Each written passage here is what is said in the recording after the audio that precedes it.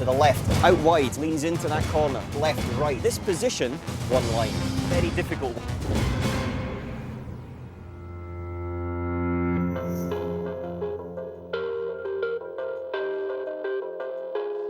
Now here we are at Interlagos for the 6 Hours of Sao Paulo. Famous circuit, but it's the first time that the World Endurance Championship will have raced here. Not the first time sports cars have came here. And I have to say, the atmosphere of, I think, this place, with a local hero in our car, Lucas de Grassi, as well, the emotion of the fans, the Brazilian fans, is absolutely incredible. But here we come up to the first corner, and I think we should actually stop here because there'll be so much action in this section.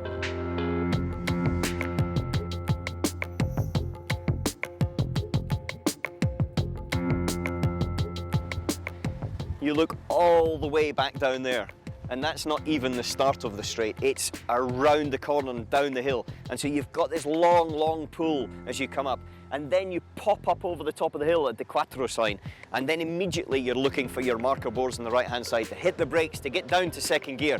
But then you can see it here. The road just falls away from you massively. So you turn in and then suddenly you're off down to the left and then through the Senna S to the right. You need to be clean and tidy here, but it's a fantastic overtaking opportunity as well. But when you're clean and tidy there through the right and then that long blistering left-hander, then you've got the start of a really good lap together.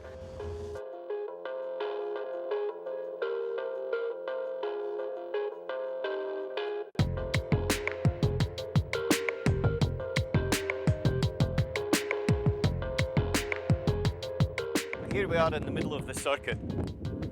We've had the first corner, the Senna S, the long back straight, and then into the second gear corner over the far side, accelerating flat out, third, fourth, fifth, and then sixth, into a really tricky corner, a very difficult one, because if you squat down a little bit, you see how much uphill it is. It's a long right-hander. You go down a couple of gears and you're feeding into the unknown, because what you're trying to do on turning point away back there, maybe 200 meters earlier, is get your braking point in line perfect for the next series of hairpins.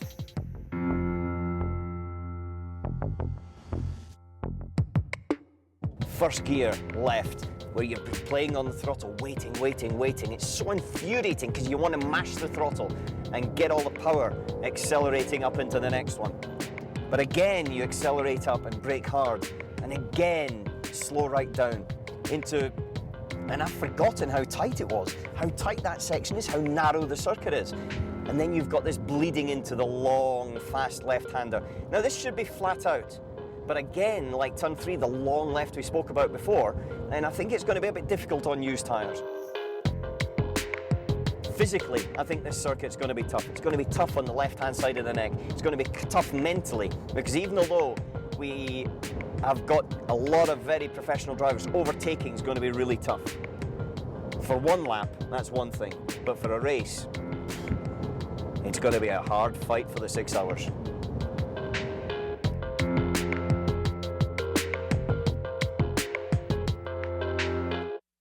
Wow, that's a blast of classics mirage. with Fantastic. The long range tanks on the bottom. And I'd like to point out that both myself and Eve jumped an absolute mile when they came over. Yeah, with Morgan, then the Oracle of Pierre Caffa, the 49 PCOM car, which also features this week Nicolas Minassian, is starting. Caffa's starting that car. Thomas Holzer is in the second Lola, and finally Fabien Girard starts the 29 car, which has been exemplary in its ability not to get in anyone's way so far this week. In GTE Pro, starting the Aston, it's Stefan Mucker. Starting the Porsche, it's Mark Lieb. Starting the 51 AF Corsic, Jimmy Bruni, and starting the 71 Ferrari, it's Andrea Bertolini. And the amateurs, it's the qualifying drivers again, so it's Enrique Bernoldi starting the massively improving 61 Ferrari. It's Miguel Ruggiero in the Ferrari 57, which of course is the Cron car. Paolo Roberti in the Porsche, the 88, the other Feldmeier car. Then the two Chevrolets, the two Corvettes, which really didn't do as well as we thought they would. Fernando Reis down in fourth in class, and he's starting, of course. I forgot Mr. Gibbon's first name is. Is it Patrice? Is it Patrice Gibbon? he's starting the 70 car, and it's Marcus Partaglia bringing up the rear with a car which had a brake failure during qualifying. Pascal Gimonte. So that's the starting drivers, and with cars, the grid is being cleared, the engineers are moving away. Any second now we would see the safety cars, the RS5s I've been lusting after, will be pulling away to lead these on one warm-up lap we have confirmed. It's a short circuit, 2.677 miles, but still just one warm-up lap for the cars, and admittedly they will get warm quite quickly with the ambient temperatures. Still some couple of mechanics working on Bertrand Baguette's car. That might be interesting. I would have thought that would need to be cleared by now. They are looking like they're allowed to have some umbrellas. If anybody knows the layout of the grid here at Brazil, of course, the actual start-finish line is a long way down the straight, a long way away from where we are, and down a hill, so it's hard to see beyond what the cameras are offering without a massive amount of lean out. But we are expecting now, we've got 11:55, the cars are due to roll off. They've rolled off at 57, I think, for their warm-up lap. Obviously what they try and do is they want to actually pass the start-finish line at exactly 12 o'clock. So in fact they'll roll off later here because the lap's shorter than they would, for example, at a 5-mile or a 6-mile lap. So anyway, we're waiting now to get that moving and see whether this is a point where I think I'd rather be an open top car, because the engine, I wouldn't be slowly boiling as the machine goes. And in fact the last men are being cleared from the pits, and you can hear hopefully you can hear on the FX the excited announcers. They are excited. They're excited about anything really. You know, a cat could walk across the track and be very, very excited about it. I remember the last of the people there climbing over that hill field.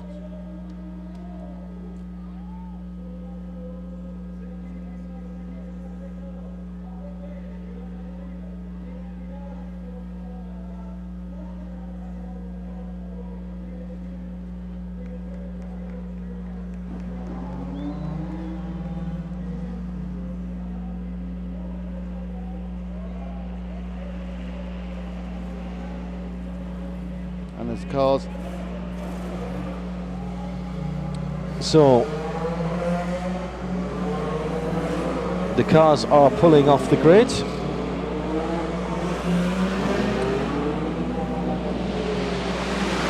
And there go the jets again across the top of the circuit. Not sure how many regulations they're breaking, but it's lots of them. I noticed pulling off the grid, in fact the Toyota kind of leapt away and got quite a long way ahead of people, so they then backed off again to wait for them before the first corner. This is quite a slow warm-up lap. The last couple of cars are really crawling along before the S7 medical car, which brings up the rear.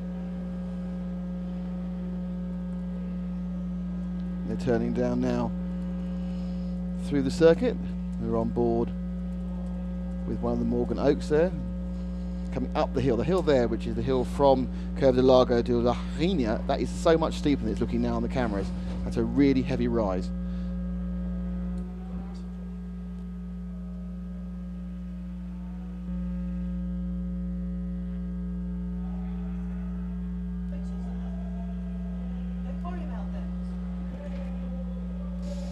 So the starting grid then, Lapierre in the Toyota, McNish in the Audi, Treluer in the Audi, 7, 2 and 1, and 12 on the front row with Neil Yarney. Then Johnny Kane in the 21, Andrea Bellicchi in the 13, the 22 is Peter Dumbreck, the pole sitting inside of the fourth row, 44 is Stefan Sarazan, with Nick Manassian joining that team this weekend, of course. John Martin, the Kiwi, on the outside. What you getting your head for? Manassian's in Pecom. Manassian's in Pecom, of course, sorry, in the 29 car. I knew he was in one of those cars. John Martin, the Kiwi, is in the 25 on the outside of row 4. Then it's Panciatici and Baguette, 26 and 35 on row 5. On row 6, Vitantonio Liuzzi and Franck Mayer, 32 and 23. On row 7, Elton Julian in the 41 Zytek, the Greaves car, with Mathieu Lehane, the Morgan Nissan, on the outside of the 7th row in the 24. Then Pierre Caffer in the 49, and Nick Manassian's in that car this weekend. And then it's Holzer Giroir to the end of the P2 field. The GTs are headed by Stefan Mucker. We've got a nice 2x2. A nice 2x2 run coming to it.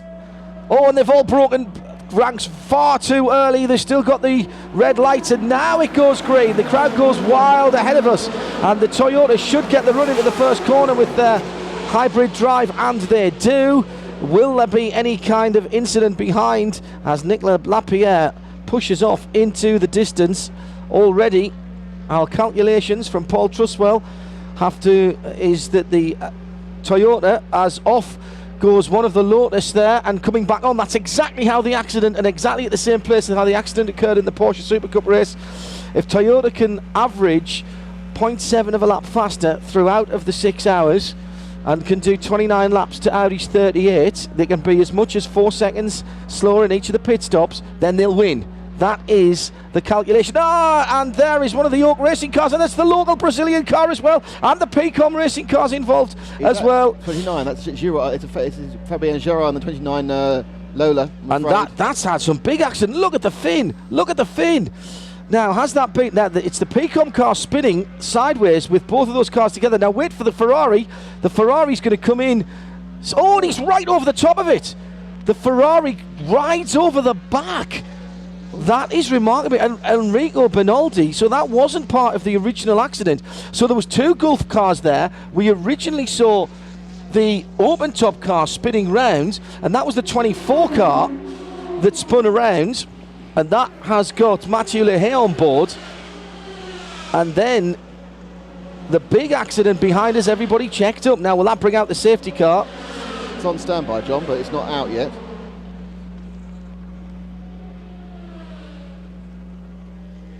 It is the first. There's 2 safety cars. The first one is at that area. There's some of the debris already being pushed off to the side of the circuit. We do have 2 safety cars here.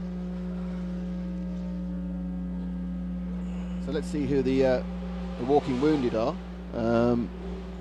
Just looking for who's going to come in. The PCOM are waiting for their car, the 49. In comes the 57, surprisingly. The Cron racing machine comes in. That must have got caught up with debris, perhaps. There's the 49. Pierre Caffer brings in that PCOM car. Also problems. Here's the Oak car that got involved. It was a 24, John. Excellent spot there. I thought it was a 35. The 24 car comes in. That's got Mathieu Lehay in it. It was the combined pirouette between the 49 and the 24 that started all that problems. And in many ways, the much maligned 29 Lola was an innocent bystander in that accident, as he got ridden over the back of by the 61 Ferrari, the pole sitter in GTE AM, who is still not back to the pits now. They put up some front end damage. Out goes Morgan Oak. They're obviously happy with 24. He's already lapped down as swooshing past goes the top 3 cars. That's it's 7 from 2 from 1. And after 2 laps, they have a 1.7 second lead for the Toyota, which gives them that 0.7 second they need. So they're doing all right over 2 laps, and there's no safety car either. Now they're worried about safety cars, thinking that would play more into the benefit of Audi as the rest of the cars come through. So after 2 laps, it's Lapierre from McNish from Trellier, so it's 7 from 2 from 1. The fastest of the petrol is Neil Yarni in the Lola, then Andrea Beliki, his teammates, with 12 from 13. The HPD's back in 6th and 7th. It's Johnny Kane and Pierre Dunbreck. Leading P2 is Stefan Sarazan from John Martin, 44 from 25, and third in that class is Frank Meyer. In Pro, Jimmy Bruni has taken the lead, so Stefan Mucker has dropped to 3rd from the pole in that situation, and Mark Lieb stays 2nd. So an interesting swap there. 1st and 3rd have swapped. 2nd and Stateway are in class, and it's Paolo Roberti from Fernando Rees. Good move forward there for Fernando. He's looked good in that Corvette the whole time. Nelson Pantitici is also dropping down. He's in the pits in the 26. Back now with this battle now within GTE Pro. And you can see just ahead is a Ferrari. That's 1, 2, 3, 4. That's 4 cars, and it's currently a great start there from the AF Corsa team with Jimmy Bruni. They're leading by a few yards from the 77 of Feldman. Move back with the lead now, so he's coming out to complete his 3rd lap, and we have 2 purple sectors from Lapierre on the race so far. He goes past a 1:23.8. That's a pretty impressive race pace, and we now see it getting slightly impatient. Trollier looking to go up the inside of McNish, but McNish closed the door. They go into turn 1 down the centre S's. So the question is, are these two now holding each other up? Now the level of racing between the 2 hours is important. There is a world championship at stake. Only that one of those 2 cars can win it. And how much are they a team now, and how much are they 2 individual cars both fighting that world championship? Neither of them got the bonus point of the pole yesterday. That went to Alex Wirtz. It's another fastest sector lap from Nicolas Pierre. 3 laps, he's 2.7 seconds ahead. That's 0.9 of a second they're pulling out each lap so far. But the question has to be for Audi to answer, is the hybrid car faster than the diesel ultra car? And if so, should they let it through? Following round down through the tight infield section. It's one route only. It's hard enough to get past the car you're lapping, so there'll be no overtaking moves here. As we've seen, they're waiting to come out of the second sector. They go up the infield circuit and towards now the Bico de Pato and in the Herculeo. I apologise for my Portuguese pronunciation, but it's the corners, which you know. And now they moving up from Juncao, and this is where the power of the hybrid should come in. As they come around this second corner, they can push, effectively automatically comes in an extra 80 horsepower, but no real visual gains look on board for the number 2 car. The number 1 car with the hybrid power, gaining slightly as they move here, and the other teams now looking forward. That's Bernard Trollier and Andre Lotra checking out what's going on with the cars, but what is going on at the moment is that once again Nicolas Lapierre has pulled out another virtual second in that lap, 9/10, so he's now, after 4 laps, 3.4 seconds ahead. So it's still Lapierre from McNish. Trollier is just a few tenths behind, 4 tenths behind. Neil Yarni a further 4 seconds back, and this is the leader of P2. It's the Starworks, Stéphane Sarrazin, who of course in any other year we would have been driving an LMP1 prototype. Instead he's after the demise of Peugeot, he's now the team leader, well, the fastest driver in P2. We're back on board now, and it's the number 1 Audi, the hybrid car. You'll be hearing on the overrun as the harvesting of the hybrid power. He's following behind, it's following the leader with 1 and the 2, and this really is a question, are they doing the right thing here, Audi? Are both of them running at their own pace? They have a big advantage in fuel. We know that the Toyota's going to have to come between 7 and 10 laps earlier, and will have to make between 1 and 2 stops more. It has the pace, they're pulling away at that, Paul Truss will advise 0.7 seconds, they're actually doing a bit more, 0.9 of a second, but it all plays out over the course of 6 hours, and whilst this Toyota should pull out a quite healthy lead over the course of the first session, which may be 27 to 29 laps, the Audis will start to gain as the pit stop play in. But at the moment, lap time 1:23.7 for Lapierre, a 1:24 flat for McNish, so that was only 3/10 that time. That's fine, that's within the window. Audi know what they have to do. I'm sure they've got their own Paul Trustwell working out what they take them to win, as the cars now go down the back straight, and they'll be going onto the curve at Largo in a second, having gone through Seoul. No real gain down the straights there for the number 1 car we're on board, and you can see the target in his sight, which is his teammate, number 2. That's driven by Alan McNish, so it's Trullier who's targeting McNish, wide out there as they go up the hill now.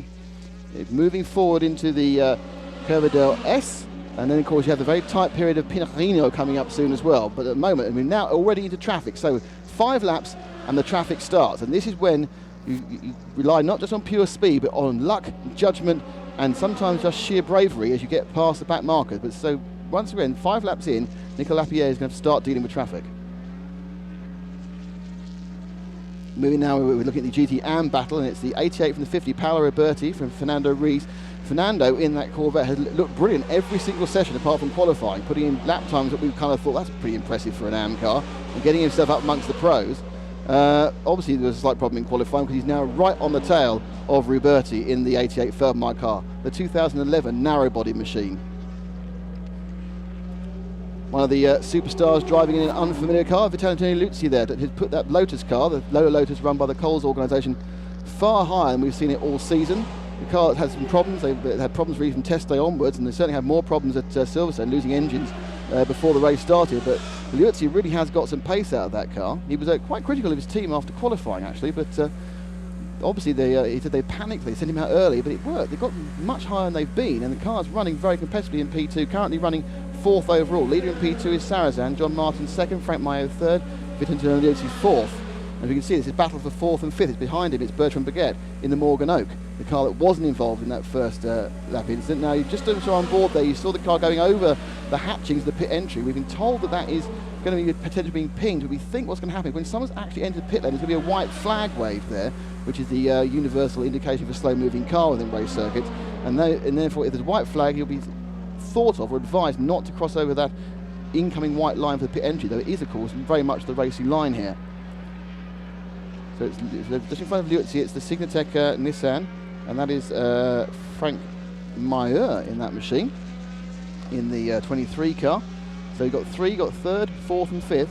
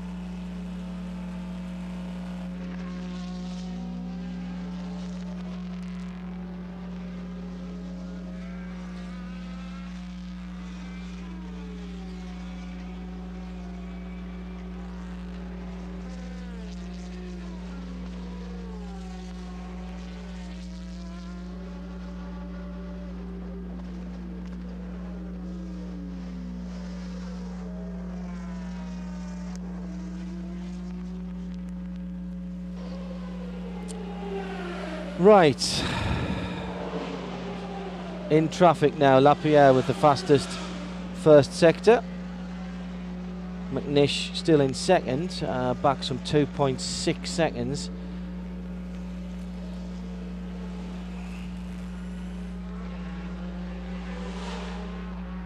So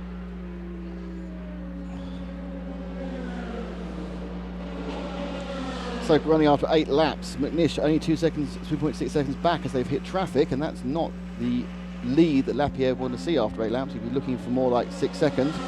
But of course every car passes an advantage, but it's still 2 from 1. The Audi's running through in tandem as they come across cars. Just one car further ahead, and you just saw there was the flash of blue and white of the Toyota. In between them, I think it's one of the Signatech cars. Benoit Trollier on board now. All he can see in front of him is Alan. Now, you notice there on the right-hand side, those are the 2 water bottles and cleaning bottles, the red and the blue bottle, which keep both the driver hydrated and the screen clear. Very, very close now. The car behind up the hill, and the drive there, and any chance to have Benoit get up the inside, they go, and that's it. He's going to make the pass there, going straight. They're going to go over that kink there. They're now on the newly named straight of Emerson Fittipaldi. They go beneath here, and it's a clean pass there. Slight confusion or slight block there for Alan as he tried to get past the Signatech car, and that was all the hybrid need, was using a little extra power and sleep past. So the number 2 of Trollier is now into second place. So it's Lapierre followed by Trollier. It's 7 from 1 from 2. And the gap went up to 3.7 seconds there, so 1.1 gained as the 2 cars go.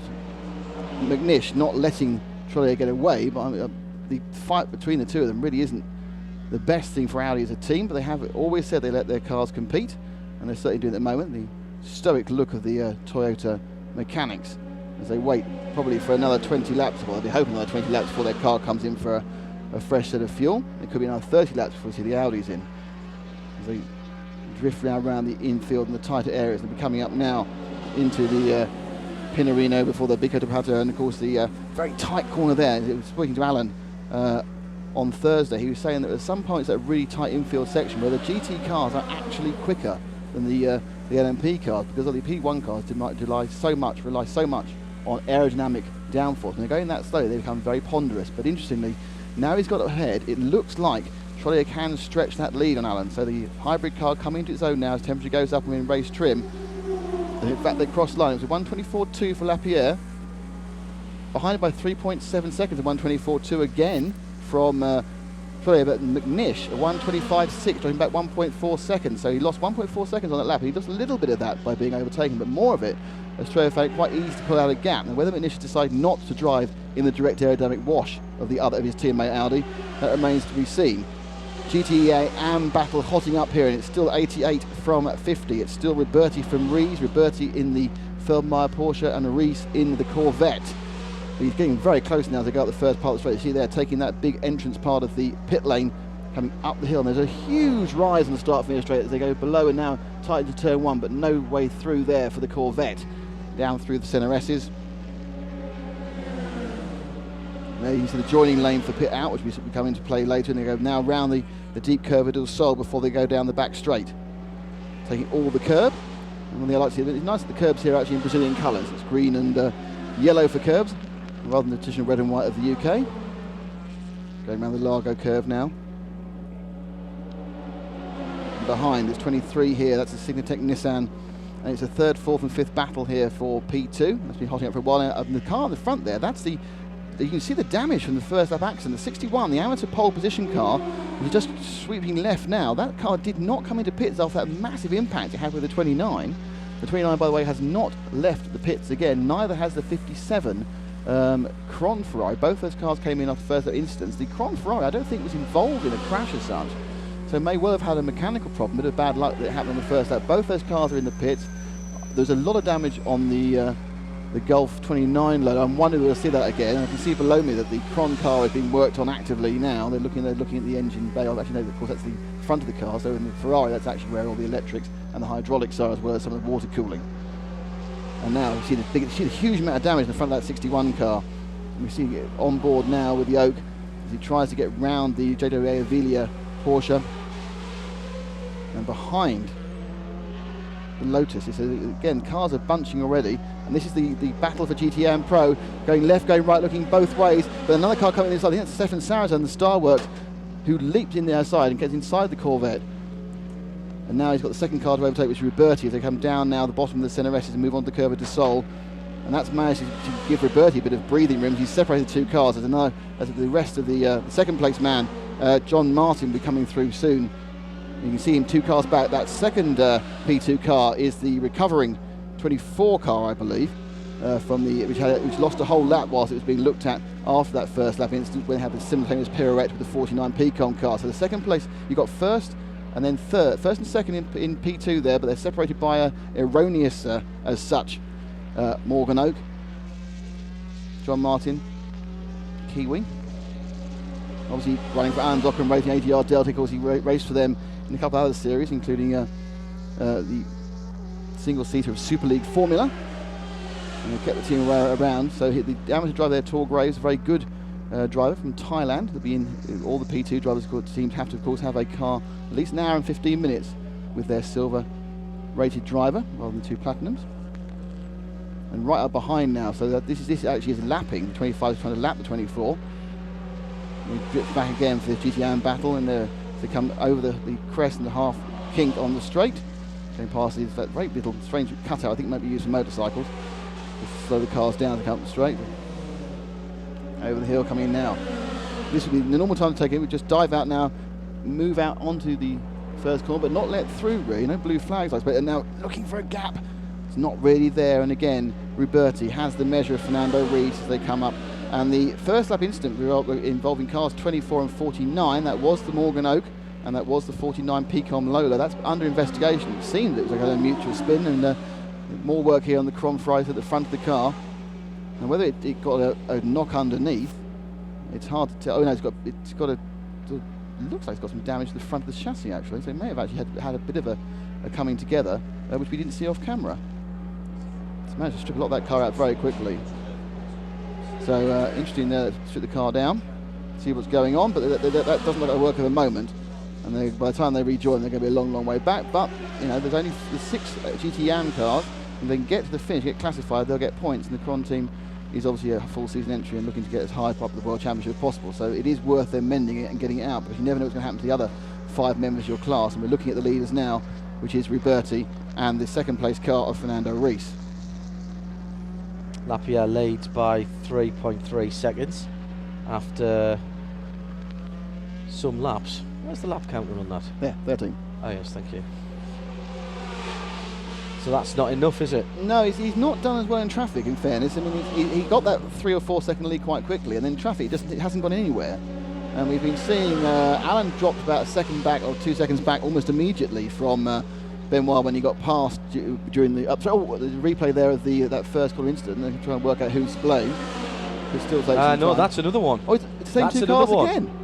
That is the 24. That's live. That's happening right now as the rest of the field comes through. He's in the same thing at the same corner with another Peter. I think what happened was that John Martin went up the inside there of Frank Meyer, and Frank got equally spooked as he had not Frank Meyer, sorry, it's the 24 car, it's Matthew Lehay, and got equally spooked as he did the previous time with the Pcon cars. He's done it twice, and that car is ridiculously unstable at certain parts. And if you were saying in warm-up, John, the cars are going light there because of the dips, and also the fact the cars the heavy downward puts the car on the nose. But that's twice that car spun at the same point whilst having to take some sort of manoeuvre away from the ideal line. What have we had? 40 minutes. Not a clue what's going on 20 here. minutes. Oh, well, there you go. Don't even know how long we've had in there.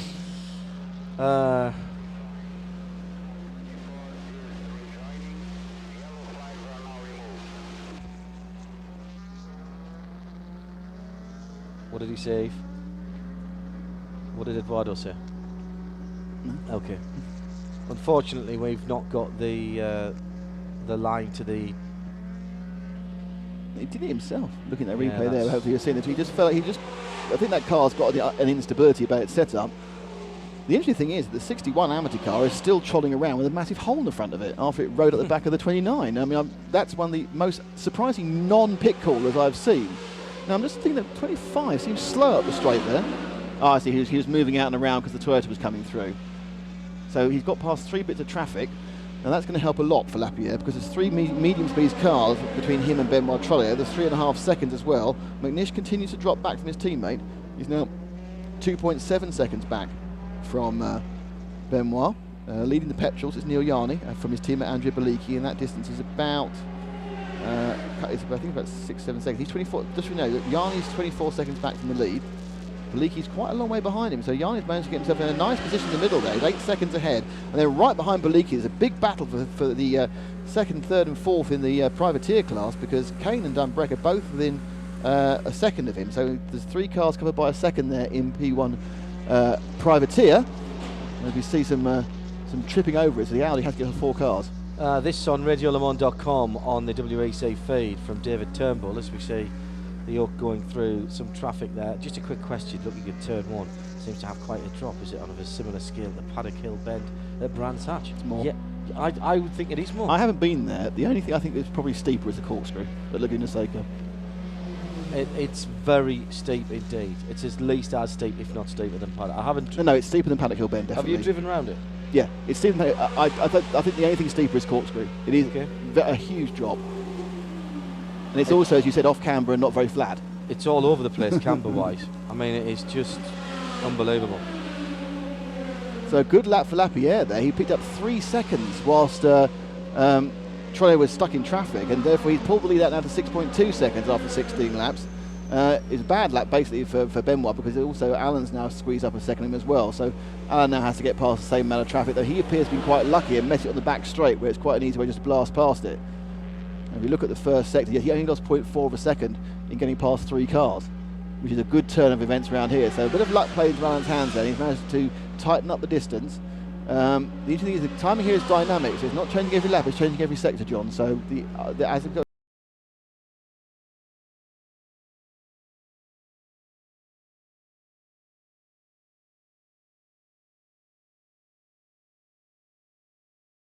to work out what 0.7 seconds over 29 laps are, don't we? well, over 20 laps it's 14 seconds, so it's 30 laps is 21 seconds, so it's 20 seconds. So he needs to have that by the time he comes in for his pit stop. Which is probably in 12 laps time, because I think he'll do 20, if he's doing 29, he'll do 28 this time. Right. Because of the warm-up lap. But they did 27 in their long run. We saw on Thursday afternoon. Yeah, but we don't know what they had left in that. No, that's very true. I thought it was a problem the ADR car was going slowly. You did. And he's now in the pits with him, look at his nose. So, unfortunately, My John ADR's got no nose. he was running second. Looked to be going slowly. I don't think he got involved in that accident in 24, unless there was something happening further on we didn't see, John. They weren't together when the Morgan spun, but perhaps before they were, there had been a little bit of coming together of some sort, as we see. But the Oak Racing car go around the outside of the GTE Pro Aston, which is still 1, 2, 3. That was the 25 that got with the 24 in turn 1. Yeah. Just being reminded by Jens Jensen there. And let's just run down some of the timings further down. Paolo Roberti leads the ARM class in the 88 Porsche from Fernando Reis. That battle has been going on right since the start, as we see a bit of rally crossing going on there by the 32 of Vitantonio Liuzzi. Probably knows which part of the track he can drive off here. When he was in Formula 1, he explored most of the outer reaches and most of the circuits he drove on, didn't he? But he wasn't Toro Rosso. Side, look at that. Oh, that's why. I'll let him off that one. Yeah, no, I'll give him that one back. Okay. Enrique Benaldi, despite that thud early on, that was huge described. hole in the front of the car. Yeah, but it's keeping his feet cool, which is nice. He's in 3rd position. In the Pro, it's Bruni from Lieb. Stefan Munker, pole sitting cars, dropped back to 3rd position. Bertolini, involved in that scramble earlier on as well in the mid-pack, has dropped down into 4th position. There is the 25 ADR Delta car back on the pit lane, looking pretty decent. They're going to throw some fuel at it, they might as well. The Orica 03 Nissan, which has got Nelson Panciatici in. No, it's John Martin. Sorry, John Martin in it, the 25 car with Panciatici in it, who is still in the pits. No, he's just left. He's just left. Yeah. He also stopped for seemed like an unknown reason. I think but in fact that's him out of the pits now, I think, because he gets involved with the battle. I think it's a 51 or 71, the 51. They've done the AF Corsa, the Bruni and Fisichella cars really pulled away well in this first section. So not only are they going to last longer, they're also going quicker. They're 6 seconds ahead, I think, or 7 seconds ahead of Mark Lieb in the 2nd place GTE Pro car. So currently it's going beyond swimmingly for the Ferrari 458 there for VF Corsa. At Chris1603, Chris Partridge to Radio at RadioLeMans.com on Radio Le Mans on Twitter says, how does the altitude affect the performance of the petrol and diesel engines? Does one have an engine? Conventional wisdom, Chris, would say that any car that has forced induction like the Audi diesels would suffer less from the thin air at 800 metres as we are above sea level here than a car that's normally aspirated. And so you would think that the Toyota would be at somewhat of a disadvantage. I think they're using their hybrid system to offset and mitigate that, Nick, and they're doing that very well indeed. Well, where it used to be, I remember in the turbo era, when we had this was one of the tracks where the turbo was absolutely, when we were running both turbos and normally aspirated for a while. This is one of the tracks where the turbos did particularly well. And I think it's coming up the hill where you need all the power you can get, and of course that's the point when the supercapacitor is discharging as well. So they kind of get it back, what they're losing. And the difference in the hybrid, because the four-wheel drive hybridization of the number 1 Audi, it's not allowed to deploy its hybrid power until it's doing 120 kilometers an hour, whereas the Toyota can do it from whenever it likes, from 1 kilometre an hour if it wants to. They probably wouldn't because of wheel spin, but they were getting the benefit of that push earlier up the hill, and you'll carry that benefit the whole way up. So perhaps that's mitigating what is theoretically a definite power advantage for the turbo. It was 3 wheels on my wagon for the 25 car when it came into the pit lane, apparently. Oh. There is the Rebellion pit. Bart Hayden is the man on the far end there, looking serious on the computer. He's actually playing Angry Birds, but don't tell anybody. And remember, we've got to get this 20-second or so gap between the Toyota and the Audis before it comes in for its first pit stop. And every time it's got to take 20 seconds out of them on its short stints to have any chance of making up the ground, of having to do what we expect to be at least 1 and on the cusp of possibly 2 extra pit stops here. It's not a particularly fuel hungry race here as we're watching Bertie Breadstick have a look around the outside of Frank Mayer. They'll be side by side across the line. This is for second position in P2, and going Buffalo Gals round the outside.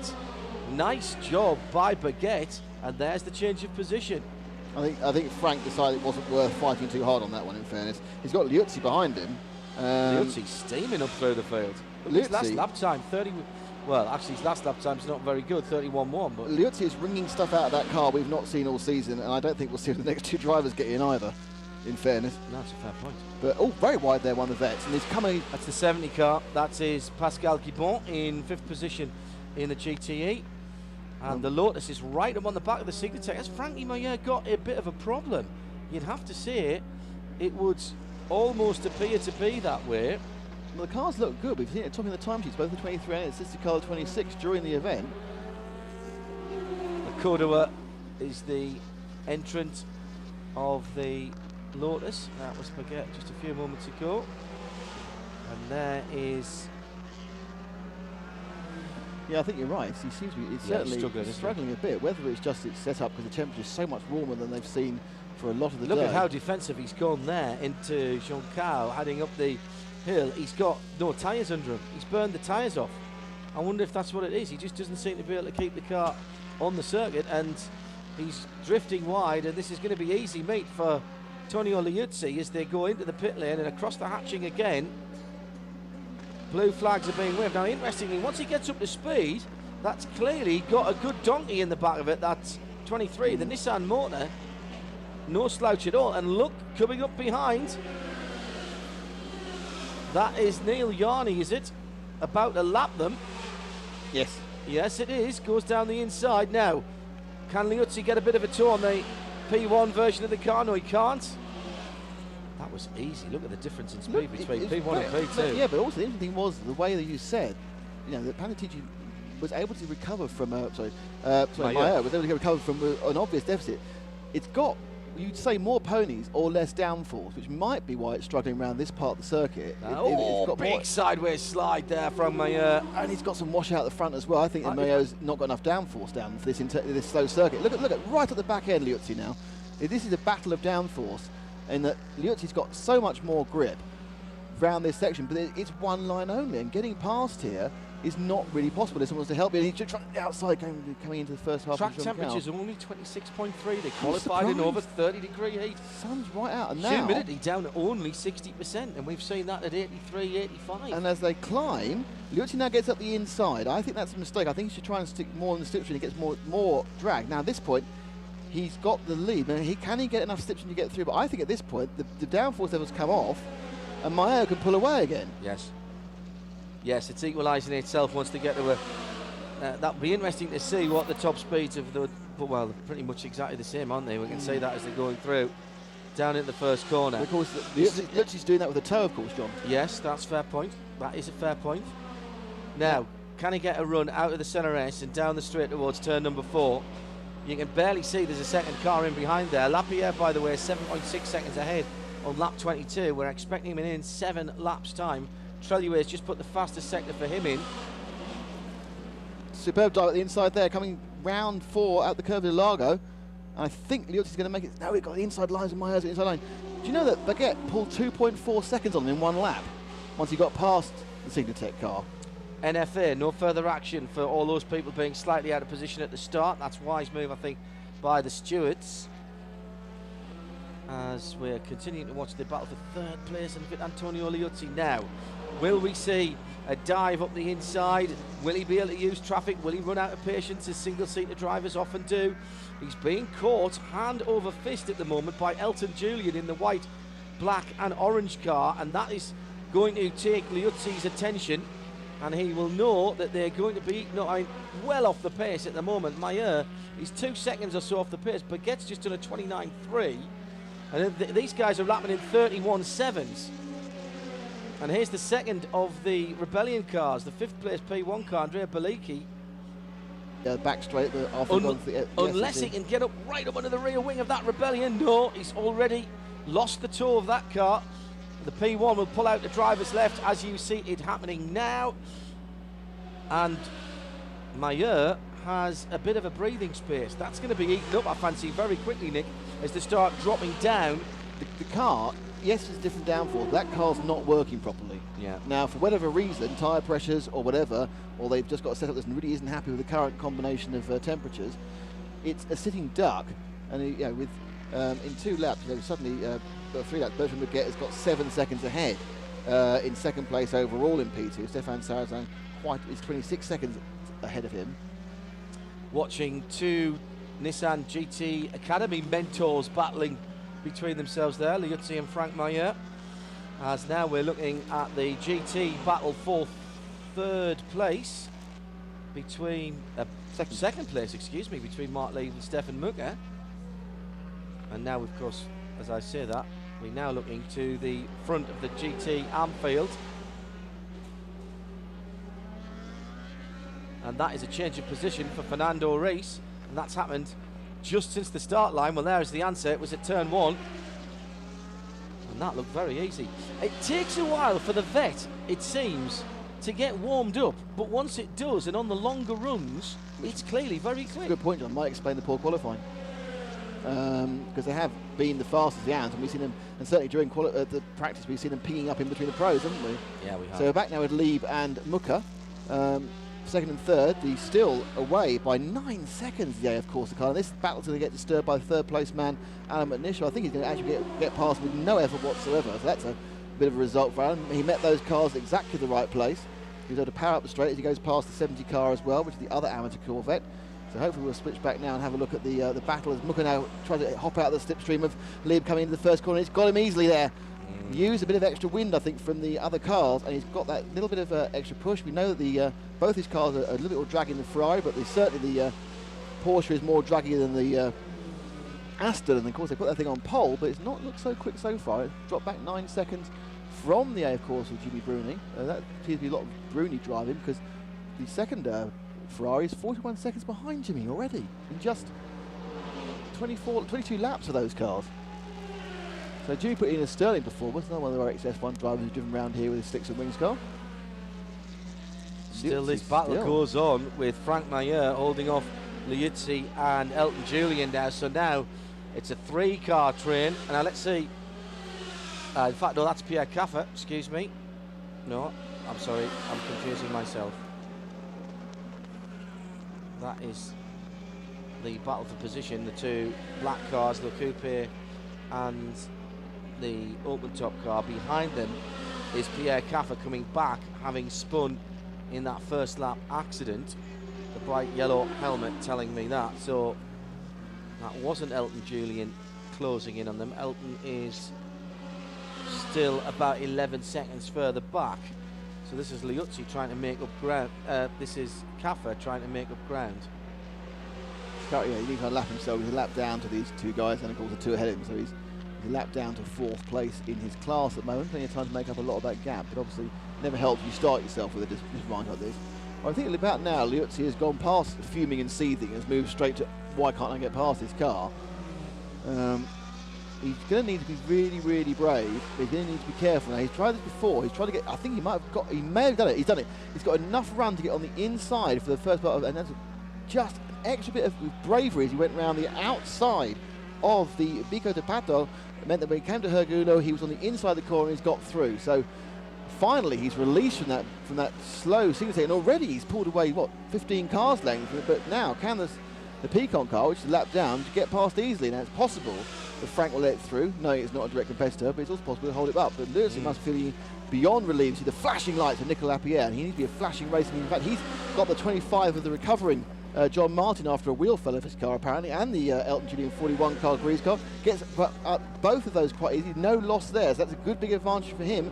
And we'll see when he goes across the line what his lead is after 27 laps. So this is the window now, John. This is good. This is the furthest they've gone on the tank for. They've done 27 and a warm-up lap now. So perhaps we're going to see the true potential of the tank size of the Toyota. 10 seconds back now is Benoit Trollier. 14 seconds back is Allen. They're not quite where they want to be, but it's still workable. And somewhere near walking, Paul Truswell is recalibrating everything. Does Paul actually click as he does that? You know, like a whirring sort of, difference engine, a human difference engine over at Bletchley. So we are now in unknown territory as far as Toyota fuel consumption is concerned, but it does go with what John said. They weren't empty when they weren't on fumes when they came in for that long run on Thursday afternoon. As Alan now climbs the hill before he turns into the start of the very, very tight complex. Now he's started by La Harina before the Curva de S. I'm probably mispronouncing it, but I'm enjoying it. And now coming down again, there's a lot down. The elevation changes in the circuit, which look quite a lot on TV, are probably 3 times that when you're actually on the track. And looking at the infield from the back of the pit lane, one of the finest views of motorsport in the world. And now we see the. When we came out of it the other night and just stood for a good 5 minutes, just taking in the view.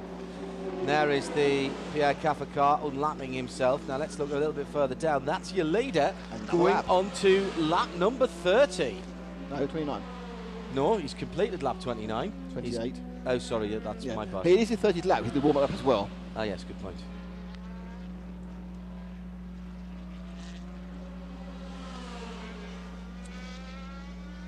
So traffic now for Nicolas Lapierre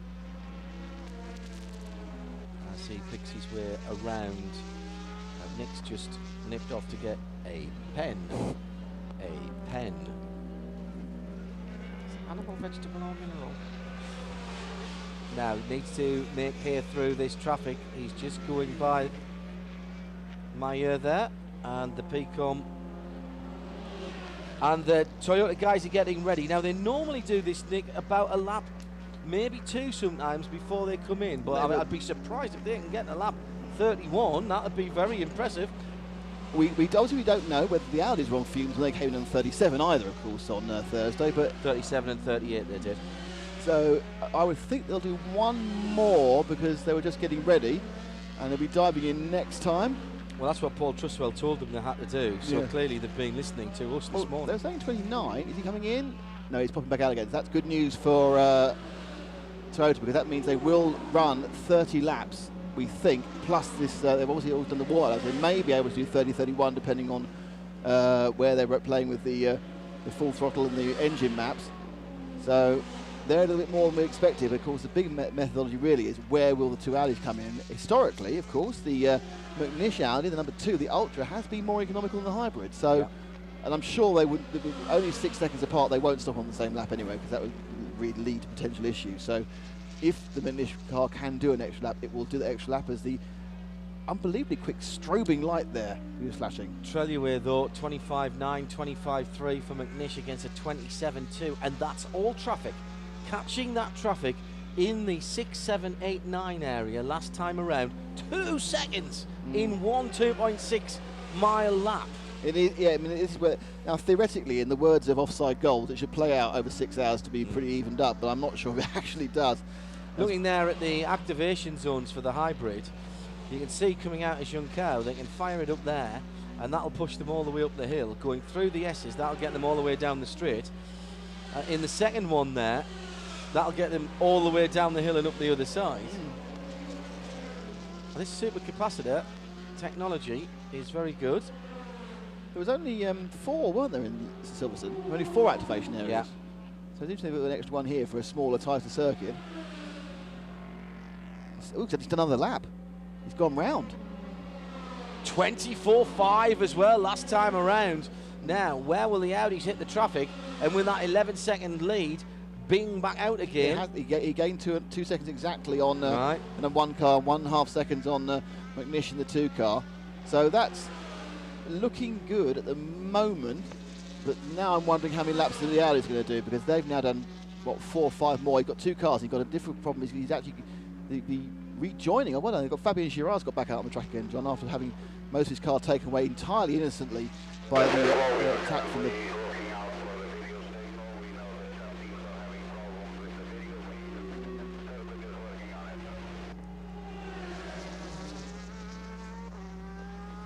I think that message from Eduardo Freitas was about problems to the pit wall. So as he climbs up the hill again, will Lapierre be diving in for fuel? Comes to Cafe. He won't make the straight of Emerson Fittipaldi if he does stop for fuel. He's very wide out. He's going to be a late dive in if he goes for it. And he doesn't.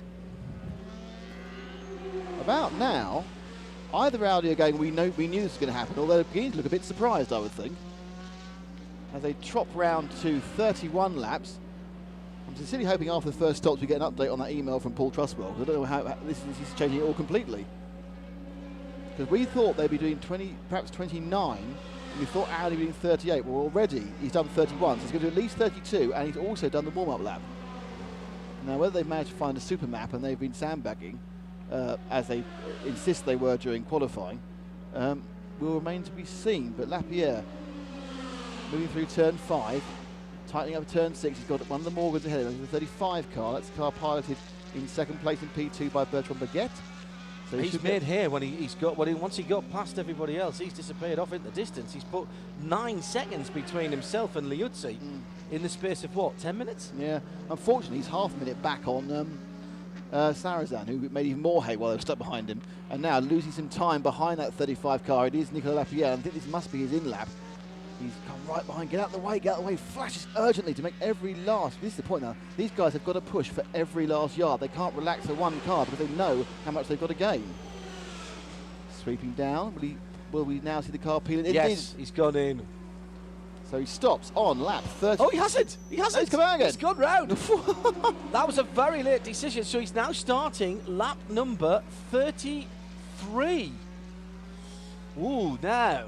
So how many games were being played when we saw them doing their fuel consumption runs the other day, and how much further does Audi go? It's still only 10 seconds between himself and Trelliway. 15 to McNish, and he's going to try and... he's lost some time there. He's got stuck behind the Aston round 2 quick corners, and that's where you lose a lot of time if you're a prototype, because that's where you have this major speed advantage, everything else with your downforce and your grip giving you high speed around the corners, and getting stuck behind there in a braking zone and a GTE car. That'll probably cost him at least half a second just for one corner. Coming out now behind the JWA Avilia car. The sound that you heard in the background, that thud, says Johannes Gragliga on the forum at radiolemon.com, was Paul Trustwell falling off his chair. Well, I hope he gets back on his chair again and recalculates in his head.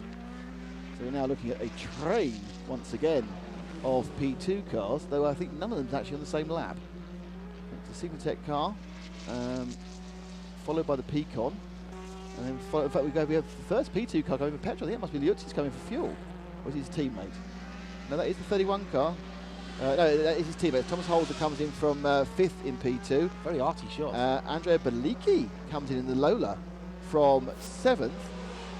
Now that's interesting because when we were at Silverstone, John, the petrol cars, or the petrol privateers, were doing more laps than the Toyota on their tanks. And at the moment, it looks like the Toyota never managed to catch that up. So there's also been some very clever engine mapping going on in Cologne, it would seem, over the past 3 or 4 weeks, to try and eliminate some of this problem they have in the Achilles heel. But they've at least picked up 2 laps. That's when the Rebellions were coming in. They were doing about 2 laps of Silverstone more, weren't they? And in has come our leader finally on lap 33. Wash and brush up. So that was the end of lap number 33. Yeah. So the start of lap number 34. And it is a simple fuel only, and away he goes. Oh, slightly slow getting away again. He'll whoosh away on milk float power, and then drive in the first corner. So the lead now taken over by Benoit Trollet. And the question we need to know is how many more laps can Benoit run before he needs to come in for a big glug of diesel? And then of course, can Alan run even more in the sister car before the ultra car needs some diesel? So already, though, we're only 47 minutes in, we're beginning to see the picture of this. And certainly we've been surprised by Toyota. Will we be surprised by Audi? Were they also quite happily full of tank when they came in after a long run on Thursday afternoon? So Trelliware's gone through in the lead, McNish's gone through in second. What I didn't see there is whether they changed tyres on the Toyota. No. Right, so it was fuel only. 52 seconds. That's a little bit quicker than you were doing in Silverstone. Silverstone stopped with fuel only about 61. That's down purely to the speed of the in and out of the pit lane. And the advantage is that whilst you think, well, hang on, that they're going past at a massive speed, you actually miss out the center S's, that slow period before you rejoin again. So you gain speed at the rejoining point of the lap. That's a Rebellion wheel. It is. They're the only people so they that have changed. Perhaps they didn't need fuel. Perhaps there's a tyre issue.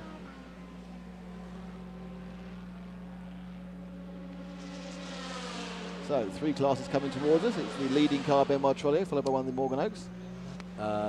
Yes, I was going to say 4, but it was a Lotus and not a Rebellion, because the privateer is almost a separate class now, and the FIA have accepted that by giving them their own world championship, haven't they? Which certainly at the moment Rebellion are doing particularly well in, but a couple of slips, and they have got the advantage of 2 shots in their 2 bullets in their chamber, but they slip, and they certainly benefited very much from the win in Le Mans, but it's double points. But a couple of slips, neither Johnny Kane or Peter Dunbracken, either the Stracco or the JRM, could come back and start challenging them for that Privateers trophy. So lap 35 at the moment, at least another 3 or 4 to go. Very, very interesting. Only 33 laps. But Premaz there's a driver change on the 13 as well, and Premaz got in. Neil Yarney's coming for fuel. Well, that's why they've changed tyres, because Yeah. there's no point in putting a new driver in on old tyres, is there? No. So Neil Yarney's coming in as well. So both the Rebellions will stop for fuel within a lap, or either on the same lap or within a lap of the Toyotas. Toyota powered as well. A completely different engine, of course, in the back of that car than in the TS030. And Pierre Caffer continues his fight back through the field. Looks like we're going to get the GT cars out. Interesting, a Peugeot branded hand device there for Nick Manassian. And that'll be for the PCOM car. So Yeah. he'll be coming in to take over that. He's obviously was allowed to take the hands device with him when the contract was terminated. Well, yes, but don't forget he left before the move. Oh, did he? Yes. Oh. You remember talking to us at the end of the Oh, season yes. saying he was off to do something else. He wouldn't be renewing with Peugeot. He obviously knew more than we did. And the PCOM car we can He see said now. not. He said not. He said he just got a bad feeling. Do you remember that interview he did on Midweek Motorsport? Yeah. Meantime, this gaggle of prototype cars, which has John Martin at the back of it, who is also making up ground again. He's down on lap 30, whilst the leaders in class are on 33 now. Baguette is just completed. Liutz is coming in P2 from 3rd, and he's taking a tyre change. I think Elton they may have Julian's done a come drive in from change as 4th. well. Sarrazin now in the pit lane. So they've all come in as well. Interesting that they're doing driver changes early on the P2 cars. That could be. I think that must be down to the heat, Nick. There is the 44 Star I Works. think, looking at the helmet there, I think Potolicio's got into that, wasn't he? because the helmet seems to have the right colours for Posolicio rather than Ryan Diel. I could be wrong. No, it's got the yellow and blue.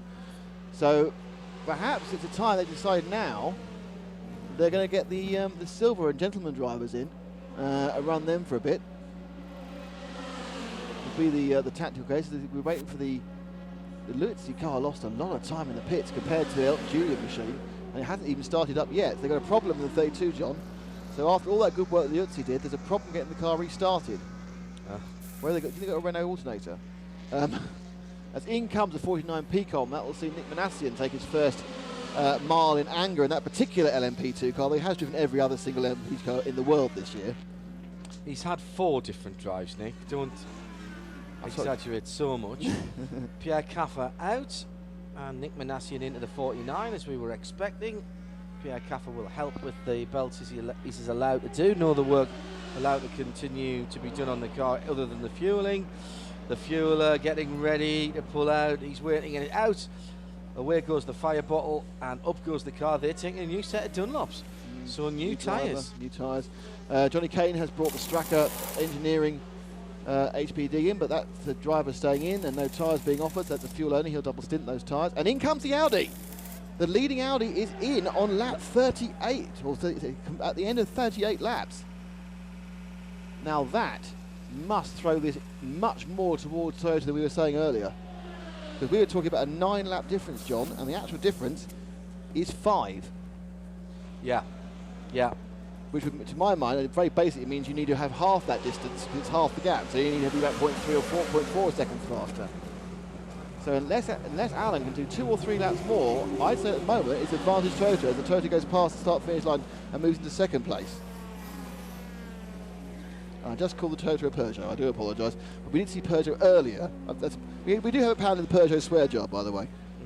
So 50,000 reals actually, it's been inflated this week. And I never got that bad about it. Never mind, but once Paul Trustwell made the mistake, I was less worried. Well, that's fine. If Paul gets it wrong, it's fine for all of us. So, Troyer has rejoined in third place. No driver change, no tyres for the Audi there. And a 51-second... Now, this is the second thing, John. The difference in laps in pit stops was 1 second. Wow. Not 4. So, I don't know what Toyota have done about fuel flow rates or making their tanks better. Did tyres? No. No. Right. We saw every single stop, we saw 5 seconds, and they complained about it to us. What can we do? Our stops take longer. Well, they're not. That's a second this time. Now, again, as Alan comes into the pit, so Alan's just done 1 lap more. He's only done 39 in the car, in the 2 cars. So 33 laps for the petrol hybrid Toyota, 38 laps for the hybrid diesel Audi, 39 laps for the ultra diesel Audi, and a minimal gain on pit stops.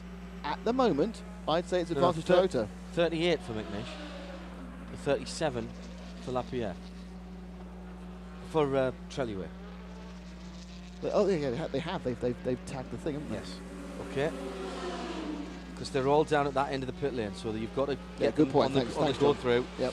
So there goes the Toyota back into the lead with Nick Lapierre on board. Now, what kind of difference has he got between himself and Trelliway in those laps that he was in the pits? There's the question. Has he been able to continue to pull out? He's doing decent lap times. 25.6. It's still 11 seconds. So, and again, the stop for McNish, 51 again. So 51 and 51 for McNish and for Trillier, 52 for Lapierre. So that advantage seems to have at least 3/4 of that seems to have disappeared. Well, and we said it was going to need to be somewhere near 20 seconds if the gap was as big as it was in laps. Does that mean if it's 10 or 11 seconds with half the gap that they're on target? It would, to my mind, it would. But of course, I'm sure that Paul will work out whether that amount of laps will actually save you a pit stop or not. Because it could be, rather than needing a whole pit stop more, need half pit stop more. Wow, very interesting. Very interesting. I'm loving this. This is fantastic. P2 has now sorted itself out after the first round of pit stops, and it is Bertie Bredsley who's taken the lead.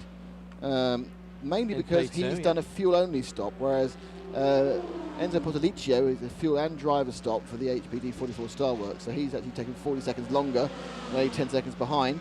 Another fuel-only stop for the third place man. It's Thomas Holzer in the first of the 2 Lotuses. A 1:28. Oh yeah, sorry. I remember a well-known chip paper rapper was complaining about us talking about fuel consumption of the cars.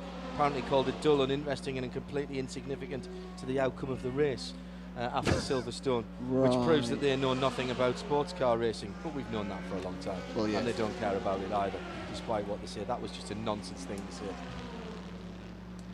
If you're new to sports car racing, it's about the whole package. And if you don't understand that you can go quick and long like the Ferraris can, or very quick and not quite as long as the Toyotas can, and how that's going to affect the outcome of the race, then go back to watching 25-minute national races at Thruxton, where nothing gets too complicated for your little brains. And I'm not talking to you, dear listener. I think you get what we're saying. Okay, we haven't had the stops yet for the GTE cars, and Stefan Mucker has managed to eke about a second back of the 10-second lead that Jimmy Bruni had at one point, but it's still, the Ferrari's still 9 seconds ahead, but with its fuel advantage as well, John, so that's not looking particularly good at the moment, but we're still more than 5 hours to go. It's just at the moment. The Fernando Reis, since he's got past Paolo Roberti, has managed to pull out about 9 seconds on him. Right. So that's where we expect it to be, and it's going to be a lot more a battle of the second and third drivers there as we go. As the second place car, the Benoit Trollier car, was stuck within an awesome amount of traffic at the last lap, which is evidenced by the fact the lead is now 13.2 to Lapierre. So Lapierre had a good lap, Trollier had a bad lap, nothing to do with their driving, everything to do with traffic. As the 24 Morgan Oak comes in for its second stop, the first one was a precautionary check after it got involved in an accident early on. It has since had a second spin, but now this time it's going to be fuel. My guess was it would be tyres as well, as I'd expect they would have damaged them slightly in one of those two spins. I don't know though. Our clever listeners, Lachlan Hines, has just said it's not a linear thing. The pit stop difference will always be more important. He's right, of course, because we're talking about tenths of a second gain on the track. If you lose or gain 4 seconds in the pits, that's, you know, a lot of those tenths of seconds. And Toyota only lost 1 second in that pit stop. Well, we now know that a fuel pit stop is 51 seconds. Yeah. So that is a good fuel pit stop. That is what they have to be ahead. It would be a bit more at some point. It'll be a bit more than that, Nick, because they'll be conservative on the first run. They'll always be conservative on the first run, because they won't want to push the envelope. We'll see though. We'll see how hot. We haven't got access, I'm afraid, to all of the fuel flow data that we had at Silverstone, which meant we could actually see how many litres were going into the car. I can tell you in the Green X Challenge at the moment that it is the number 2 Audi of Alan McNish once again making this Green X Challenge his own this year, that leads the way ahead of his teammate in second, and the number 21 of Johnny Kane, who is down in 5th place and I have to be honest with you, second I in don't the privateers. I don't really understand how the diesel is more green than the hybrid, which is using less fuel. It's got a smaller tank and it's ahead of him at the moment. So I obviously need to revisit the 18 pages of calculations of the Green X Challenge, because my little brain don't work it out, John. It's a very, very complex logarithmic. But can you see my basic concept? Yes. Thank you. It's not just that though. No, it's tyres as well, isn't it? And also sweat and birthday cake probably. Baguette from Posilice, from Holzer, from Olivier Lombard now in the 23 Supertech car is running in P2. It's Bruni from Mucker from Bertolini. Fantastic lappery by Nicolas Lapierre. 2 seconds out of the chasing Audis in the first sector. He's absolutely flying. I think that Troy has been unlucky with traffic. I've seen where he's been reaching, and he's been effectively going into first corner following 3 cars because he hasn't quite got there. So I think there's a little bit of ebb and flow in this, but certainly the performance that Lapierre's put in since the pit stop, he's now pulled the lead out to, I think when they cross the line this time, it's going to be about 19 seconds, and we were saying 10, weren't we, just a few minutes ago. So that is a big gain in a very short time, caused mainly by traffic. Alan's having the same problems. It's 18.2 seconds his lead now in front of Ben Troy. I think Alan's had some problems as well, and now about 7 seconds back. Yeah, he's 6.5 seconds back from Ben. Still very much in touching distance with 5 hours to go, but this has not been a good 10 minutes for Audi. They've both dropped way off the cars. A good first sector again from Nico. He's got a P2 car in front of him, as you can see. The blue and white hybrid. supercapacitor, double wing with its bigger wheel arch extensions. Wheel arch extensions. Yeah, Nipped down to Halfords for them, they did. yeah, I've heard that. Yeah, yeah. And nice work, good driving there, good heads-up driving from the 24 there. Well, you'd expect that. You know, that is Mathieu Lehay. There's David Brabham in the pit lane. Had a little birthday celebration earlier on this week. As into the pits comes Fernando Reis, giving up the lead in GTE Pro to Paolo Roberti. Is that the first hour over and done with already? My goodness, how times fly when you're enjoying yourself. Toyota leading by 18.2 seconds, having made a pit stop, and now about a third of its way to its second pit stop from the two Audis. Privateers being led by the 12 Rebellion, who has got a decent gap between himself and Johnny Kane, chasing them down in the HPD. In P2, Baguette, Potalicio and Holzer are the leading three, but there's 13.5 seconds between first and second as the pit stops are beginning to play out. Bruni, Mucker and Bertolini. So does that mean Ricard Leitz has made a stop? Yes, he had.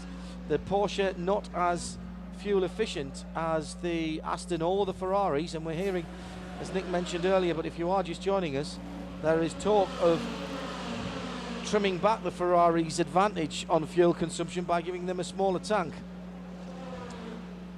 We're in the middle of a flyaway section for the FIA WEC that sees 3, in fact 4 races come in very close quarters indeed, where the teams are unlikely to get back to their bases, so can't give the Porsche bigger tanks.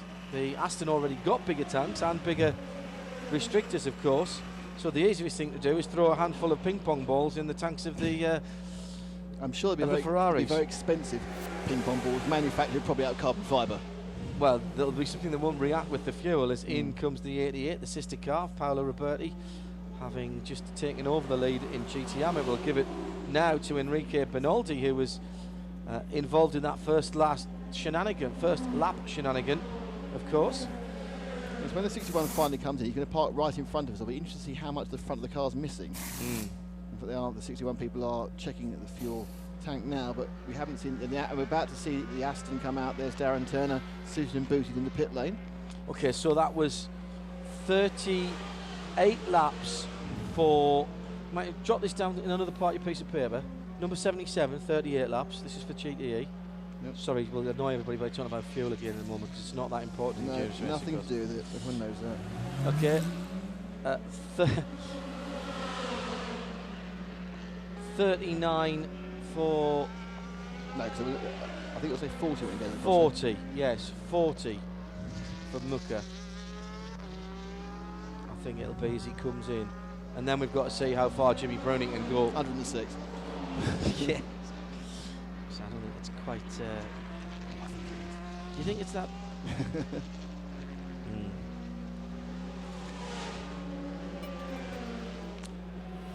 So there is the leading Toyota, and we'll have some recap the first hour for you in just a moment's time, as we're just some 7 minutes inside. Interesting start to the race. It looked to be decent, but then as they came through, it all went. One or two people trying to brake early, and then we're racing for 6 hours, and it all got a bit unnecessary down at the first corner. Leader gets away, and that seems fine, but behind them, a little bit of a slide by Pierre Caffer. Was he bumped into it by the 24 car, or did he do it himself? Jean-Denis Delatraz, for once, a hapless bystander, braking hard and having the 61 car ride right up over the top of him, and then the battles began properly.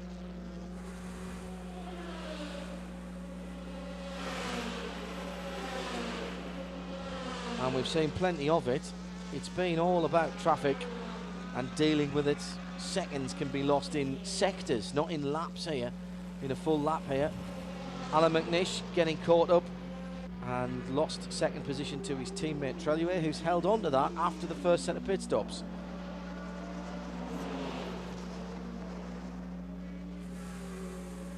Whilst all the while at the front, the Toyota carrying on leading, not content with being involved in one incident.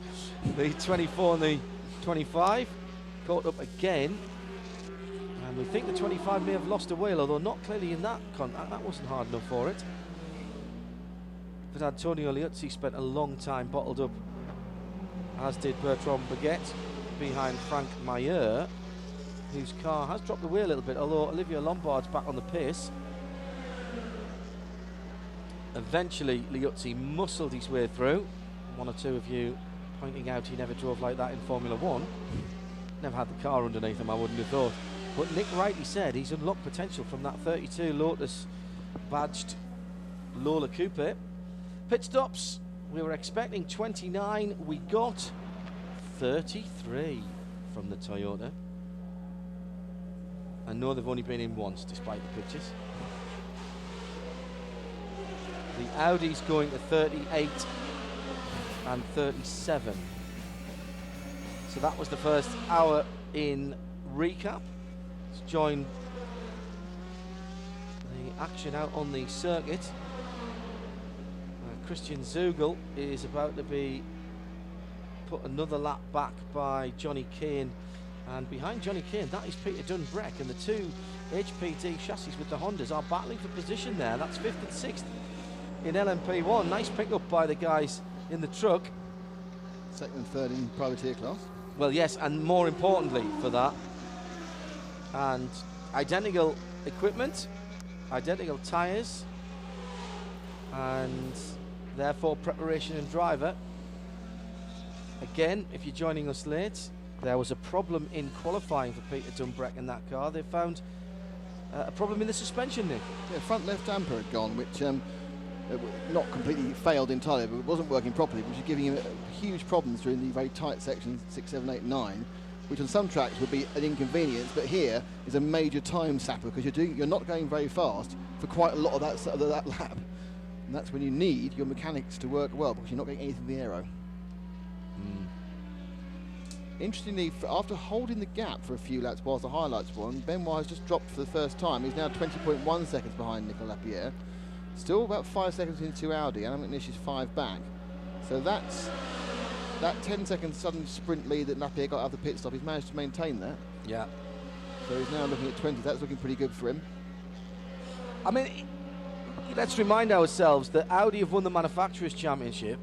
Toyota were never going to be major players in that, as we keep our eye on the P2 battle with the PCOM car out of position. Nick Manassian is a lap back of the two cars ahead of him, being the 31 Lotus with Thomas Holzer and the 23 with Olivier Lombard. As I said, that car seems to be back on form now. I don't know whether it was just a tyre issue for the Nissan-powered 23 Signatech. Olivier Lombard, the young Frenchman, has been impressing us ever since we first saw him in a prototype. Yeah, but he was wasn't he, first? Yes, he was. Yeah, yeah. They're getting a bit of a reputation for bringing people through, aren't they?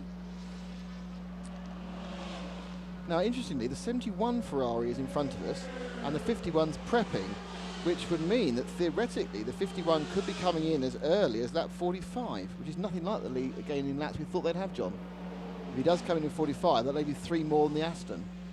When we were thinking he'd probably about 6 more. Yeah. Perhaps they're playing it clever because they don't want to get a big ping pong ball to their tag next race.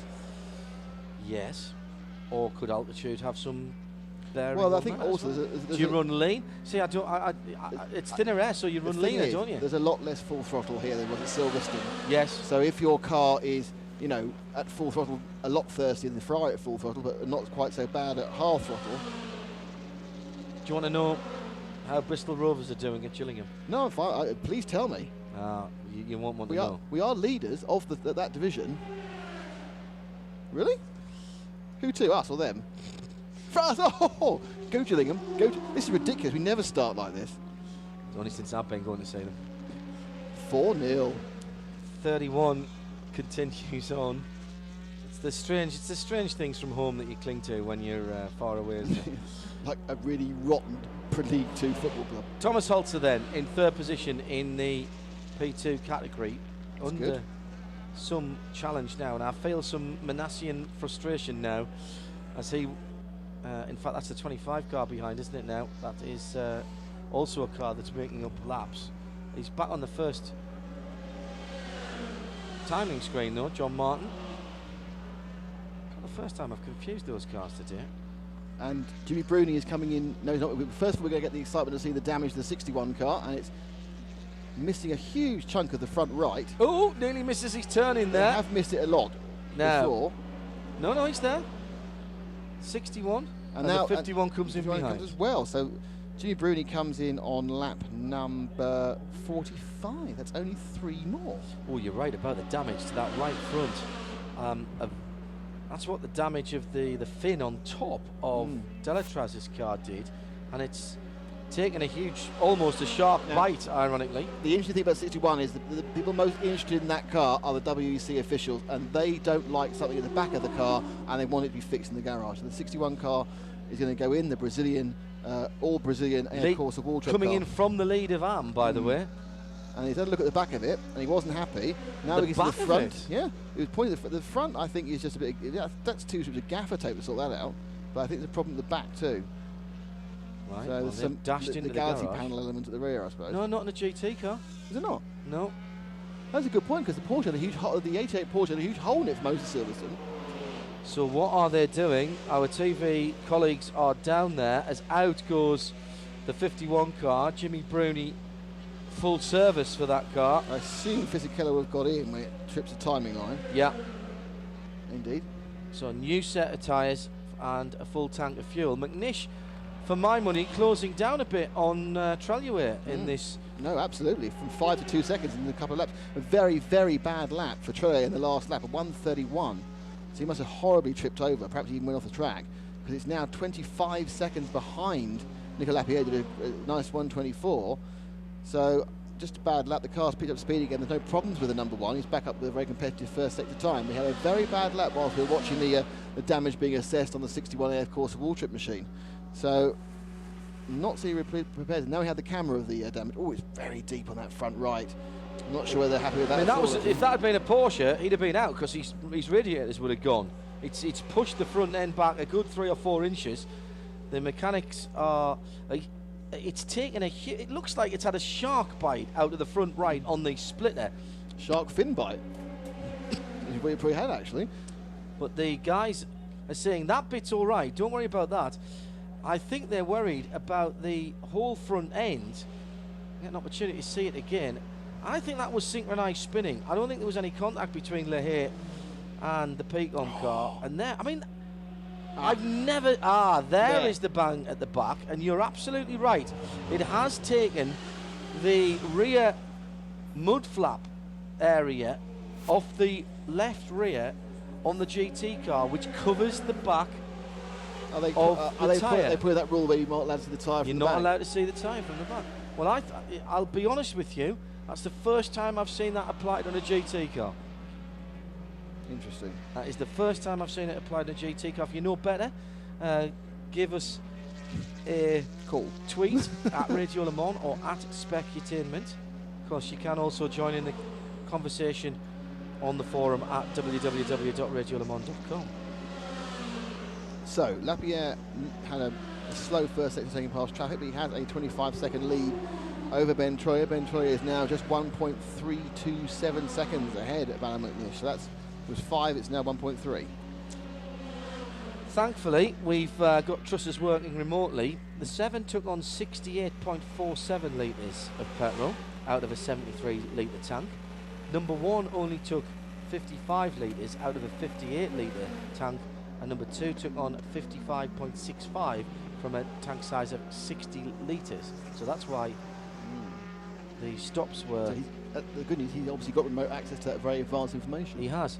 But that's interesting, isn't it? That the They all had a lap left, basically. yes, they all had laps left, and 13 litres more for only 1 second stopped. Well, it is supposed to flow faster. It just didn't seem to work in Silverstone. Now, whether they found afterwards they had a flow issue and they weren't venting the tanks properly or something we could proceed, because I thought the whole point of some of the amendments we saw from the ACO over the last couple of years have been to slow the diesel fuel rate, so they would take approximately the same amount of time to put in their X litres as it would to put in the X plus X litres for the petrol cars.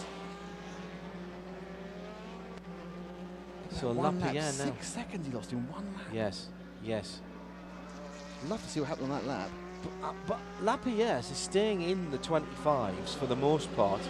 Trellier is in the 26s and McNish is in the 25s, and there's no gap between the two Audis at all now. It's under 1 second as we go on board with Bertrand Baguette, the leader of the P2 category in the Oak Nissan. Audi sandwich as he was at that time. Oh, very nicely done by both the drivers there. McNish committing early to the uphill climb towards the finish line. Don't forget, if you're listening to us on the World Wide Web, check out dailysportscar.com. Free updates from the team across on the other side, and they'll be putting some meat on some of the bones that you're hearing from us as well.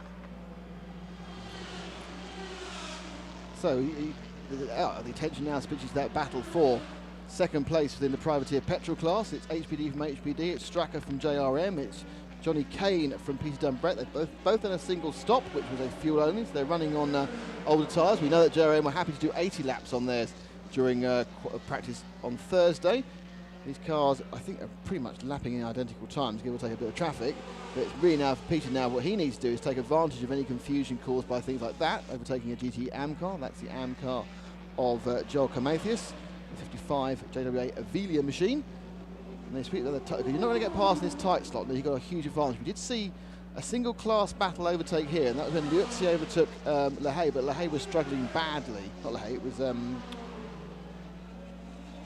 Yes, go on. When he was struggling badly coming with that single car, and that was, you need about a 3-second advantage to be able to get past during this swiggly bits. But of course, you always can use some traffic. Mark Watkinson at Mark W555 has tweeted at Radio Le Mans and asked how many seconds do they lose on a lap for a pit stop. Well, it's spread over 2 laps, Mark, actually, so it's not quite as easy as that. But we do have a pit in to a pit out time, and that for Nicolas Lapierre, just for a full tank of fuel in the Toyota for 68 litres of petrol, was 52 seconds. It's complicated here by the very, very long pit exit. Yes. So they'll trip that. If you can just 2 garages after Audi is the pit out trip. But at that point, you then go down the hill, but in a much quicker way than you would if you were going through the centre S's. And then there's a joining lane, which is at full speed. And you come on at the back straight, you look at it right now, you can see the white line, that's where they join. And they've actually gone quicker than the cars going the circuit at that point. They've lost more on the incoming, so it'd be quite interesting to work out but I would say the actual loss of a pit stop is actually probably about that time in the pit. I think it swings around about on the slow down, speed up, and on the in and out. Yeah, so 52 seconds for 68 litres of fuel petrol, 51 seconds for the 2 Audis. They both took 55 litres of petrol, but that's diesel, different flow rates. Remember, when they take tyres, that is an absolute add-on because you can't do fuel and tyres at the same time. I have to say, a very good point as we... Oh, there's the touch! There's the touch! That's Peter Dunbrett losing patience with Johnny Kane ahead of him. The 2 guys, they know each other very, very well indeed. That wasn't on there. That was not on there. I think it looks like Johnny's got away with it. I can't see any major damage on the screen. Certainly we lost a turning vane on the JRM car. Neither of them are going to pit. They're both having to squiggle about just to avoid the amateur Ferrari that's just come out. They've managed to get that going again. The 61 car, they've managed to stick enough bits in to make it road legal again. But that really wasn't on. Let's see a replay there. Dunbrett really, he came up the inside, but he was never going to get through there. Jens Jensen makes the point that Trellier is the only 4-wheel drive or all-wheel drive car here, albeit it's not all the time.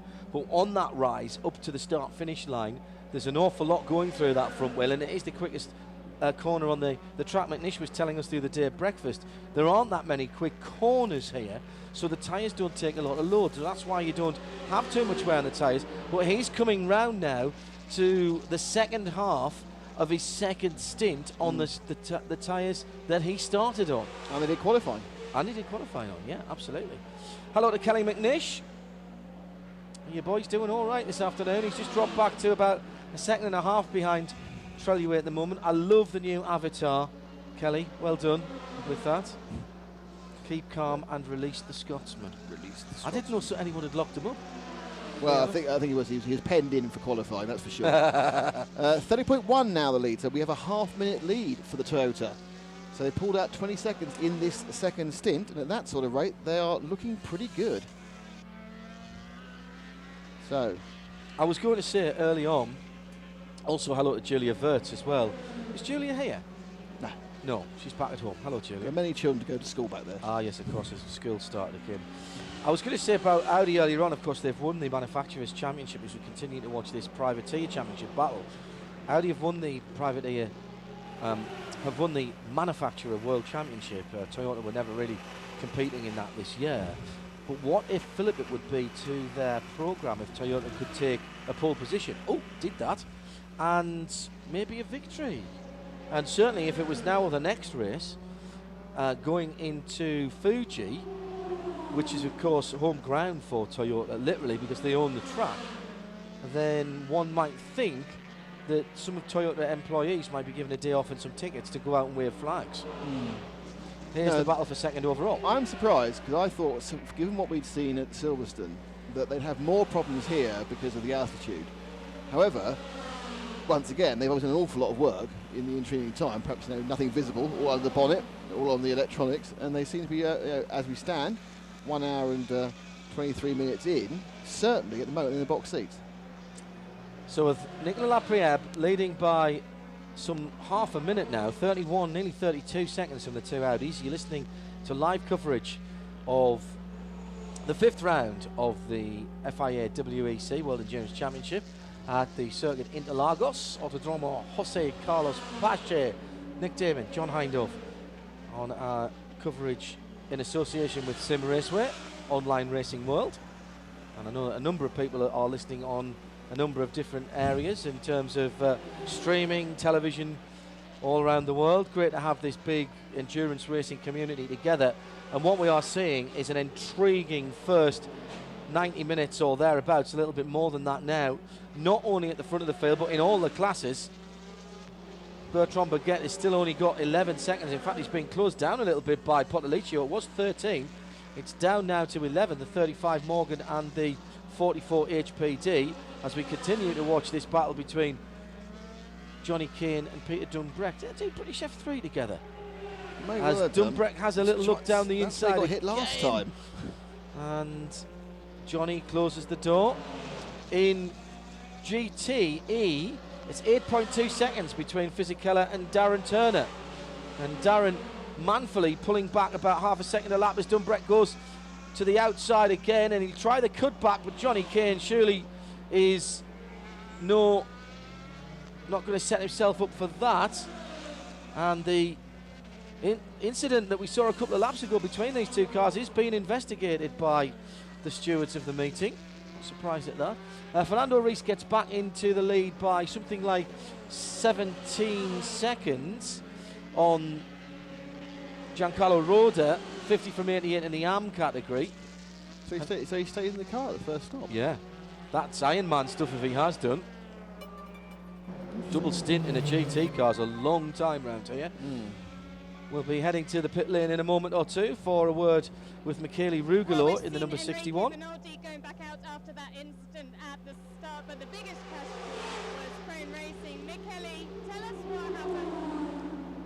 Basically, there was an accident between contact between Kaffer and Baguette, I think. The third prototype, Gira, spun, and Bernardi crashed into him, and for me it was impossible to avoid Bernardi's car. So unfortunately these are races and we can get any points here. What damage was done to the car? We can see it behind you. Yeah, damage is pretty big, and also the air conditioning system, so it's absolutely impossible to keep going. And in terms of the championship, you were a close contender. What do you do now? Now it's really difficult because the leader in the championship is leading the race and the car behind us is in second position, so I think for now we need to hope that something happened to their car as well, but it's not nice like this. Thank you. So Michele Rugolo there, and that car hasn't moved since that incident, and I think we can pretty much guess that that isn't really coming out see again. what, I mean, I'm sorry I couldn't hear that, but I didn't really see what the problem was. Unless you hit debris or curbed it really badly. So black and white flag being given to car 22, the GRM HPD Honda.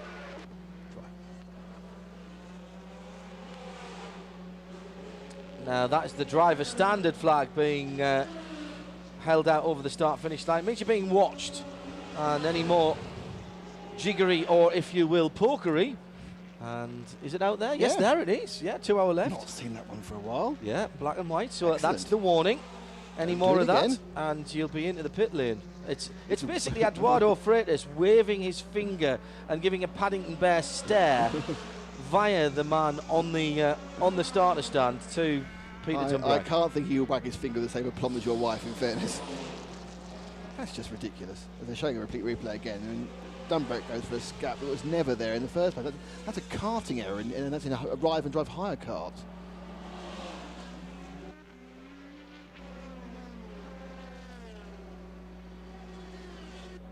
So with almost exactly 90 minutes completed, here's how it stands.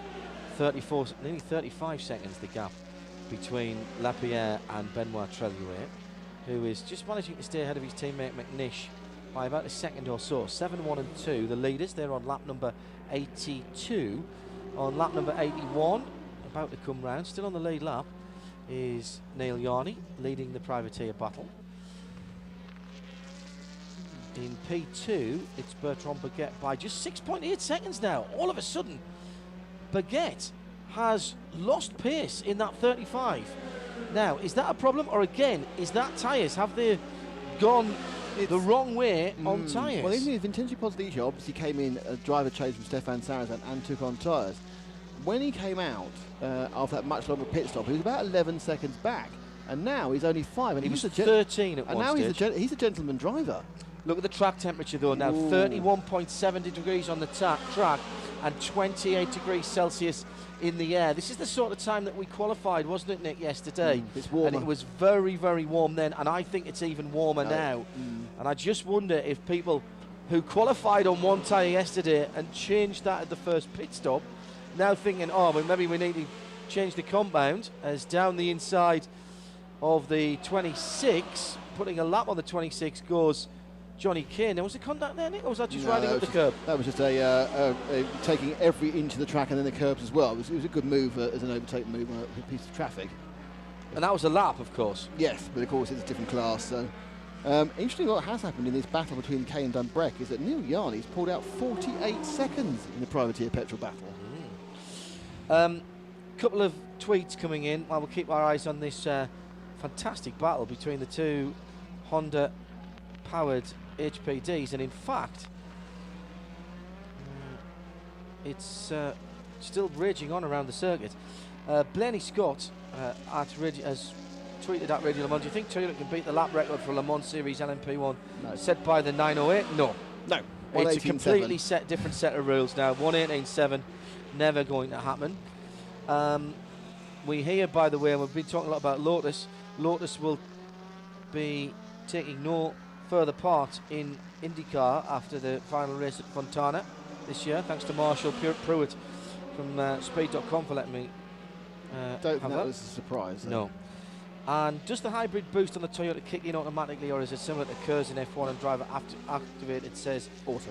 Benjamin Tampion. Benjamin, they have to be auto. I think it's actually mandated in the rules that it can't be a push to pass. It has to be a program situation that goes on each hybrid zone.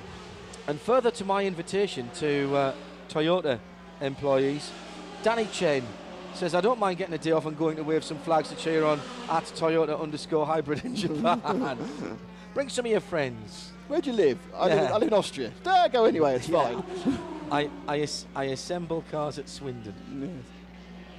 So, this last 40 minutes has been a Toyota benefit. They are now 34 seconds ahead, just waiting for the Audi to finish the lap so we can find out they're that far ahead. Alan is 2.5 seconds back from Benoit, so it's 1 from 2, hybrid from Ultra. Neil Yarney is a lap off them, but 50 seconds now ahead of Johnny Kane. He's actually making hay with the sun shines here, and certainly that number 12 car enjoying, as you trailed all week, John, enjoying this hot weather.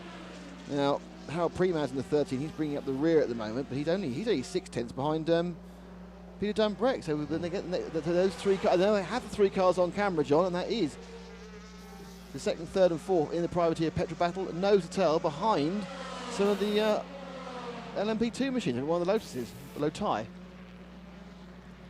Harold Premat fighting his way back to this. This is, oh my goodness, this is going to get very ugly indeed in a moment, as here comes Harold Premat. He's got a decent run, but just had to, I think, lift. No, he's still got a run. It's going to be which side of the Ferrari he's got to go as they come onto the newly named Emerson Fittipaldi straight. Now, can he get in the slipstream of the JRM?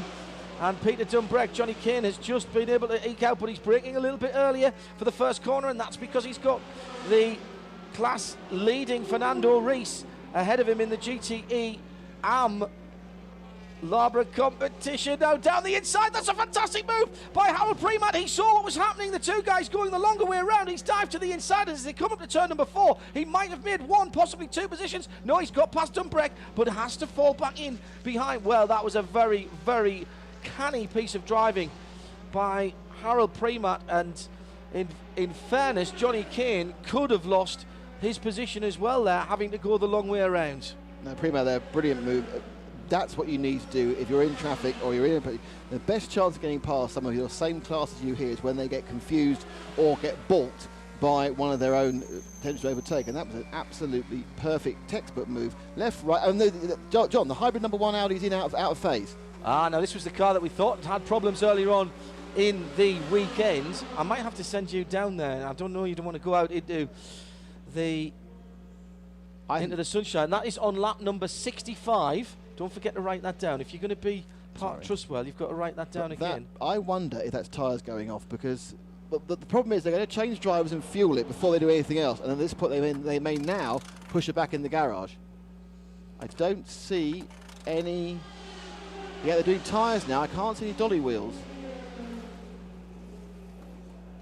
So, not really sure what's going on. So they've now done 2 tyres. They're getting the 3rd tyre. This is a full service pit stop. I think it was Lotterer who got in. I can't guarantee that until we see the it clicks the timing beams just when it pulls out. Tyre's still going on. And it's done it. It's done a full service, completely out of phase after just 28 laps, and getting in the car was Marcel Fazza, so I got that wrong on 1 or 2 shots, but that is very odd and questionable. And the Toyota is due in now as well. Now that's about right for them, isn't it? Yes, it is. That's 66 is another 33 laps if they come in, but that is very strange. That must have been tyres going off, because they didn't do anything to the car. They didn't even change the ECU, John. Right. They just came in, fueled it, tyres. So there's only 2 reasons for that. 1, Benoit's not feeling well, very unlikely. Well, actually, or 2, you say that. That's funny, because Eve was just saying earlier on today that there are a number of people around the circuit who have not been feeling too well recently. Well, the Toyota's just lost a fistful of time behind the 61 here on camera. The amateur Ferrari that's been patched up after its first lap accident. That's not going to be a particularly popular time there. Tom Elliott saying that Aston Martin Racing were commenting that the fact the hot weather was good for them. And into the pit lane, is this the Toyota? It is. It's very slow indeed, even though they were beyond the line. Karen Chanduk is someone who's down with a food poisoning bug, which is bad news to JRM. Now, does that mean he won't drive at all? Don't know, because normally I think they'll probably assess it. I mean, I'm sure it means that the first change will see David Brabham. The Toyota change is going on. Lapierre's got out. Wirtz is going to get in. Hello to Julia Wirtz, by the way, and thank you for the chat with Ant Davidson at Silverstone in a northeastern accent. I'm not going to say the G word, because you know that's not where I'm from. It's not food poisoning, it's Delhi Belly, which is very apt for Karen Chanduk, really, isn't it? So well, Johnny Kane's coming as well, so he's coming ahead of when we see Peter Dunbreck. So the blink first as such was by the Stracker team rather than the JRM. Toyota still running around, not totally sure that was they didn't have a slight mistake there on the right tyre front. change. I don't think Right that front. quite worked. What was the stop for the Audi? 110? Yeah, 110, but it's not a full fill, was it? No, good point. Good point. Now, this is a full fuel and tyres. But not a good one. Not a good one. I think they can take a second or You- two out of that. You need to compare. McNish has gone through, as you might imagine, and so Alan McNish leads the race for Toyota. Being a bit unkind, actually. It's 119, so it's not that bad, actually. So what was that? That was 20, 51, 101, 111. That's a long time for tyres. That's nearly 30 seconds for Yeah, tyres. 26, 28 seconds. It's not. All right. We'll find out in a minute, because when Alan comes in, we should find out. Well, actually, be a while. He's not due into lap 78. We should find out what you actually do when you get it right and you aren't short filling for some reason. Now, Starworks with Enzo Potolicio, Enzo Potolicio leads the P2 battle. Alex Brundle's now aboard the 35 Morgan Oak, with Olivier Lombard in the pit lane. Nick is hydrating as if he wants to go out there and ask some questions of people.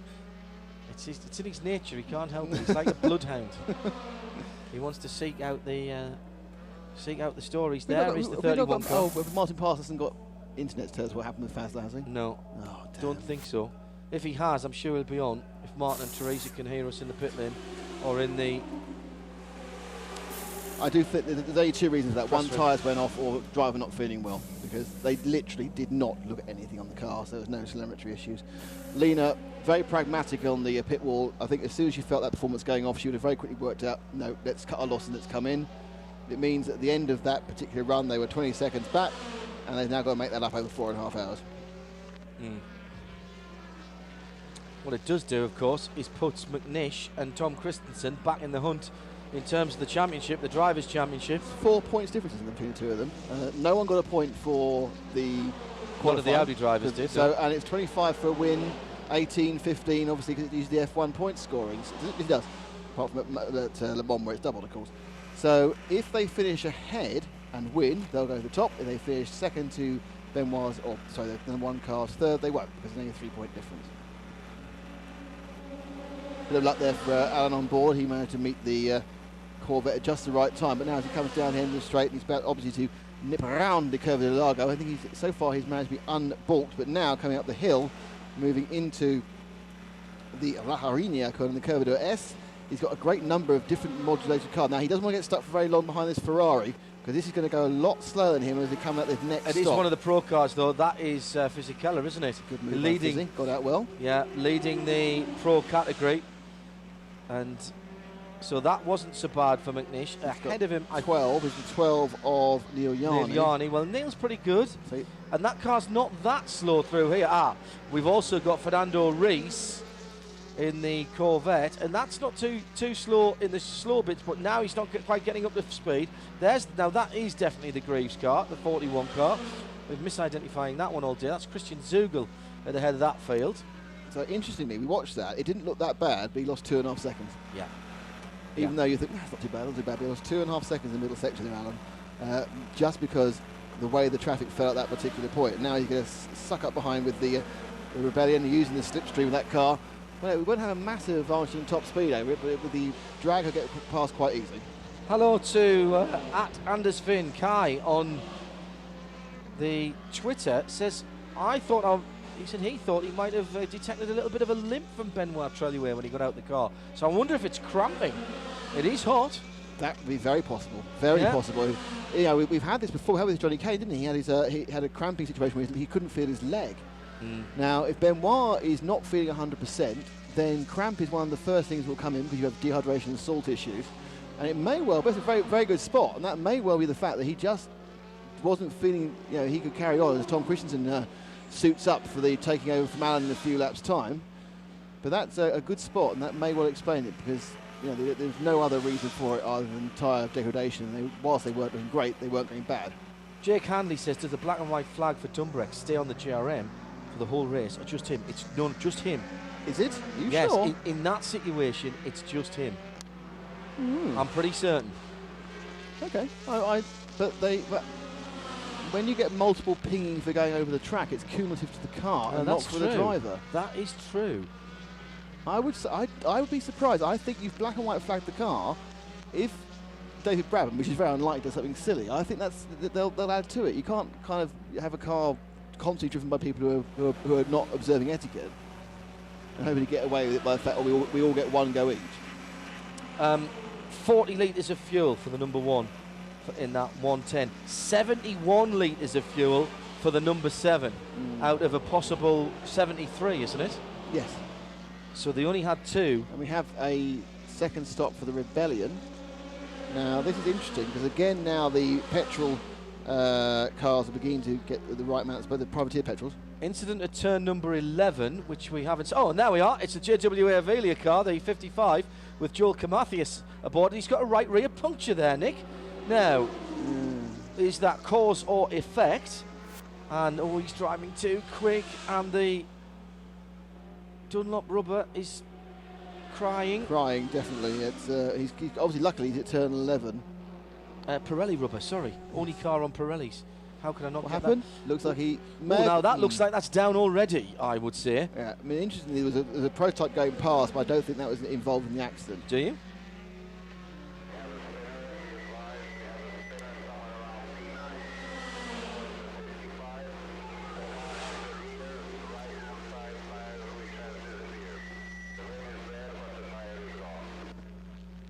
Eduardo Freitas on the radio.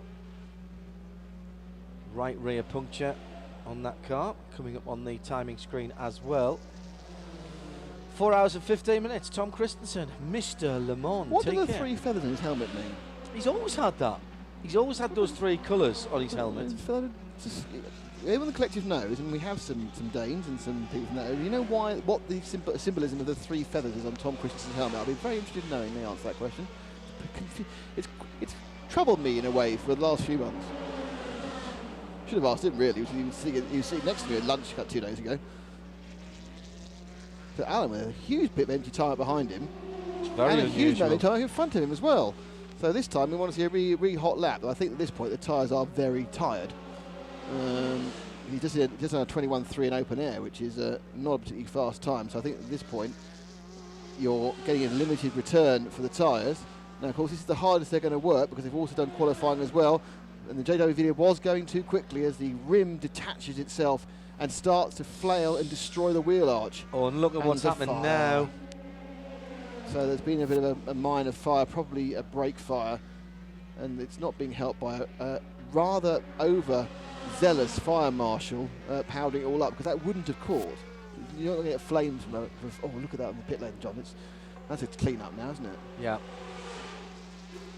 Well, it was quite Into the pits comes Alan McNish, I think. Yes, it is Alan McNish. You saw him peel off there to our left. Write this down, too Nick. early. 72, they can't get the tyres to last. That's only 33 laps. That's the same number of laps as the Toyota. They've got the wrong tyres on. I'm sure they'll change compound now for the weather.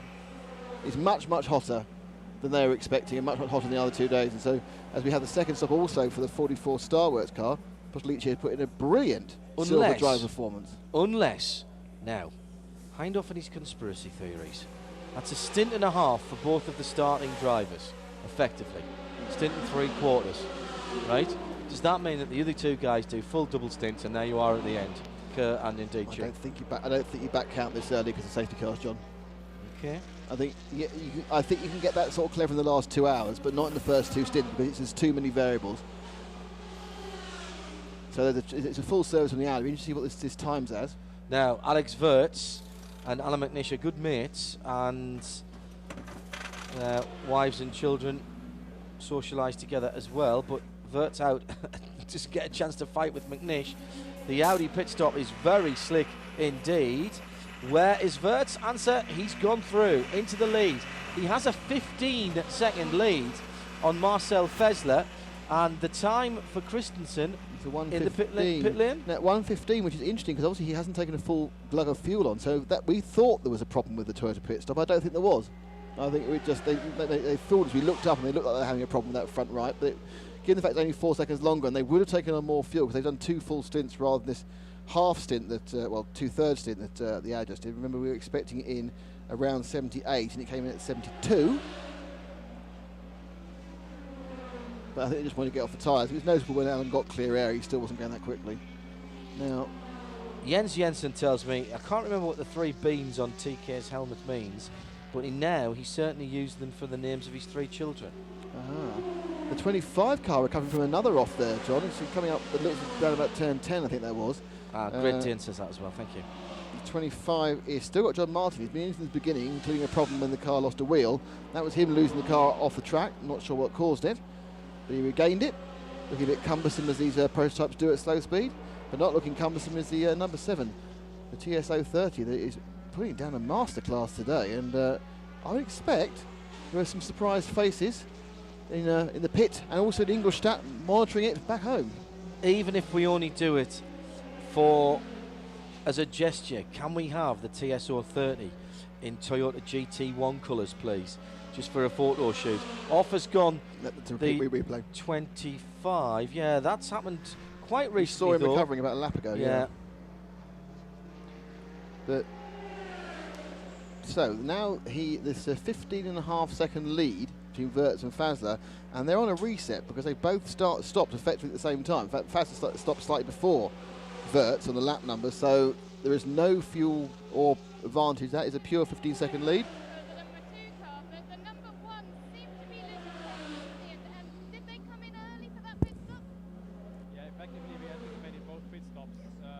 Because we are facing a little bit more degradation on the tires than we would have expected.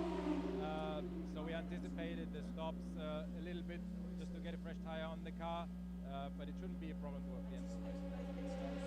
By the pace of the Toyota, we saw it in qualifying. Also, does that mean you can have to really look at your strategy? I think qualifying we slightly underperformed.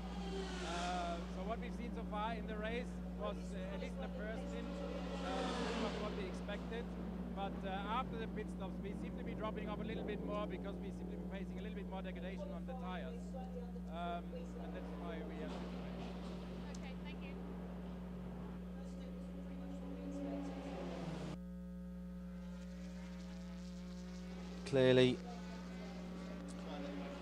Clearly the pace of the Toyotas is there.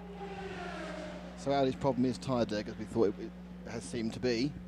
Of course, in fact, I said this is a set that's done a lot more laps than anything else. And there's a problem for 32, John. It's come with smoke. The Lola Lotus, I think that is actually smoke and not any sort of tyre as it came into a stop there. Looked like it was actually steam, actually, rather than anything worrying. Battle for third place in P2. Just being caught up at the moment by...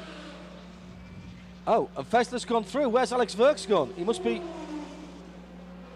Oh, what happened there? A timing glitch. That scared me a lot as Fessler was scored in the lead, and here he is in traffic at the moment, and he hadn't even crossed the start-finish line. So that was something very bizarre indeed. There is the number 1 Audi going through that traffic. Alex Wirtz has something better than 6 to 15 seconds on him at the moment.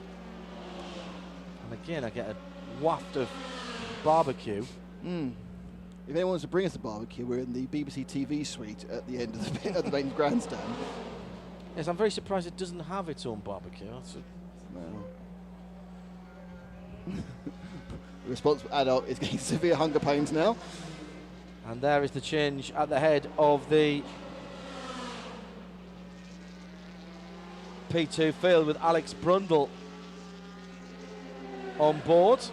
That car has made good progress. That's and excellent work. He's gone through. That is net the lead because yes, Posolicio, absolutely. they both changed tyres, they've both done 2 stops. Posolicio, of course, is the silver driver, as is Brundle. As is Alex. Brundle's just started his silver run, whereas Posolicio has already done a whole 45-minute stint. Look how far back Olivier Lombard is when Frank Mayer was battling with Posolicio earlier on for position. He still hasn't come through. In fact, he's right on the tail end, isn't he, of the lead lap, such as the pace of the 2 guys ahead of him. And that 23 car's not working brilliantly today. Certainly compared to these 2 leaders. The StarWorks car's looking particularly good. The Morgan Oak leading, of course, has the advantage of not having a weak link in the driver chain. because its silver driver is Alex Brundle, who, if anyone saw his lap times when he was running in the Greaves machine at Silverstone, will know he's not a slow driver. No, not at all. And he's taken to this, and he's obviously having to work with the team in French, which is good for his education. But he's at a circuit. And one of the things you have to say about this circuit here, is you could imagine this track and this design being somewhere in Europe, or more importantly, somewhere in Britain. It's got a very British feel to the way the track is designed. It's set in with undulations, it's set in the small physical areas, as racetracks are. As we have a lovely look inside the paddock club, or what do they call it? They call it Le Mans Club here. Yes. And sorry, Kai, if I got your gender wrong. Could be male or female, Kai, of course, so I do apologise for that. There is the 55 JWA Avelia car, having had its problems earlier on. It's just down to our left at the moment. No great hurry there. Hopefully manage to get most of the fire powder off it. Yeah, well, depends what it gets into. Well, look at the pickup on that Pirelli. Of course, it was offline, wasn't it, for that whole run-in? Yes, absolutely. They seem to be okay. They seem to be having. It never actually went off the apron. I think they fueled it. Wondered what had been damaged by the flailing tyre. Then try to work out what had been damaged by the fire extinguisher. And now they look like they're going to drop down and the car's going to disappear off. So that car's back in the groove. I take it he's back in. No, he's obviously not in Larson because we've lost Michele Rugolo and the 55 car. So he's 5th in GTE AM at the moment. Lead coming down slightly. It's down to 14-1. Here's how the lead changed in P2. Alex Brundle goes to the left-hand side, heading up towards turn 4, and gets underneath Portaliccio on the brakes. Meantime, his old team, the Zytec guys, I believe Zytec. Now on screen at the moment is the a mixture of classes. One thing it is showing Fisichella. We have the Picon low in between, and there it's showing Darren. Darren's pulled 6.5 seconds back in this stint so far, John. So he's managed to catch up again. The fuel advantage of the Ferrari, certainly on the first one, wasn't as great as we thought. So this could be a pure-on race in the AF Corsa and the Aston Martin. 2 points from the Midweek Motorsport Listeners Collective. Paul S. Davis says this is the third ACO race from Toyota. Surely already the cost to benefit outstrips their 8 years or so of Formula One. I would think that there would be few people who would disagree with that. And Lachlanheim says, I wish I could hear those interviews, not your fault, but can you give us a summary? We can't hear them either. So we're trying to get them fed another way so that we can do that. But obviously we're trying to stop when Louise is talking so that if it does go out, that we don't talk over the top of her. So we will try to get that sorted out. Interesting, the RF cameraman who has actually managed to find some girls. So, as cameramen do. Krone Racing have tweeted they're officially retired, thanks to Piercy for pointing that out. And Alex Wirtz continues just to gradually pull away. It's now nearly 15 seconds again. And between Fessler and Christensen, it's... where's that gap come from? They're out of fade. So actually Fessler has gone quicker, you're right. Fessler's picked up more time. He's 24 seconds ahead now. He would have gained... He gained 5 seconds in the pit stop because he didn't put so much fuel in. But, you know, Alan was right on his tailpipes. I think those... Oh, no. We couldn't see it, John, because he was in the lead, but I think those last few laps Alan ran with degrading tyres cost him dearly. 41 into trouble there, getting hit. And that, I think, might result in a black and white flag at least. Talking about black and white flags. Into the pit lane has come Peter Dumbrek. He's got out, and the Australian flag coloured helmet of David Brabham has replaced him in there. Quite a lot of pickup again on the centre of those Michelin tyres as the 22 has come up the pit lane, gets a new set of boots on the JRM Racing HPT with the Honda engine. A lot of people in Santa Clarita will be watching this and listening to us. Hello to the boys and girls down there. What a fabulous facility that is. And there is the 13 coming behind. That's Harold Premat. So was it Premat who had that side-to-side as very slow away. Nice, gentle getaway from both of those cars, actually. Could have been pulling out of the supermarket car park there. They're back into action again, and they are 2 or 3 seconds apart. They both literally... Oh, and there's a spin. Alan, sorry, that's the 2 car. It is the 2 car. That is Tom Christensen. How unusual is that? He's facing the wrong direction. Oh, he's managed to get it. Now he's got to get it fired up. He's recycling the power, and he gets it fired up right in the middle of the centre S's. Spun, wrong direction, got it facing the right way, and he's off again. But that's cost him a good 10 seconds or so, I would think. We'll find out in a second, because he's just about to trip the line for the first sector. Now? 45, cost him 24 seconds. Wow. That must have, here we come. No, we get a replay then, and the Audi are getting ready to see, potentially just preparing for a pit. They'll do this anyway whenever they see a car in trouble, but it does look like they're... There's some consternation there. Martin Pass standing at the back, the smaller of the two guys in the white shirt, the legendary PR man for all things Audi. So Tom turns in. He's on the right line. How close has he got? Oh, he's got way too close, and he touches the back of the 51 EF Corsa. Just ran straight into the back of him there. Spins a complete 360. They're clearly worried that he's done some damage to the left front. Now, this is not an R8 that was made out of concrete. These cars are a little more delicate, and he's lost one of the turning vanes. Yeah. And that will be what they're worried about. I think he was surprised by the sheer amount of speed that the Ferrari didn't have in the corner.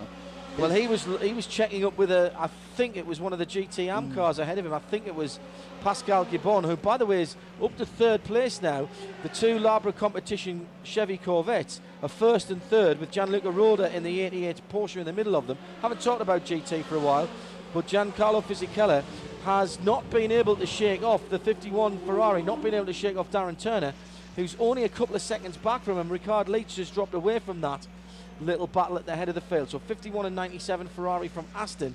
But remember, the Ferrari's getting better fuel mileage, but not as good as what they were at Silverstone in terms of an advantage over the rest of the field. A bit of front end wash there for Tom as he went around the 5 and 6. So yeah, that's an uncharacteristic mistake. He'd been in the car for 9 laps, so his eyes should have been in about the speed of the other cars. So just obviously having to hustle, and everyone's having to run qualifying laps today. Fessler was getting closer to Wirtz about 10 minutes ago, but Alex has got into his stride now, and all of a sudden it's gone out from 13 to 14 to 15 to 16 seconds, and a full second plus taken again that time around from Marcel Fessler by Alex Wirtz. And I'd really rather see what was going on the track. Thank you very much.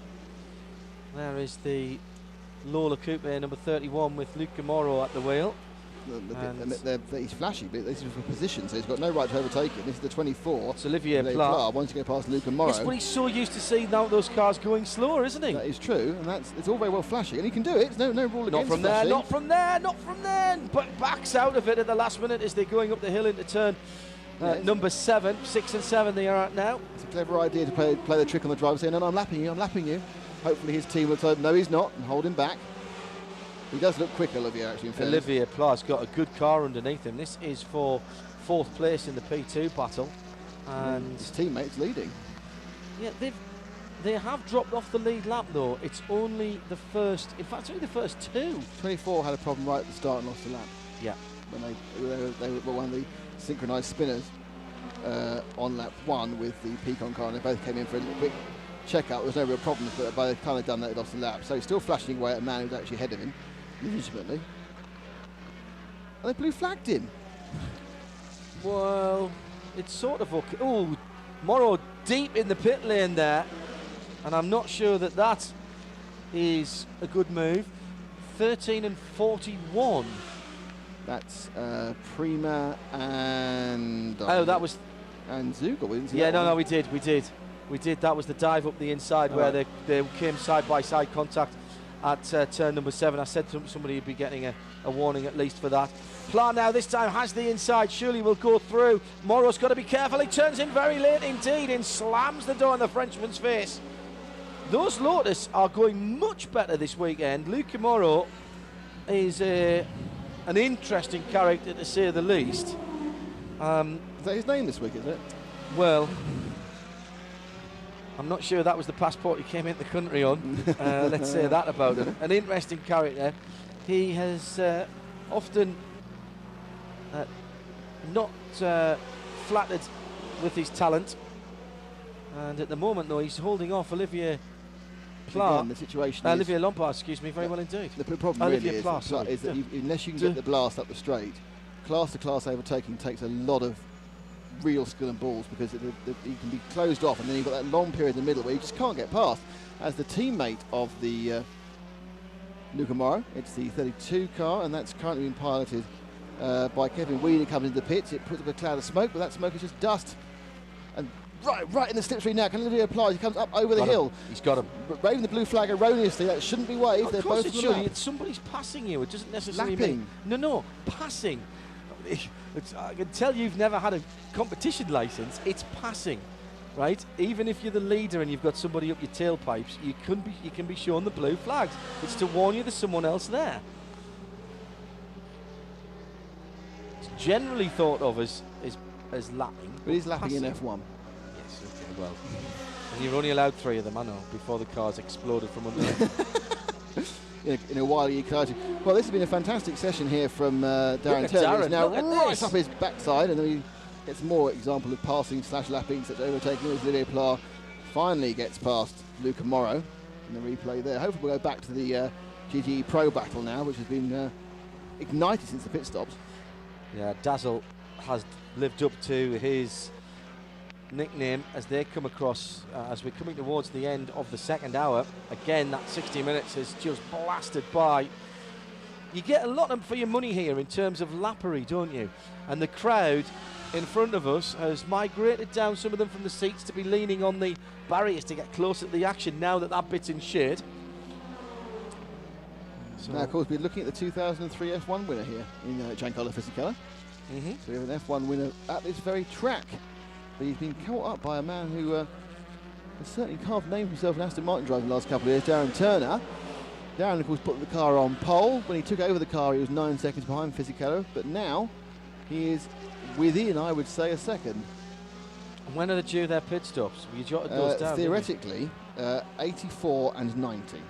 Right. So they'll be hitting 80. They're only on 76, whereas the leaders are way past 84. They're only on 76, so there should be another 8 laps of this. Yes, remember to take their laps, not the leaders' laps. I did this time. I'll get it wrong later, but that's how I got it right. So, Fabien Giroir, I think may have changed their 29 car, hastily repaired. The replacement fin doesn't have the UAE flag on it, John. You'll be sad to know, but again, big accident involved in 29, completely not their fault. Nothing to do with them. As we see Giancarlo Fisichella, and we've got the Straka car now trying to lap both of the major protagonists in GTE Pro as they come up the hill, going towards the pit entry. None of them are going to peel in there. And then it's the long blast uphill all the way until, in fact, just before they hit the braking zone, the cars are climbing the whole time. And they hit the brakes at about the 75-metre point. Hey, Dazzle's having a look. He's forced Fisichella into an early turn in there into the first corners, and Dazzle just locks up exactly what we were talking about earlier on. DT goes a tad late. You then don't have all of the retardation that you were expecting because of the undulations and the way the track falls off to the left. He did exactly the right thing, came off the brakes, back on again, and turned in slightly later. Those Aston Martin guys surely should be watching the races. They're distracted by something. They've got rabbits on the track. A mixture of support there with an Oak Racing cap, an Aston Martin shirt. I assume that's what's been given away free in the Paddock Club. Now on board with Marcel Fessler as he goes between 2 cars. That's a brave run by the Swiss, Hop Swiss. So Darren still has 7 laps before the stop to get past and put some... I think he'd like to get past him. Yeah, he's not being held up yet, isn't he, until that one corner. But he's going... I mean, he's certainly putting a marker down. I mean, I think the feeling is that what has happened this year is in that 51 car, Jimmy is the faster driver. Fisichella, very good driver and not slow, but I think Jimmy is a tad quicker. And I think for many years of Stefan Mucker being considered the de facto team leader of the Works Aston Martin driver, I'd now say he's been quicker in this car than he has. So you've got a faster Aston Martin driver against a not quite so quick, relatively, Ferrari driver. And this could be a chance again. They come right up till he comes to the first corner of Ceneretis, but discretion a bit of part of valour. Not make the same mistake twice. Because taking a slightly defensive line as they come down the hill, and that is very downhill in the second part of Ceneres and around the curve of the Sol. And by the way, Great Dane agrees with me. Blue flags mean somebody's following closely. Waved be prepared to be overtaken. So there you go. I do apologise for my Formula One fixated world. DT and Fisichella, barely a car's width between them, car's length between them, and this at radiolemans.com from Blatantly a Cow. How affected? How affected are the different classes by loss of downforce following other cars? You'd be surprised. I mean, you expect what is rightly called aero push. You expect that on the prototype cars in particular, but we saw even from the Porsche race earlier on today, and certainly these Darren will be in the wash now from the back of that Ferrari, that the aero is so developed now, even on the GT cars, that getting close, very close, close enough to pass, is going to cause some problems for the aero and possibly for the airflow to things like radiators and oil radiators as well. The biggest worry about in the background is Darren's doing, just showing exactly he's got a great run now as they come towards the line, climbing the hill. The Aston may have a little more torque, and he's trying to go around the outside as they both drop into the pit lane entrance. There's nothing between them now. They cross the line. Darren goes to the outside. Fisichella is very, very defensive very early now. Can he get the cutback? They've got the number 70 Christian Boré driven Labra competition Corvette in front of them. Behind them is the JRM of David Brabham, who is driven with Darren Turner. He switches in between the two GT cars to get by, and Fisichella immediately tries to pick up a little bit of a tow from the JRM. Darren goes through as well. I think Darren was a bit, would have been cursing David Brabham. Yeah, he got in between them right at the wrong moment. He was thinking, I can get that slight check-up that Fisichella is going to suffer behind the Chevy. I think I'm going back to the aero situation. There is nothing like the aero wash in a GT car, but they do have the issues you said, John, about brake and rad temperature, because all that stuff's very marginal. Tom Christensen comes to join this battle for the pro class. Yeah, Christensen dropped away after that little indiscretion. Alex Wirtz now down in the 23.9s, 25.2, 25.6 for the two Audis chasing, and Christensen is between the two GTE cars battling for the lead. Oh, and he's had him off! Fisichella's had him off! Right, four wheels on the dirt there, as Tom Christensen, in fairness, a somewhat injudicious manoeuvre, trying to go around the outside of the right, and they've come out of the very tight hairpin at turn 7, and Fisichella's taken his line. It's the blind spot on the Ferrari. It's the blind spot on the Ferrari. Again, the right rear three-quarter. Let's have a look at from Tom's position. They come out through, it's the very tight hairpin at 7. He thinks he's got room, but he's nowhere near far enough alongside for Fisichella to see that. I don't think Tom made a mistake there. I really don't. I think he went up, he went there, he thinking that's fine, the GT can carry it on the straight, but we know the Ferraris can't see that corner. And Fisichella didn't know he was there at all. Fisichella had not a clue he was there.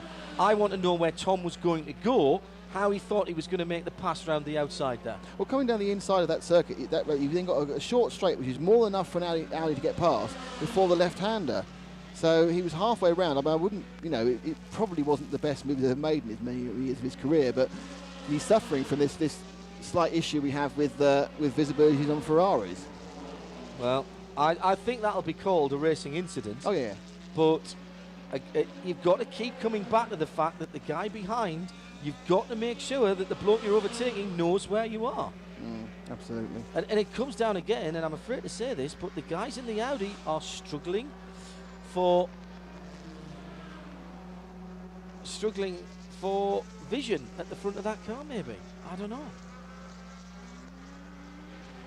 So we continue to watch the GTs as the two Rebellions come through. Now separated by a lap in the chase for the Privateers Championship. Nico Prost in 4th position, 2 laps off the leader, and in 7th position, Harold Premack is 3 laps away from the lead. I wonder if his teammate will let him go by here. It is 12 and 13 in that order as well. And here comes Alex Wirtz, about to put a lap on another one. And Alex is going to lose a lot of time here as he picks his way first through the GT battle, through the Senna S's. He goes round the outside. 51 and 2 under investigation. Well, the stewards have decided to have a look at that from Christensen and Fisichella. I don't think you can blame Fisichella, because at that point he can't see the Audi. He's on the left-hand side of the car, the Audi's on the right-hand side of his. He's got a rearward-facing camera which is mounted on the rear part of the car. He's not in the screen at that point, and he's not far enough up the car to be seen through the side window. And frankly, even if you're there, the front of the prototypes is so low. I'm not sure, as Nick rightly says, that you can even blame Christensen either, because he sees an opportunity to go around the outside and use his superior grip into the next corner. Now, does Fisichella do anything different? No, he's taking the same line that time when there was nobody there as he did when there was somebody there, which kind of underlines what we're saying about him not realising there was someone there. He's got someone in his wheel tracks, that being the second place car in category. Another look again, Fisichella moving out to take his line. Was he a car's width further across then, looking at those marks on the circuit? Interesting. Tom's in the dirt at that point before he even gets pushed off the track.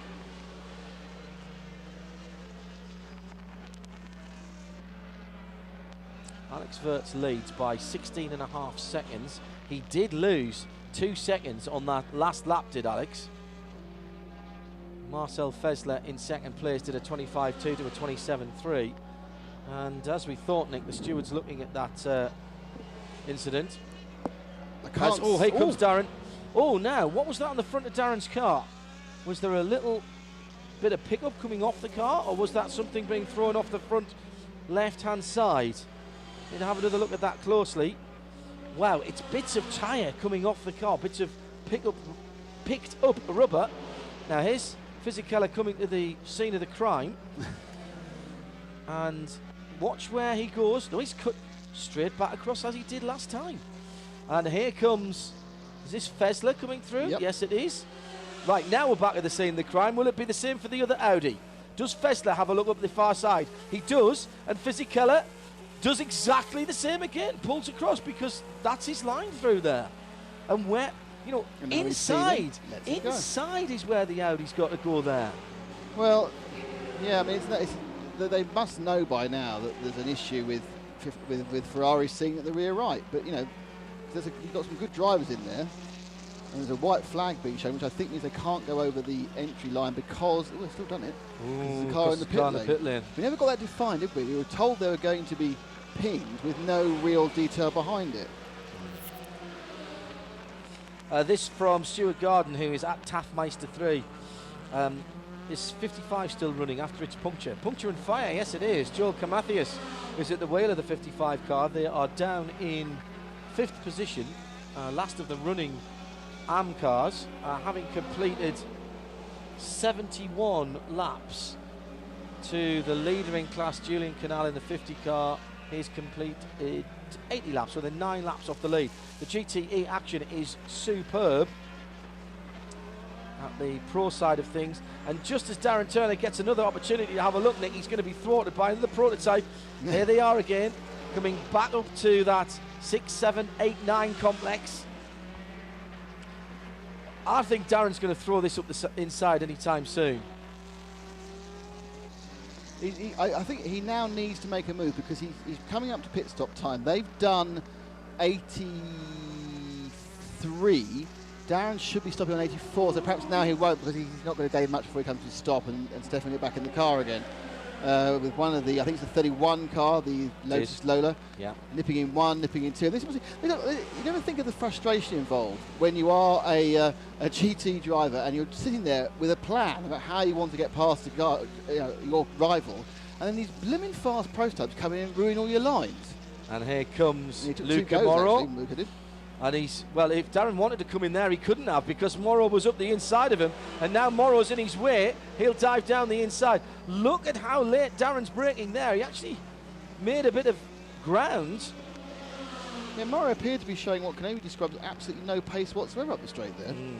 I know the P2s haven't got a massive amount of advantage in straight line over the GTs, but he does nothing. He's making a massive meal of getting past as they come down the back straight. Darren, we're getting a nice slipstream now from the Ferrari. This would be the lap that we expect to see him. 84, so yeah, 84.5. This is when we should see him, because of course he'd get a bit longer in this particular run because he didn't do the warm-up lap. So this would be in keeping if he comes in now with the stand. We're looking out at the pit, and indeed there are the Aston Martin mechanics. The fuel hose is being readied. It's a double fill from both sides in this car. 4 tyres are ready. I can't see. Yeah, it's double fill. Look. No, that'll be that's the overflow hose. Ah, one's venting and one's filling. Yes. And then you've got Stefan Mucker now is up there and waiting, suited and booted. Hands device on. And there's Eduardo Freitas for who you will know who he looks like.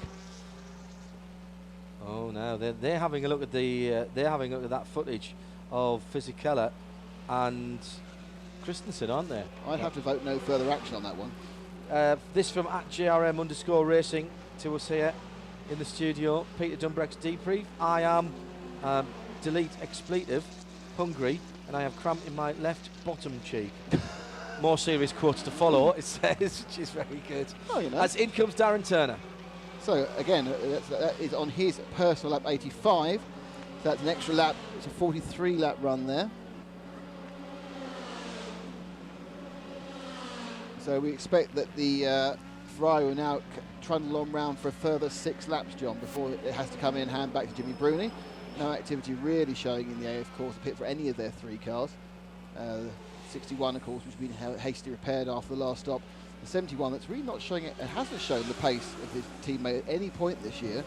The only other fast Ferrari we had was, of course, Luxury Racing, with Fred Macavizzi on board, which was lethally quick when he was in the car. Mark Leeds dropped down to last. I think he stopped twice. Yes, because Porsche went in a couple of laps ago. So Mark Lieb has dropped down to 4th in Pro, behind Beretta. That'll spin back round him being ahead again. But the Porsche seems to have a major thirst issue. So not good for him. As we see Darren Turner out of the car, the 4 new boots going on to the Aston Martin Vantage. V8, of course. Heavily revised for this year. And resplendent in its golf colours. I think for the future, I think I'm a bit bored with golf people tropping around. But it is, I suppose, a bit greener. It disencourages people from changing tyres as often. Well, that's the idea, but it hasn't worked in practice, has it? No, because people drive to the other than at Le Mans.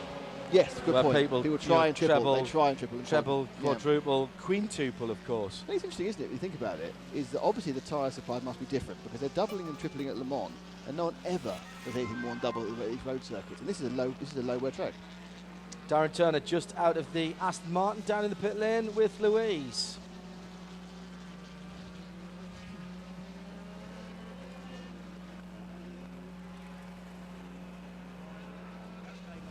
Maybe 10, 12 laps, and then it started to close in on Giancarlo, but it was a very long process to get on the tail of him, and then maybe the last 6, 7 laps we had a bit of a fight when traffic allowed us to. And you know, he defended very hard, but it was a good race, and a few little scares now and again, but it was good fun. What were you thinking when you saw Tom Christensen coming up the side of you? I think they had a bit of contact into turn 11, and then obviously Tom must have come round the backside, around the outside of me for the last, or turn 12, and yeah, I was a bit shocked that he tried that move on, but you know, at the moment we're trying to keep the car in one piece, and you know, it's better to let him go. They've got their own battle, and you know, it wasn't long before I was on the back of Giancarlo. Back to your battle. Their pit stops, the duration between them, you just can't come close to that, can you? No, not on fuel at the moment. I don't know how many more laps they're going further than us, but obviously the last race it was 5 or 6 laps, so you know, we need to beat them on pace and pull away, and at the moment we're behind them on the track, so you know, that plan's not working at the moment. But also we had that fight with the Porsche for the championship, so you know, there's one eye on trying to win a race, but the other eye is trying to keep that second in the championship. Thank you. Yeah, very interesting comments there from Darren Turner. Torgrave slowing the 25 car, reported out on the circuit. Hello to Billy. He said, I thought every car ran on Michelin's. No, this is an open tyre formula. You could run on Michelin's, Pirelli's, Dunlops. Yokohama's you wanted to. We've had Falcon in the States. Yeah. Oh my goodness me, what a choice of move that was for 3 and 1. Alex Virtu's just done the fastest sector 1 of the race. Should say, Billy, it's a good point. Lots of series have only one tyre manufacturer. Not only do we not have different manufacturers, the cars run on different types of tyres from the manufacturers. For example, the tyres that are on that Toyota, although they are Michelin's, will not be the same construction as the even compound as the tyres on the Audis, for example. And they'll be actually in other P1 cars have different size tyres in the front and the back. Well, yes, and absolutely. they're Michelin as well. Yes, absolutely. Now the question I've got, it's a very good question though, because I would have thought that the hybrid and the Ultra Audi would ideally require a different front tyre, but it doesn't happen. So it is an open formula. It's a tyre war, if you like. And in American Le Mans, I think there's 4 tyre manufacturers. We've had up to 6, and at Le Mans we'll have at least 6 again. As Eduardo Freitas is watching himself. And more on Twitter before we move back on to the live. Just lost the 22-second lead now, Alex Wertz over Marcel Faz. That's pulled out 4-5 in the last finish. Now, he's on lap 99. The target is 100 or 101 for the stop, and indeed down beneath me I can see the Toyota mechanics starting to the fiddling they do with the fuel rig before they get ready for the driver to come in. Getting Tom Christensen very, very close behind the 23 there in the replay. He's taking his well, it's not his life, he's taking his car in his hand, so he's overtaking manoeuvres. 71 Ferrari, Bertolini car comes in. Which probably means in a lap of time we'll probably see the AF Corsa car. Alex continues on. 100 laps in 2 hours and 25 minutes. Yeah. All green, of course. Yeah, no full course cautions as yet. It's radiolemans.com, live from all of the WEC this year, the official broadcast partner of the FIA World Endurance Championship. I think a big, big pat on the back to Gerard Neveu and the rest of his staff. Also Emerson Fittipaldi and the promoter, who's the promoter here. Not the easiest place to come and do a world-class race. In's the 71, so that's Olivier Beretta. Tyres getting ready for 51, so they should be in next lap. So that which would be, if they do come in, they're 90, which is exactly where they're on target for, 90 or 91. Toyota will be in, I think, the next lap, so I think it'll be 101 and in for Alex. Very good. Very good indeed. Yes, right through the whole season here on radiolemans.com, and next weekend, of course, we'll be at Brickcar for the 24 hours at Silverstone, if you can get along to see us there. Alex Brundle's put in a fabulous he's such a star, He's isn't 17 seconds ahead of Portolicio. Remember, both those are the silver drivers, and he's done that in about 20 minutes. That's 25 minutes, but he's going to be in for double stint. Halfway good. Oh, half time. I would say that he's into the pits now, yes, as you rightly say. Potolicio's been out there for an age, as you pointed out. Brundle should just be fuel, and they'll be getting him into and his second stint will take him over the time limit for the silver rated driver. So he'll do the second stint go, and then we'll get to see LeHay and Baguette, isn't it? 51 in the pits, Fisichella, as predicted by 90 exactly. So you happy with that? No, they didn't get an extra. See, the Aston's got an extra lap. They got 43 that time, whereas the 45 for the Ferraris. This fuel advantage is not playing out on this track. And I think it's because it's at full throttle is where the Aston is particularly thirsty, and there's not a level of full throttle you obviously have at the Grand Prix circuit at Silverstone. Well, let's see when the Aston comes around where Stefan Mucker is. We can see the Ferrari guys are still fueling. Now the fuel probe comes out. Up goes the car. Front goes up a little bit quicker than the back on the hydraulic jacks. Now they're tyre dance begins. Yeah, they're at the back left-hand corner. You're not allowed to roll that tyre back across the line. Mugger's done the middle sector, and the final sector's quite slow. I think he's got a chance of getting by here, you know. Where's Mugger? He can't be that far away. He's climbing the hill right now, John. Which whereabouts he is in the hill. Now, 51 rolls, and I would expect to see as the Toyota joins on lap 102. There's the Aston. There's the Aston. He's going to go into the lead. The Aston Martin, I think, is just about going to go into the lead. He's got more roll. I think he will. He's heading down through the S's now, out of our sight, as in comes the TSO 30 from the lead of the race. That was the GTE lead that we were talking about. And when we see that next time going into turn 4, I think Stefan Mucker, with tyres up to temperature and pressure, will be ahead of Jimmy Bruni. We need to see. He's ahead. And by a way as And well. by some distance. 3 seconds. It's a 5-second change. Let's have a look at the stops. No, that was at the line, mate. No. Bruni hasn't come through the first sector yet. That's a timing error. Right, okay. And they got 2 in the pits. So he's got 2 on the track as well. As the Toyota leaps out with a 1:10. No, 51 seconds. 51 fuel only, 51 seconds. Fuel only, so that's Thank exactly the same as it was. No, in fact, they've It's a second saved a faster. second. Yeah, Yes. so that's as fast as Audi can do it. So they're not losing this 4 seconds a lap in the Toyota pits. I'd love to know what they've changed to get that back. As Christian goes up the inside of the Corvette into turn 1. And we see the Star Works, which is second place. This is another leader, so we've seen the 3 leaders from 3 classes in the last minute or so. I assume Potolice is getting out of the car now. He's done 2 stints. That's all you need to do for your gentleman driver. Which would mean that Ryan Diel should be taking over. We've seen Sarrazin start the car. And he can now take off in the pursuit of Alex Brundle, because Brundle, of course, had 18 seconds. So this is fresh tyres. I'm assuming Diel, indeed it is. And he now needs to try and wrest that lead back for the Morgan Open 35. It's 4 seconds between Munger and Bruni in the second sector.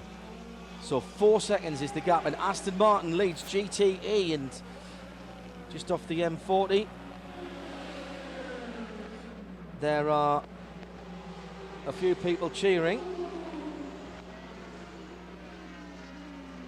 Now, by my reckoning, it was about 2 hours 30 that the Ferrari came in. So they're doing an hour and a quarter, which is right on the cusp. So 4 stops over 5 hours. They're only going to need to stop 4 times. But I think that Aston needs to stop 4 times as well, John. Yeah. Because they're doing an hour, and it's much more economical by time track. As we see the Audi unexpectedly come in again, car 1. Right, and that was on lap 103. So he's done. No, that's about right. No, it's not, is it? No, he is actually. Yes, but he actually stopped before. That's early stop actually before the Toyota. He's done a 38, which is still not very impressive when you think that the Toyota did a 35. So, not expecting to see the McNish car for another probably 10 laps. Unfortunately, due to Tom's spin and the pace of the Toyota, it's not going to even have a go in the lead. So it doesn't take the lead in the stagger, the number 2 car. Fazla leaves the pits after a very quick stop, 49 seconds. They managed to get 2 back on their fuel that time, John. So 49 seconds. They are best part 21 seconds behind. 25 seconds behind. Further behind that is Tom Christensen, and that owes a stop as well. So effectively, that number 2 Audi is no longer on the lead lap.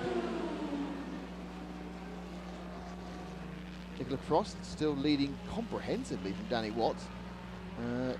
50 seconds or so with number 12. Watts is even Brabham, that which was nose to tail, of course, with Johnny Cayman in the car. That's now 25 seconds behind Brabham. And Prima, who actually came out of the pits just behind Brabham, didn't he? He's now dropped back 38 seconds, John, in a very short amount of time.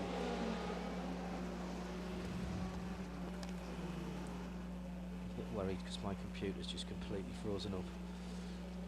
Let's have a quick look at the AM class. And it's Julien Canal in the 50 car from Christian Reed in the 88 Feldmar Porsche. That's a minute and second. So that's again a very, very good. These Chevrolets in race trim, as you said, John, once the warp comes in, are very good racing cars. And Christian Bourret backs up by being 3rd. He's a couple of laps back, but certainly that main battle, 58, which we saw a lot of in the first hour or so, has comprehensively moved towards the 50 with Julien Canal on board at the moment.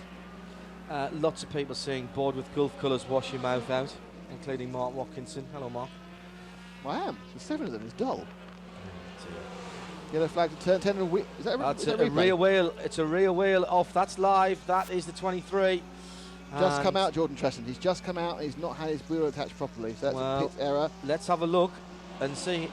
Has it still got the nut on the middle of the way? Jordan Tresson, the 2nd graduate of the Nissan GT Academy. Lost wheel at turn 10, so he did most of the lap.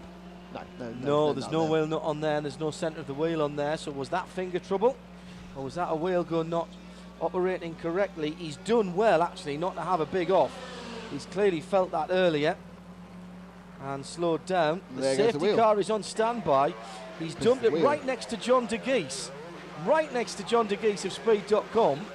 who was standing looking in the opposite direction. If he'd only turned round, he had a big story there as the wheel rolls across the track. And he's done, that's good driving. that's great driving. He's done really, really well. He's clearly felt that from much further on in the lap. Safety car has been told to stand. Safety cars have been told to stand by. We've got the Stracker back in the pits again, and it's I think it's still Johnny. It was Danny Watts. Is Danny staying in the car? They're putting Nick in at the moment. I think that's going to be Danny as we go. The 13 rebellion as well. Harold Preman. He's making the 4th stop. They've made an extra stop somewhere, John, for the 13 car. So 6th and 7th overall, and 4th and the 3rd and 4th in petrol have stopped. Martin Brundle, Alex Brundle. Hey! You see what's happened here? Coming up the incline, he can't get enough drive. The diff's not locked enough. The diff's not locked enough, and he's not getting enough drive. We're going to get a safety car, which is this could be a full course car. This is a disaster, I think. It depends. If they can get caught on different safety cars, it'll be neutral. If they get caught on the same safety car, it's massively bad news for Alex. Safety cars are called. 3 hours and 25 minutes into the race.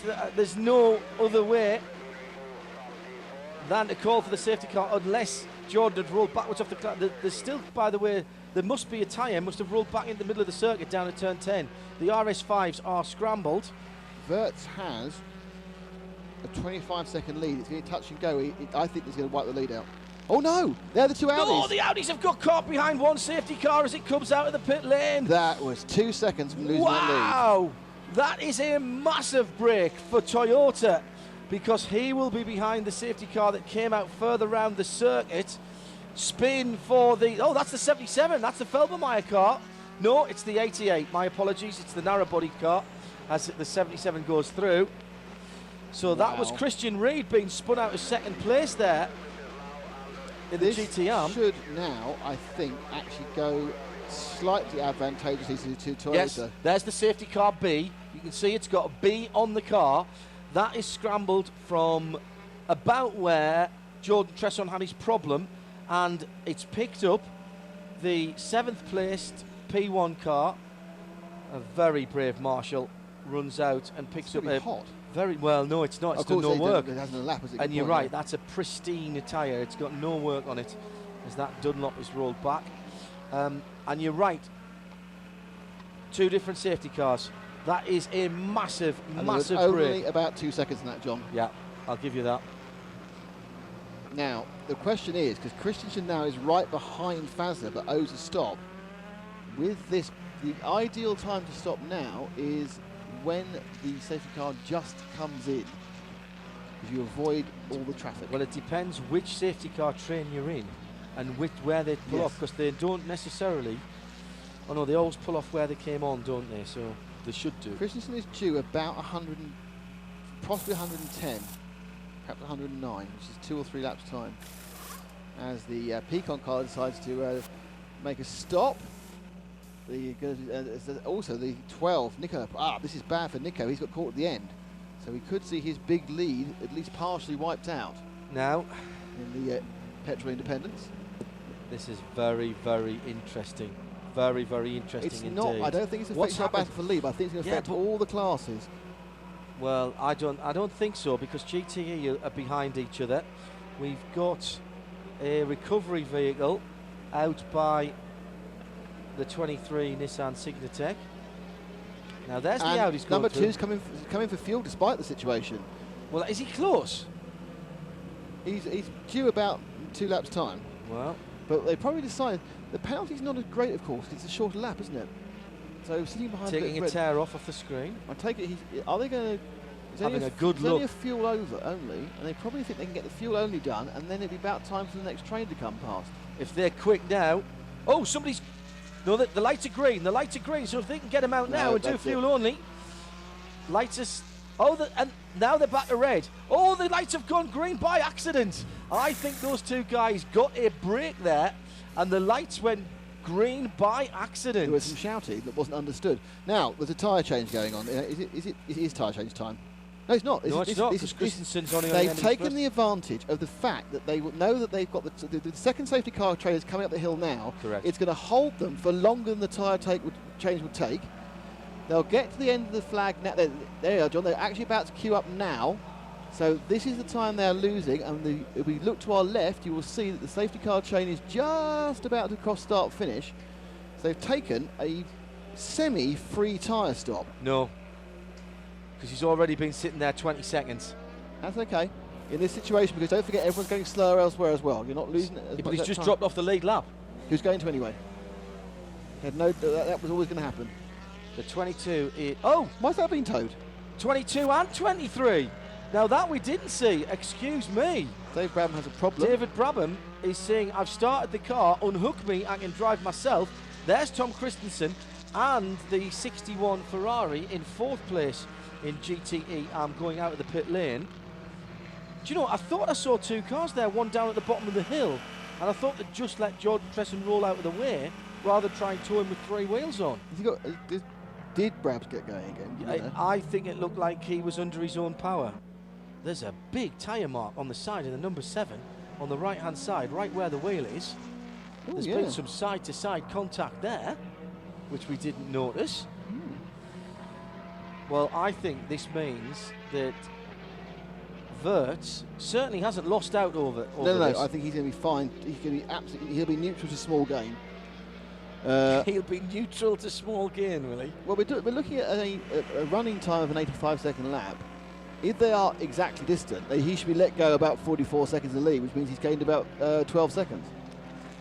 His lead at the moment, obviously under safety car, is 1 minute and 14, but it won't be that.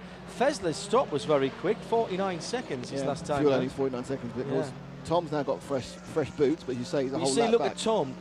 Tom's time in the pit lane was 1:55, Nick.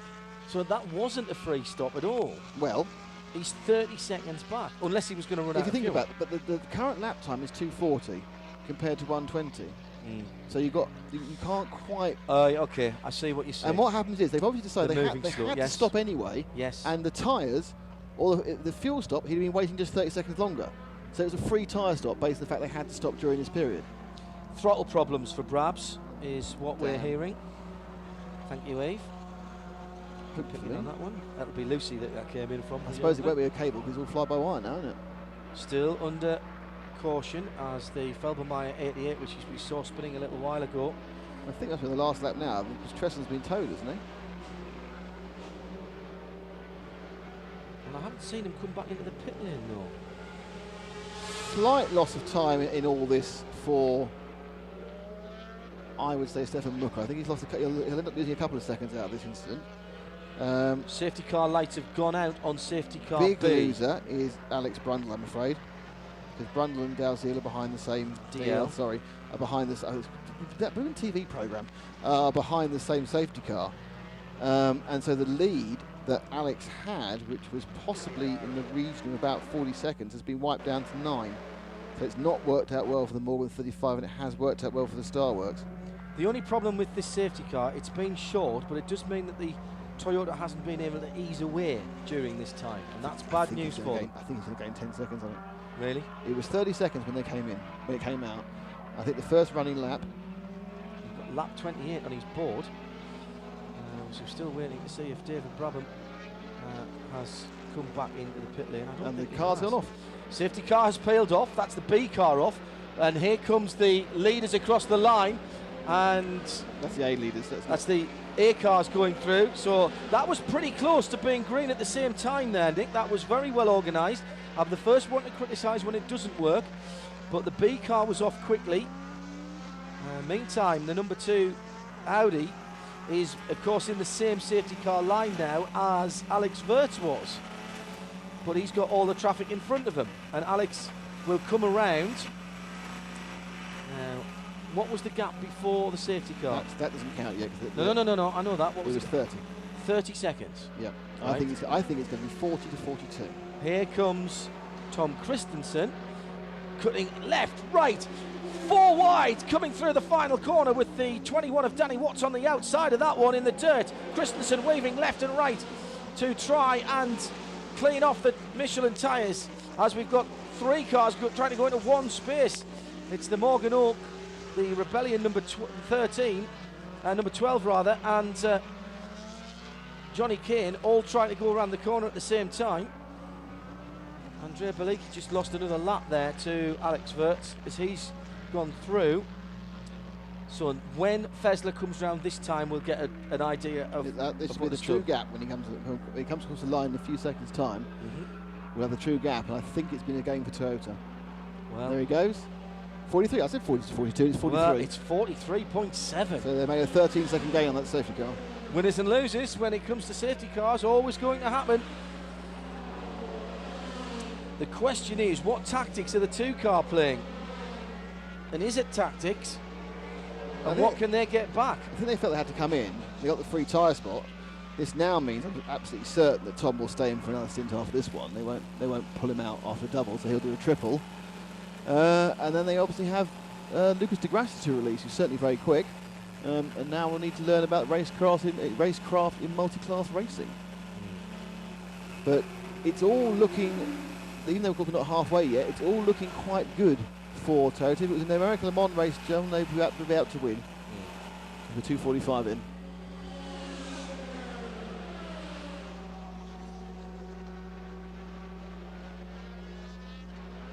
So Alex Wirtz then gets straight back down to business. Meantime, that Bruni just 0.9.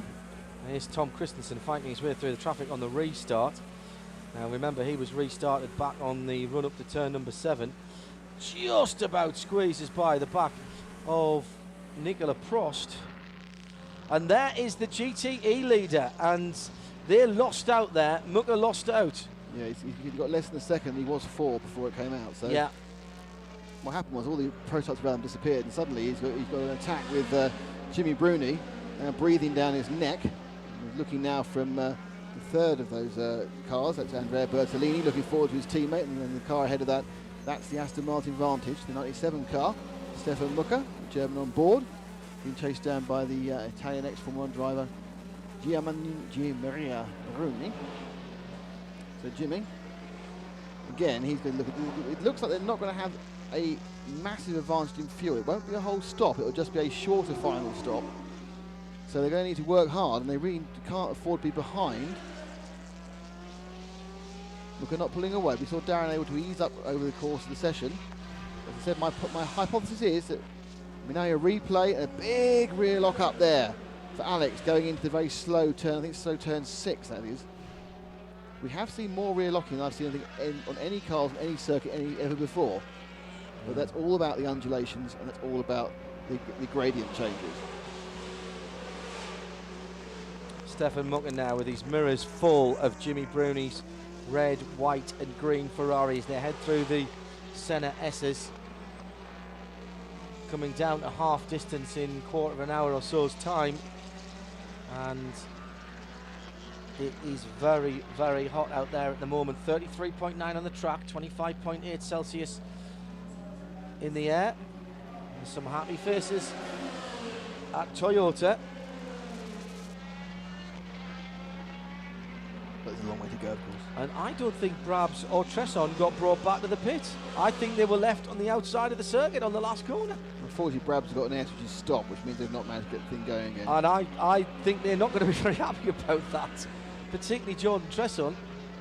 Well, no, Jordan Tresson had a machine that, if he managed to limp it through or could get out and lock the diff. Now, Le Mans, most cars have some manual method of locking the diff, don't they? They send them out with a key or something which can actually lock the diff solid, because, of course, if you are missing one wheel, the effect of the differential is to send all the power through the free spinning wheel. That would happen in a road car. Race cars have limited slip differential, so there's an amount of difference on that. But there wasn't enough to get up the hill here, which is incredibly steep in Brazil. And right up his backside now has Jimmy Bruni is nosing up towards the Aston Martin, which seems to have The more top Aston's speed. got a bit more Do punch. you think it's got more torque? Yeah. It's got more. It's got more air, isn't it? I suppose. It's got more. The air restrictors are bigger. It probably produces at least as much, if not a little more power, maybe a bit more torque, and that is playing into the hands of the British brand at the moment. Ferrari, of course, much more slippery. So again, on a faster circuit, it can play in its advantage on fuel. But when you're not having to floor it the whole time, that fuel advantage has gone down from what we thought was going to be about Massively, hasn't it? 6 or 7 laps. It's actually dropped down to about 2.5. Coming down to turn And number that's 4. 2.5 fast laps rather than 6 slower laps, I say, because these length of track opposite Silverstone was an extra mile and a half, sorry, mile 0.2. Now downhill to the bottom of the circuit, the right-hander, and now from here it's pretty much all the way uphill, and it's all pretty much one line as well to the finish line. Or I just wondered, there's a slight dip here before they head up to Junção, but I just wonder there if there was a bit of understeer from the 97. They've both stopped recently, of course, and this is going to throw our calculations out a little bit because we've got some safety car in that. We forgot to notice how many safety car laps there were, didn't we? There were some. Paul, please. No, he's gone out. He's taking tea to the theatre. Oh, for goodness sake. We're on our own from now. What's wrong with these people? I know. Having a life. Not on. I'm guessing it was about 5, but it might 5 actual safety car laps as the second place number 1 car, being Podium myself, first of all, nips out and gets past that battle. I think actually Stefan's managed to pull a little more of a gap this lap. Still 49 seconds at the head of the field from Wirtz to Fessler, 7 from 1. Johannes Guaglica decides it's all right, it's a neutral to small gain, is what he's going to tell himself now every time he goes for another piece of cake. Oh, he's got cake, as you know, he's showing off. So we've got the Lotus team sitting in the pits. I'm not sure why we decided to focus on them, unless we're going to cut. No, we're not. That was a disjointed piece of... Alex Brundle by 4.5 seconds still leads the P2 category from Ryan DL in the championship, leading Starworks, 35 from 44. Olivier Pla just a little bit further back, and that car really lost out, didn't it? The 24 car. The 35 car lost out most because they've lost effectively a tyre stop. Yes. They should have been 40 seconds ahead, and yes. they're now just 4. Yes. And that's really put that right back into the hands of DL and Sarazan, because they'll be driving the car for the rest of the time, and you have to think that they have a net 25-second lead there because of the tyres. I can't see Sarazan and DL dropping 25 seconds in normal course of action, so unless we get a second safety car bounce the other way, who knows? And as I speak, Olivier Pla puts in his fastest lap of the race, and that of that car, being the number 24 car.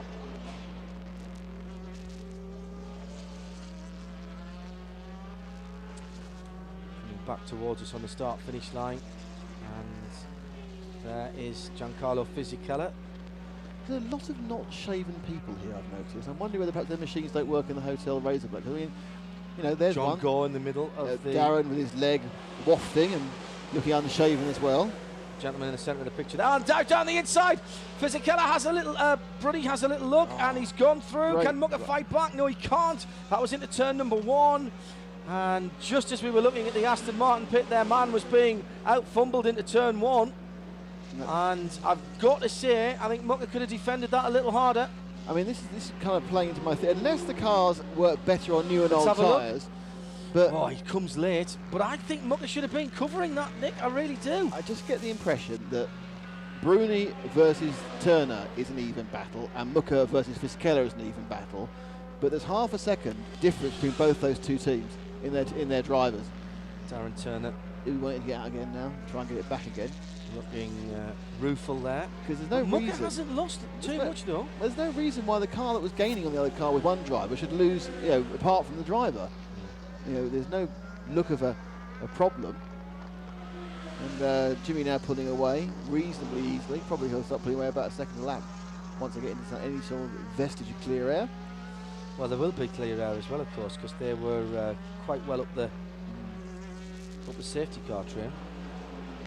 I mean, he's just on the far. He got clear, John, with the fastest middle sector of that car all race, and also 7/10 above Stefan. And that wasn't the overtaking part of the track; it was another part of the track. So he's going to come across the line. This final sector, I think, slightly favours the Aston, though he did manage to drag him past us a lap ago. And the final sector was Jimmy Potter's line. The comparison, they're flat, 22.8, 22.8. So. I'm afraid it does look like we've lost both those two cars, David Brabham and Jordan Tresson, which will add themselves to the 57 car of the Cron Racing at Ferrari. So we have 3 retirements, I think, John. 25 cars still going round as we approach halfway. Yeah, just 7 minutes away from half distance, and it is a timed race, remember, so it will be 6 o'clock local, which will be pretty dark by then, as Alex Brundle has just eked out a little bit more there, hasn't he, from Ryan DL. It's a good battle between these two. It's DL in between them. That's you're looking at the first and second. That's Alex Brundle leading P2 in the Morgan Oak cars. He goes around the tricky 7 and 8. On board if you've got the TV pictures, but coming behind him is a blue and white Shark. There's the Toyota Hybrid. Alex Verts looking to get past that car. He doesn't want to be stuck behind him for too long, but Brundle has to be careful. He doesn't want to lose too much time because he's got right catching up as Ryan DL, and Wirtz has lost a lot of time during this period. He's not really Again, dived in. I think he went to the wrong side. Now he gets by. Got him there. That was not a good middle sector, and right on Alex's back wheel now is Ryan DL with fresher tyres. And this, I think, is going to be quite a short battle because he's got new tyres, Ryan DL, and I don't think that Alex is going to be able to hold him back for long. Nissan versus Honda as far as the engines are concerned. Morgan, i.e. Oak, Pescarolo, chassis versus HPD. I tell you what, that Nissan, that's got a decent bit of poke down the front straight, hasn't it? He's got the ponies, but I don't. It's going to be interesting because we saw P2 playing P2. You had to be quite brave and actually try and do it either under a bit of confusion, which DL's looking at now as they go past one of the AF courses. He's got the inside. No, he's just not ready. Is he going to dive? Alex, no, stay where you are, Alex. Stay where you are. On driver's left, he looks to the right to see where DL is now. He's got to stand him up in the middle of the corner, which he does beautifully, so that he didn't give up any momentum. And I think that was Bruni that they've just gone by, wasn't it?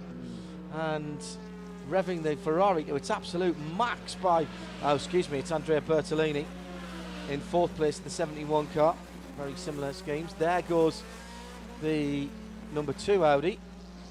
So the second Audi's going to get involved in this fight, but DL's got a lot more of the mechanical grip around the slow section. They go around 6 and 7. They're going now down to Juncal before they climb up the hill. This is the first part of climb to Juncal. And then the big climb starts. There's a bit of braking there in its full power from this point, and then you'll see where the speed of the Starworks will work, but they've got the problem that Tom Christensen's going to try and take both of them. Yeah.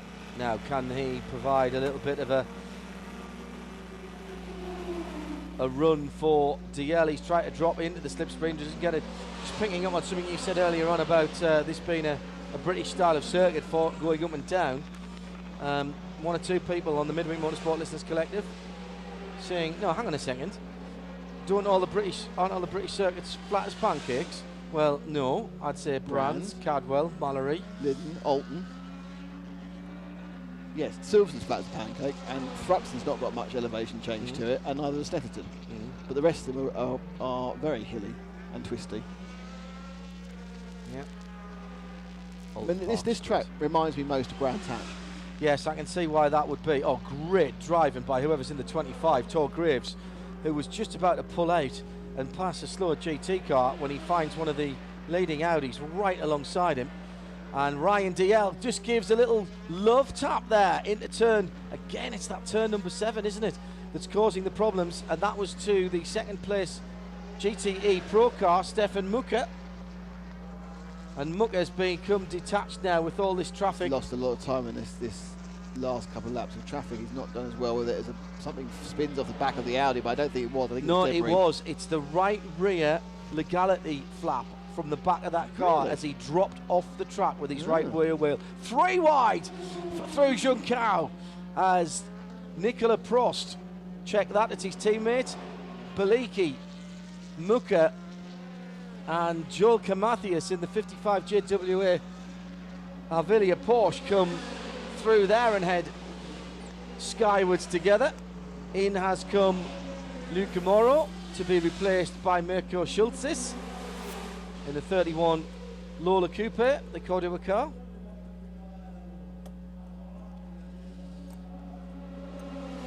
So, I mean, that was a piece of the car that came off. That's a big problem for them. That'll need to replace the rear end. Down at GRM, an electric on an electronic issue with the car for David Brabham at GRM.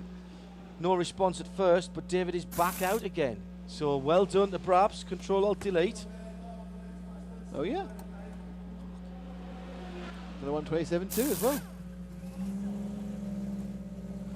So, this battle, wow, that's amazing. Stefan Mucker's now dropped 4.5 seconds back from Bruni, and that mostly happened in the last lap when he just didn't get the run of the green at all when the cars came through. And of course, every second he drops back is something that poor old Darren has to make up when he gets in the car in 20 laps time.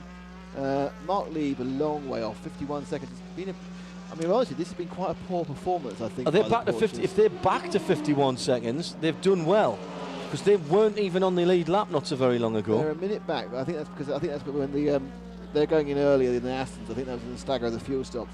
But they're all on the same number of stops, and they are 56 seconds behind the Ferrari and 52 seconds behind the Aston Martin. Julia Wirtz, no problem. I promise I won't shout while you're serving dinner. She's just flipped grated carrots all over the kids. Tom Christensen is the fastest first sector we've seen all day, so he must have got a toe, I think, and a nice toe on that first one. They're on a big recovery drive because they're a lap and a bit behind the leader and 40 seconds behind their teammate. Alex Brundle and Ryan Diel still battling it out. It's half a second gap at the moment at P2. Brundle needs to hold it back as long as possible. They have a disadvantage in that they're a tyre stop behind. This is the sort of thing I'm sure Brundle will absolutely relish, a chance for a proper race on a proper circuit with proper cars, where he is actually on the back foot but doing a pretty damn fine job. Christensen does the best first sector of the race. 20.5 seconds now. What could he turn that into as a lap time? And the battle for P2, this is great, isn't it? The Morgan. Not sure that'll be badged to Morgan next year. Waiting to see if that marketing deal continues. That was linked to their 50th anniversary, wasn't it? It was, yeah, it was. Here comes Danny Watts in the Stracker behind them both. He's uncharacteristically down in 6th at the moment. He's right up behind DL, goes to drivers inside. Drivers left in the pit lane. Has Brundle seen him? You know, those P2s in a straight line are pretty quick. There's not much in it. Someone locks up in front of them. I'm sure it's a real lock. It tends to happen.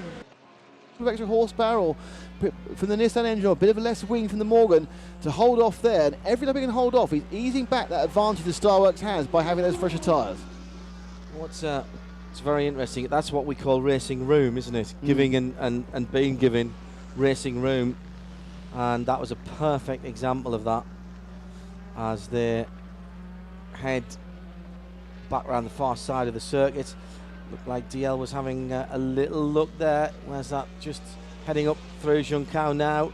And he's up the inside, and this time he's got further ahead. He was ahead for a moment, and he's ahead now by a car's length. Is he just about? Brundle is pushed to the outside. Oh, bit naughty there by DL. I don't think he needed to do that. He just forced Brundle over the white line and onto the dirty stuff, and Alec will have a look down the inside into turn 1. He's going to brake exceedingly late. He locks up the back, but managed to drop in back behind again. I think he's rather annoyed, young Alex Brundle there. It would have been a good, clean fight to that point. Honestly, I'm not sure DL had to do that. He did lean on him rather a lot. He squeezed him. But now, the proof of the pudding is whether he can pull away. He should be able to. He's got newer tyres. And then he needs to lay down an advantage which he can hand over to Stefan Sarazan. Mathieu Lehay. All of them looking, waiting to see what goes on. It's a very, very close battle, but certainly with, right now, it's Oak from Oak. This is the recovering 24 Oak from Olivier Pla, who is actually a lap down. But they were a lap down after a lap, in fact. And they've stayed a lap down, but they're now looking to, I think they'll be probably allowed through to carry his recovery. Ryan Diel, as he goes now about to pick up on the first part of the of Juncao, drops down, left-hand turn before the long climb where it's all about power. Now, in the other classes, Jimmy Bruni's pulled out to 4 seconds over Stefan Mucker, but he's lost a second of that the last lap round, but Stefan seems to have stopped the rock there. Mark Lieb now only 56 seconds behind in 3rd place. Then it's Bertolini, but he's a lap off the lead as we're having just completed another hour. In arm, Julian Canal for the 50 Labour competition Corvette from Christian Reed, and they are not on the same lap. He's got a full lap to Christian Reed in the 88 car. Christian Burre, by the way, in the 70, the second of the Labour competition Corvette, is in 3rd position. In P2, Ryan DL by now 3.5 seconds from Alex Brundle, 44 from 35, with Olivier Plat sitting in third position. As I say, keeps taking a little bit out of them, took a second out of them last time around. And then Luis Perez Companc is aboard the P-Com car, which remember spun right at the start of the race. He's still a couple of laps off the leader in P2. And Wirtz is about to come round, has just completed his lap, so we're waiting for Marcel Fesler. Tom Christensen's been putting in some very good times, 25.2 last time around against a 25.0 against a 26.0 from his teammate. And there goes Tom. He's now just half a minute behind his teammate. And Marcel Fesler yet to come across the line. In fact, has he dropped off the lead lap now? He must have. So Alex Wirtz is on a lap of his own, down to the pits. David Brabham is now fighting his way back through the field. But James, what happened to the safety car? Unfortunately, the car suffered an electrical issue that caused the engine to stop. It took a while to get a system reset to complete. We finally managed to get the system reset, the engine to restart, and we'll just continue on now. We're really disappointed because we were on course to do one less stop than everyone else, which would have put us right in the mix at the end. So all pretty disappointed, but we'll continue on. It's still early days for the team. You came into the series very last minute. So what do you take from this? Every race we just try and improve because it's not really an opportunity for us to test. We've only done 3 days testing all year. So we just try and improve the process and improve our understanding of the car at every event really. So we can understand how to get a proper system reset now. Thank you. Louise Beckett with James Rumsey down there in the pit lane. So Fasler is still in the lead lap, but a long way back. He's not. No, he is. He'll click the sector 2 before Alex does. Oh, really? So, But he must be. he He must be catching him. He was 43 seconds, and I think it's don't forget it's a long, middle, short final sector. It's a very unevenly balanced set of 3 sectors here. So just reminding you of the action since the start of the race, with a pretty clean start. 1 or 2 people almost breaking ranks beforehand. Down in the first corner, all the leaders got away relatively well. But behind them, it was going to be where the action was. Pit stops have been pretty routine for everybody. And the Toyota with nowhere near the disadvantage that we've seen on fuel flow in the past. 61 Ferrari showing its battle scars from that first lap incident when it climbed the back of the 29 Gulf Racing car. And touching something that is very definitely wood, it's been pretty routine in the Toyota garage at the moment. Can't really say that about Audi. They've been pushed and pushed hard. Drivers have had to make snap decisions and they haven't always been right. They've had to push hard enough to route their front tyres and make additional stops before they were due.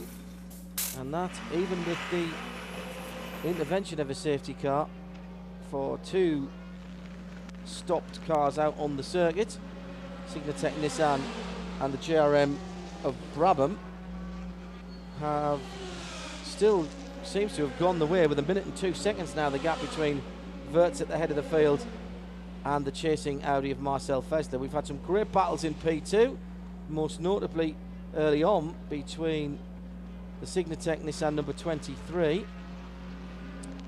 and a number of different cars, and then more recently with Alec Brundle and Ryan DL.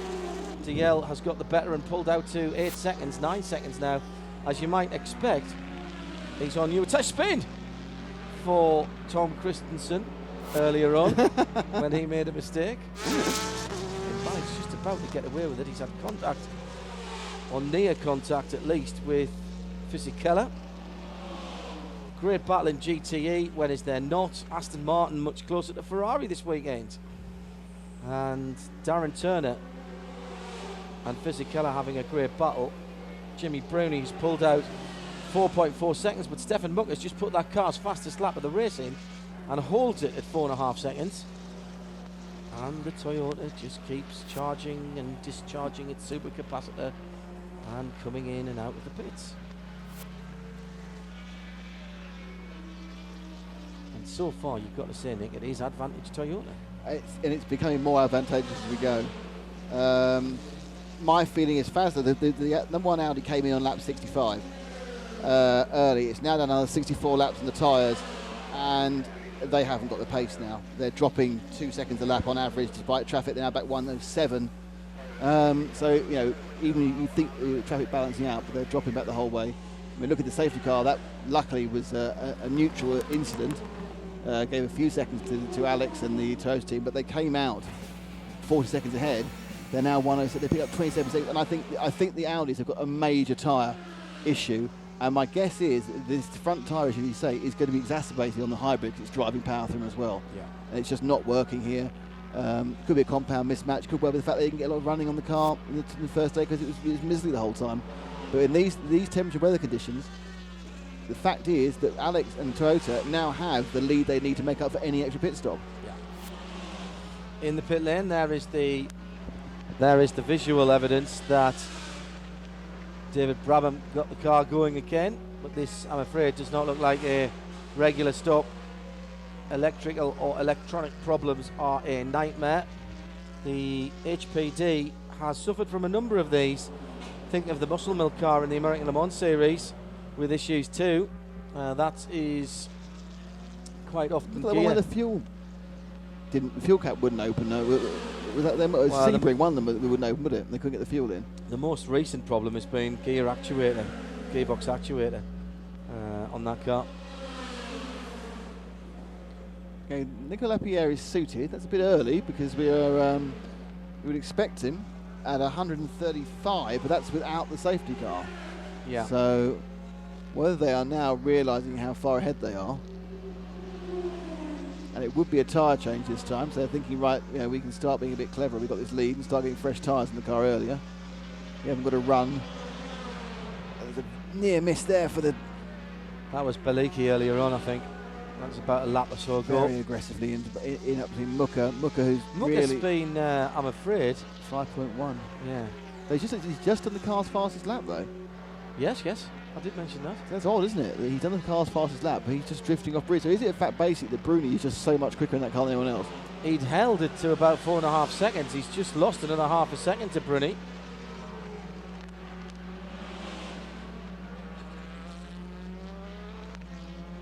So Ryan Diaz pulled out 14 seconds on Alex since that pass, what, just 15 minutes ago, 10 minutes ago? Not even that. Now, obviously what's going to happen in a second is that Alex will pass the car over to one of his hot shoes, and they'll have fresh tyres as well, but they're going to have a long way to make up because the problem they have is that after Ryan DL gets out, some really slow bloke called Stefan Sarrazin gets in, so they'll have to wait for that one. In the independence class, with the semi-demise of David Brabham, who's now gone out of the pits again, it is the two Rebellions who are doing it and doing the business. It's Nicolas Prost from Andrea Boligi. Into the pits we see the 25 Oreca Nissan. That car very much in contention early on in P2 until it lost a wheel, and as it recovers itself, he's not doing too badly. He's recovered up to about 6th place, which is pretty good moving. Tor Graves, the gentleman driver currently at the helm. It's the ADR Delta car, and there is the unmistakable helmet of Danny Watts, bright yellow. And now is that a battle for position? Yes, it is. He's right up behind Andrea Boligi, and that is a battle for position as they come across the line now. If I look to my left, and they've had to go around the JWA video. Danny's so much later on the brakes there, closes right in turn number 1. This is for 5th in overall, but of course remember that is 2nd position in the Privateer Championship. Rebellion looking pretty good in the team standings. Do you think Danny Watts wants to be by there? No, he doesn't mind. He'll sit by him a couple of laps. It's fine. So Tom Christensen is still doing good lap times, more than Marcel Fazler is. James Foster's asked a really good question on Twitter to @Radio Le Mans. Does the Toyota have to save hybrid power on an in-lap, or do they have the power available for running in the pit lane all the time? I mean, they can't save power. It's being used automatically. So sometimes they will have power for the pit lane, sometimes they won't. It's a good question. I don't know. We would think, because they were doing it. They would do a as we see a little lock-up by Alex. No harm, no foul. a discharge, wouldn't they, coming up the hill? Yes, you now, think so? Whether they can harvest as they brake into the pit lane, which they should be able to do, they can harvest then, and then they'll have that for the exit, because they will come into the pits on fuel power. What they like to do is exit using the electronics, because that means they can save the clutch as they power away. So basically they bump start it every single time. That is a really good question. I will ask either Pascal, if I see him later, how they do that, and we'll answer it on Midweek Motorsport or the next international event. Are you not heading down to the pit lane then? You told me not to last time. I know, because it was, it was still quite exciting. I might go for the end. Yeah. I think you might. Why don't you pop down soon and get in for the next set of pit stops? I'd like to have a word with Alex if we can. He likes to decompress, unfortunately. Yes. And I can go and get our star guest in as well. That's a good idea, actually. We haven't heard from Graham Goodwin of dailysportscar.com. Due to a very good idea. Security issues. Yes. Well, that's a very good idea.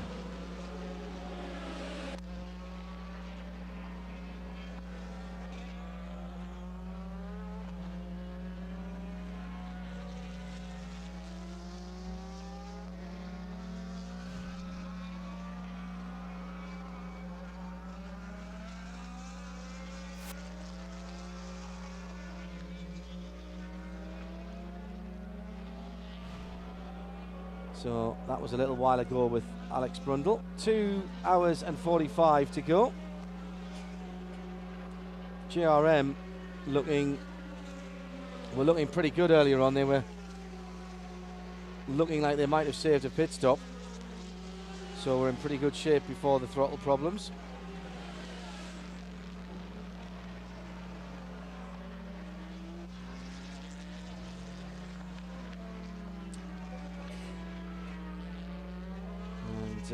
GRM joined by Piers Phillips this weekend, or this week rather. He was doing a bit of sim work for them.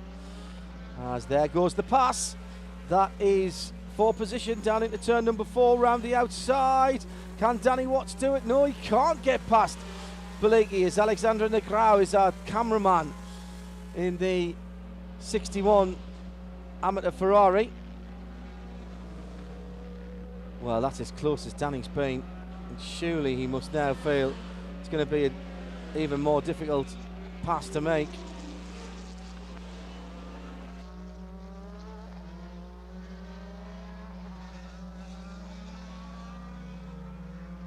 As they head through traffic. Mirko Schultz now behind the wheel of the Lotus, being handed the pen and the grid for pit stops for the leading cars. Tom Christensen still benefiting from newer tyres, 23.8 last time around, that car's fastest. But it was a 23.4 on the 4th lap by the Toyota. Still the fastest. Here's Danny down the inside again, trying to make an opportunist overtaking manoeuvre as they're going past the 29 of Kiko, of Jean-Denis Delatraz in that car. As Nicolas Lapierre is getting ready in the pit lane. This has been sterling stuff from Danny Watts and Andrea Baliki.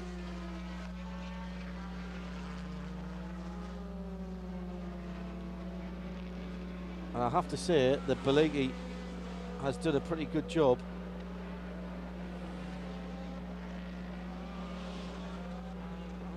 And we're seeing the sort of battles that we'd hoped for all the way down the field. And Wirtz must be very, very...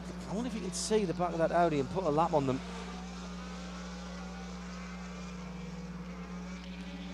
So it's Radio Le Mans with John Hindhaugh and Nick Damon bringing you live coverage of the 5th round of the FIA WEC from Interlagos. Oh, problem. And this is the 61. This is Alex Negrau's car.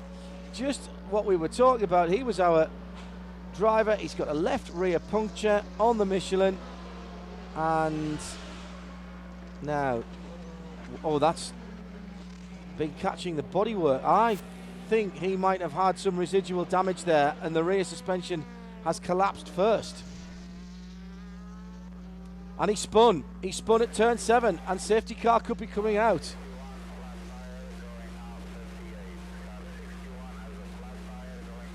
It's turn number 10 where Negrão has got the problem. Can he get the Ferrari turned around? If he can't get it through there, they're going to have to deploy a safety car. He's got no tread at all on his left rear.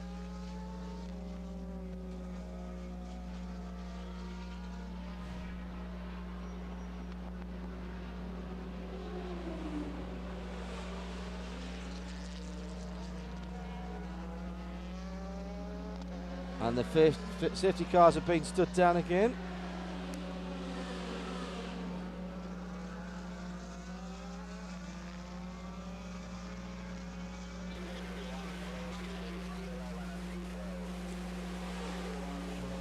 Toyota are ready for Alex Wirtz on lap 137.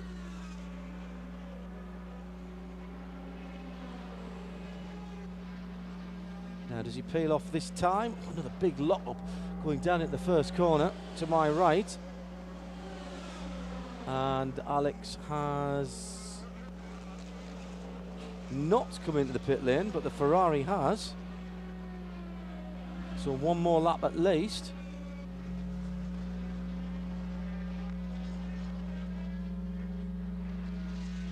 As in comes that 61 car. It was in 4th position. So it's going to be the end of lap 138.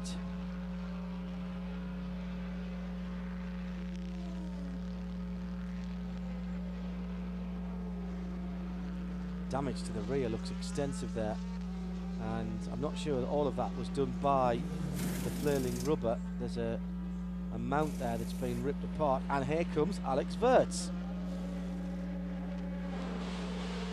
into the pit lane on lap 138. So I'll jot that down for Nick. It's 36 laps, but don't forget the safety cars. Alex will get out. Alex is in fact getting out.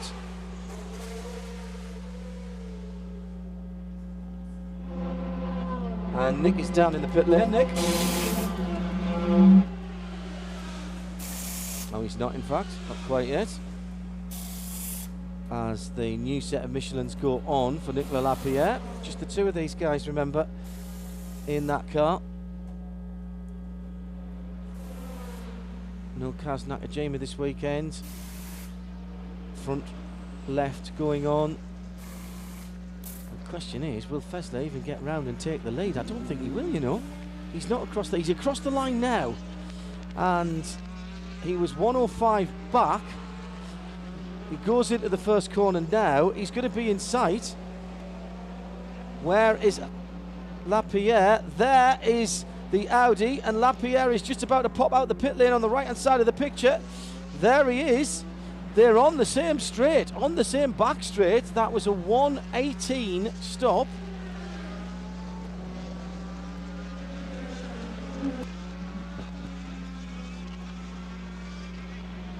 So Alex Wirtz is out of the car, 118 stop, just given the lead up to Lapierre. But Lapierre's already made one pit stop. Excuse me, but that is their one extra pit stop so far. And I reckon there's only about 5 seconds in it at the moment. Let's see if we can pick up a chat with Nick down in the pit lane. And first of all, Nick, what's the temperature like? And coming in, I think this is Alex. Is this Alex Brundle? Or is this, yes, it is. Yes, it is. If Alex Brundle coming in, he'll be changing out, and in will get the tall and lanky figure of Mathieu Lehay, I think. Or is that going to be the Eat the Ball sponsorship helmet? That's quite an exciting thing there. So the helmet goes on. This is the car which is currently second place. Dominic Cryhammer, I think that may have is actually getting into the car. You see Bertie Bressy, Dominic Cryhammer who takes over. Lots of action, you get out of the way, otherwise I don't be run over, which is never a good idea. So, now we see the first time we see the dance, the jacks today. New rubber, of course. And this is the disadvantage they have. Not only did they lose 14 seconds to Ryan DL after they got past, they've now got this extra pit stop of rubber. But they've got Cryhammer to go in, follow him with the Hayes. They've got some very, very fast drivers. Not so that Alex Brundle's not quick, of course. And now, just pulling in front of them is their main rival. It's the 44 Starworks car, pulls in for what should be a fuel-only stop. So, they regained the lap they lost, and now the Starworks with fuel-only. So they are basically about 35 seconds behind, because of course the fuel stop takes about 51 seconds. Yeah, and that stop was... What was that stop? Dominic Cryhammer. It was 1:24 that stop, Nick. Which is actually a pretty good stop for tyres. But I noticed that the Starworks is now up and away. Keeping an eye out to see whether Alex is around. I expect the drivers are pretty damn hot at the moment. It's warm out here, one or the other. It's said the pit lane of total have all disappeared. I mean, the Alex works for a while. Let's see if I can go and see if I can find Mr. Brundle. So, bear with me, I'm going to go out of the reception area. Nick stretching the technology as much as we dare. I know there's been problems from other broadcasters as well this weekend, and we apologise for that on everybody's behalf. It has been somewhat of a trying setup here, with nowhere near the type of facilities available to us as you would get when F1 are here. F1 of course brings a lot of its own infrastructure, and in terms of how we're broadcasting to you and the facilities that have been made available to us, it's been a challenge.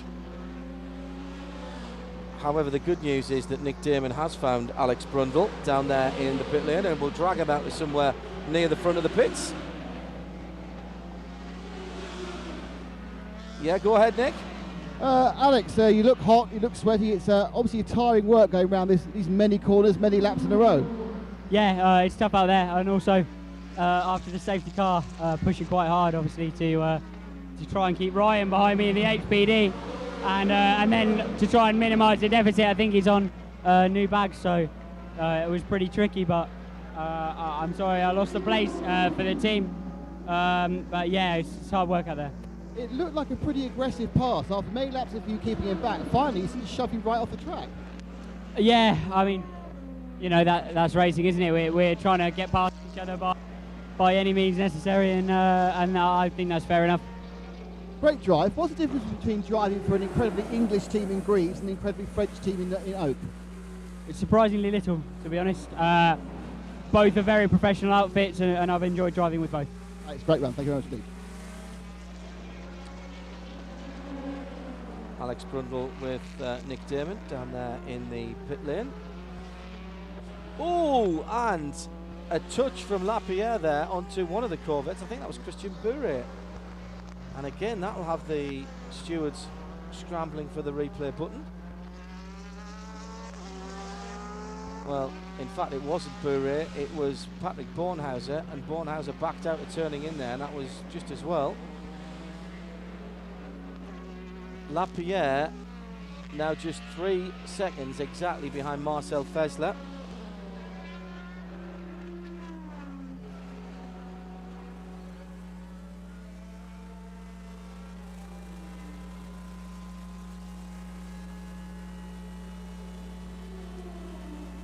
Nicola Prost does his, and the car's fastest first sector, as his teammate Andrea Bellicchi is in the pit lane.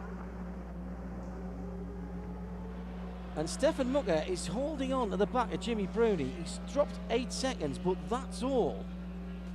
And that's evening out a little bit there.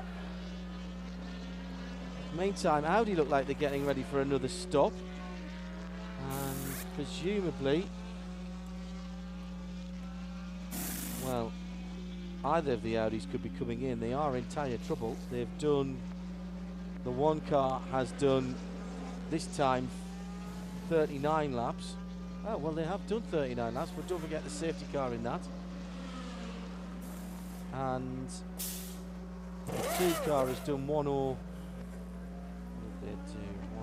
and we're moving on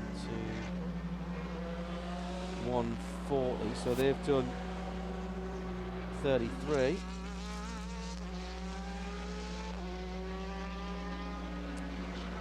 And car 25 has been reported to the stewards for crossing the white line at the pit entrance. Not sure how much worse or better than he's been than anybody else. As into the pit lane comes the number 1, Marcel Fessler. And Nick Damon is down at Audi. We'll see if we can pick him up from the far reaches of the pit lane. Nick? I'm standing to the start side. So you can hear me. Marcel Fessler, he's sweeping in front of me. I was careful to stand out too much. He hit here earlier today. And the car comes to a gliding halt, and Andre Lotter will be getting in as Fessler gets out. His tyres all the way for all of them. Looks like there's tyre problems and they've been having. Just trying to see what the new tyres there. It's unlikely to be able to see anything. They're not going to have blisters. It's very unlikely. It's just the tyres just aren't working. They're not. The mechanical grip isn't there. They're wearing out too quickly. They're overheating. But whatever it is, the Audis are not showing the speed that they've shown throughout the rest of the season.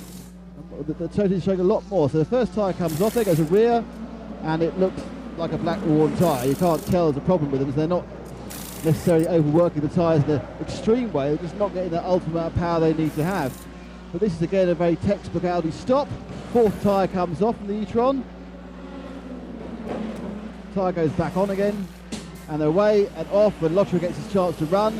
And he's leaving in second. He'll at least be second at the end. But there's a possibility because he might go to third if he can get the number 2 car working. But at the moment it's Toyota 2s.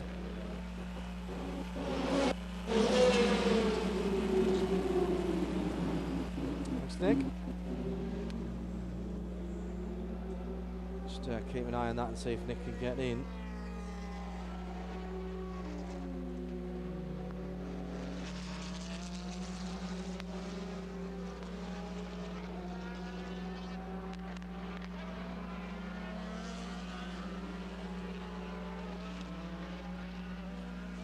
Stop for the Aston Martin of Stefan Mucker. That's the 97, and they are coming in on lap 129. They lost, they were just 5 laps short of the Ferrari last time around, and just on 8 seconds the deficit for Stefan Mucker that time. Darren Turner gets a new set of Michelins now.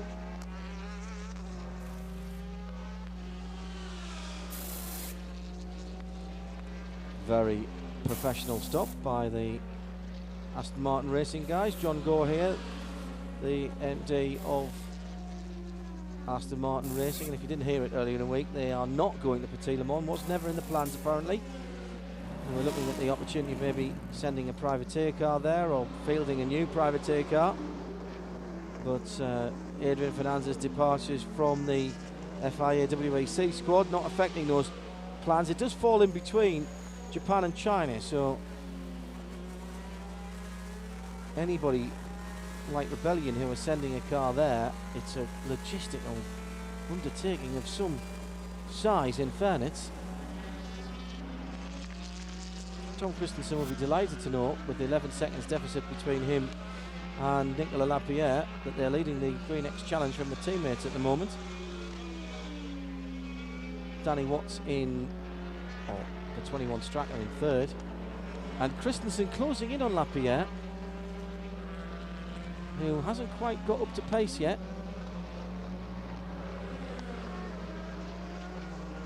I say that, he's lapping in 25.3s, which is pretty good.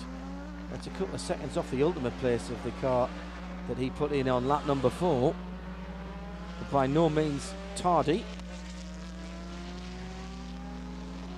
Lucas de Grassi getting ready down there in the pit lane. Any chance of a word with Marcel Fessler down at Audi? Nick Damon is down there with Lucas de Grassi getting ready to get in at the next stop. Nick?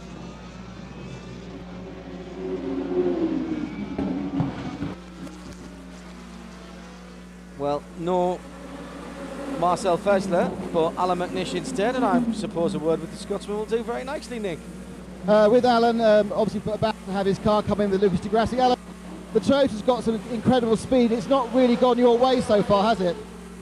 Well, to be honest, they're faster, and if they're faster and they can pull away at sort of 4 or 5 tenths a lap, then normally they win the race. I think going our way, we're doing the best job we can with what we've got, and you know, we're catching the sister car at the moment, which to some extent is a battle in its own from the World Championship point of view. But certainly from the victory side of it, I don't think it's going to be coming to Ingolstadt this weekend. We're hearing that there's problems on tyres. Is that both cars?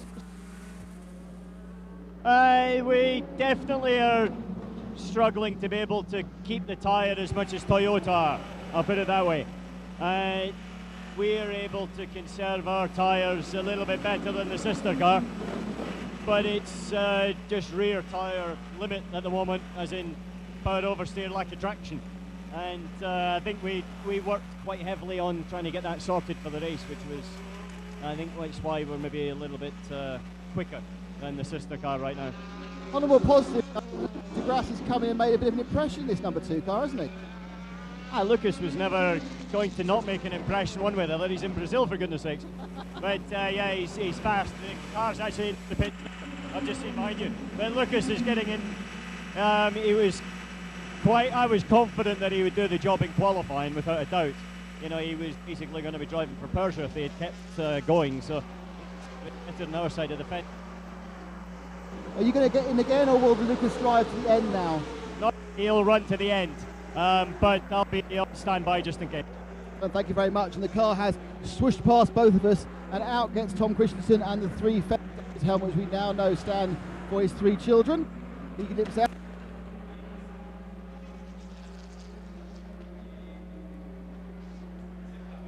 Nick Dearman down there in the Audi pit, just having to move out of our line of sight. That's how the radio mic works, pretty much, as the car came in. This from Luca Monroe. I'm new to WEC and I like it, but I don't understand a few things. How do the safety car periods work?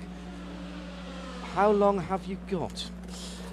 Basically, if you need a full course caution, which is quite unusual because mostly the issues can be dealt with by local cautions, what happens is they scramble 2 pace cars, 2 safety cars rather, one from somewhere near the start-finish line, one from about halfway around. They each pick up half of the field and they stay at the same distance between them. The key thing is to release the cars at the same time, which they did very well this time around, Luca, so hopefully that will help you. Once the safety car lights go out, it means that they'll be pulling off the next time around, so just keep an eye open for that. I'm just wondering if the Toyota does need a splash at the end, whether they have enough in hand, as Luca Di Grassi is 18 seconds behind Andre Lotterer as he heads out. That'll come down a little bit on this out lap. Battles in the other classes, Ryan DL now has Olivier Pla behind him. Dom Kreheimer is 40 seconds back.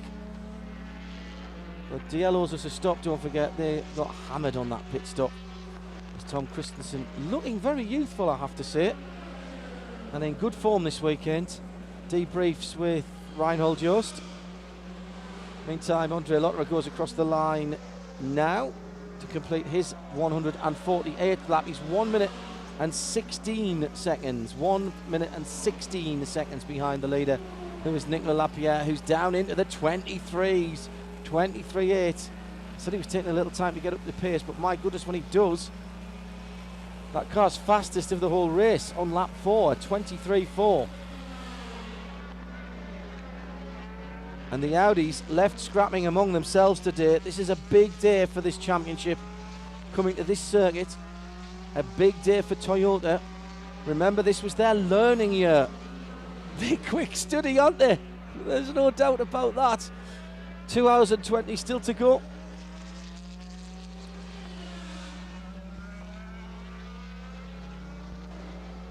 It's stop and go for the car 25. This is the Tor Graves car. Remember, they were looking at the pit entry white line infringements. And I don't know how that differs from anything else we've seen, but they've been pinged for it, and that will be a drive-through. Stop and hold and go. Wow. So that is the first pit lane white line entry infringement, and indeed the first called penalty we've seen, and it is for Torgraves in the 25 car. Just going back to the significance of this race. I'll just pause for a moment for Eduardo.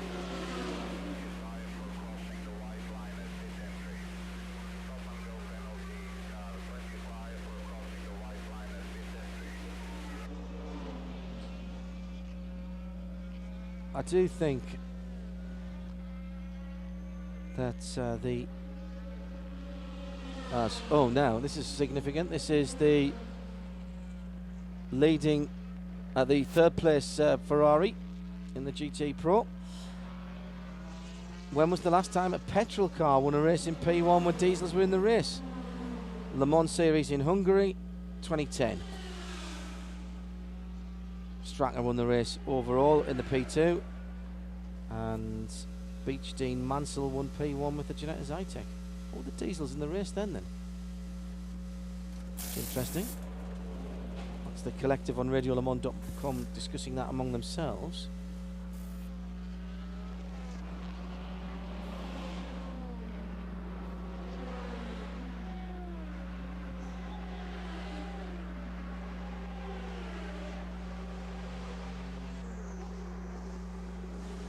The leading car is now in the pits, so let's make a note of that on lap 136. So they've stretched out a couple of extra laps. Excuse me, 135. They've stretched out one extra lap from last time around. As far as the stint's concerned, that's a 45 lap stint, whereas the Aston's actually done a little bit more.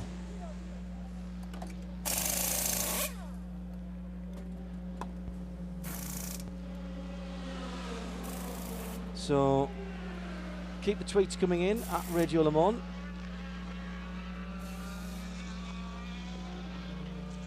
I think if we're lucky, we should be able to head over to the press room and check in with dailysportscar.com editor Graham Goodwin. Good afternoon, Graham. Afternoon, John. I've got terrible reception here, but that's mainly because we've got a Ferrari firing up just underneath my feet. What do you make of this race so far? Toyota have played an absolute blinder, have they not, at the head of the field? Well, I think they've run a more or less perfect race. They got a bit of a leg up, of course, with that safety car that gave them probably about 20-25 seconds advantage. Helped no end as well by the Audi number 2 being held at pit exit. That cost them about 20 seconds. Great fight back underway at the moment, but that was a very interesting chat that Nick just had with Alan McNish, in effect conceding the race at this stage. I don't think it's done yet, though. I think we've got more twists and turns to come, but we've got a great race underway. The Toyota clearly the quickest, clearly reliable, and Audi the one suffering the problems at the moment with that target degradation, and lots of scratching of heads, I think, underway just at the moment down at Audi Sport. Beyond that, GTE Pro looks to be well aligned again here.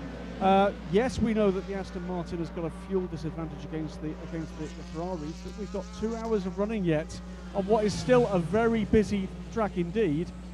Still pretty hot out there, and with most of these teams running 2 drivers, that's going to come into it too. Graham, how important is this and how significant is this? So we've got a problem down at turn number 4. Let's let me pause for a moment while we have a look to see what that was. Well, unfortunately didn't get the onboard through there. How significant and how important is this for Toyota going into a couple of races in their backyard, Middle East, and then literally in their backyard, that they get a pole position here and a good result here? I think it would be very difficult indeed to overestimate just how important this is for Toyota, for the World Endurance Championship, for ACO Rules Racing. It's a huge encouragement for this program. They weren't expecting to win this race. The race they were actually placing most hope in was Bahrain, with big braking zones and big acceleration areas, really putting the. It's a really strong suit, of course, for the Toyota, but they've just dominated here this weekend in terms of the overall pace they've been able to show. Would it encourage them to actually push again and knock on the door of the board and perhaps get a bit more budget for this program? Oh, hell yes, I think. Wouldn't it be nice if we actually saw a second Toyota at Fuji? Do I think that's likely? No. Do I think it's possible? Yes. Toyota have a spare tub here for the first time. This marks another step forward for the program. A win, I think, would be way beyond their expectation when the button was pressed for the expanded program they were rather forced into, pretty late in the day. At the moment, I have to say, this is probably, the most exciting prospect we've seen in sports car racing, I think, in the last half a decade, John. Looking at the GTE battle, Graham, the Aston seems to be a lot closer. 13 seconds at the moment. Darren Turner's just got into that car, and he's going to have to chase down Giancarlo Fisichella to the end of the race. There is some thought that there might be a slight rebalancing of the GTE performance between the Ferraris and the rest of the field, and I presume that's not going down very well with Ferrari. Well, I'm guessing it's not going to get on well with Ferrari. They've put the money in for a direct injection engine. The Porsches and the Aston Martins don't run a direct injection engine in their road cars, therefore they'd be asking for a waiver if that was going to be possible. But my guess would be we are talking about potentially a fuel restriction, in other words, a smaller tank for the Ferraris. That's going to cause some sulky faces, I'd have thought, down at Maranello. Let's hope that doesn't have repercussions. But the reality is we need competition in GTE racing. The numbers are not great at the moment.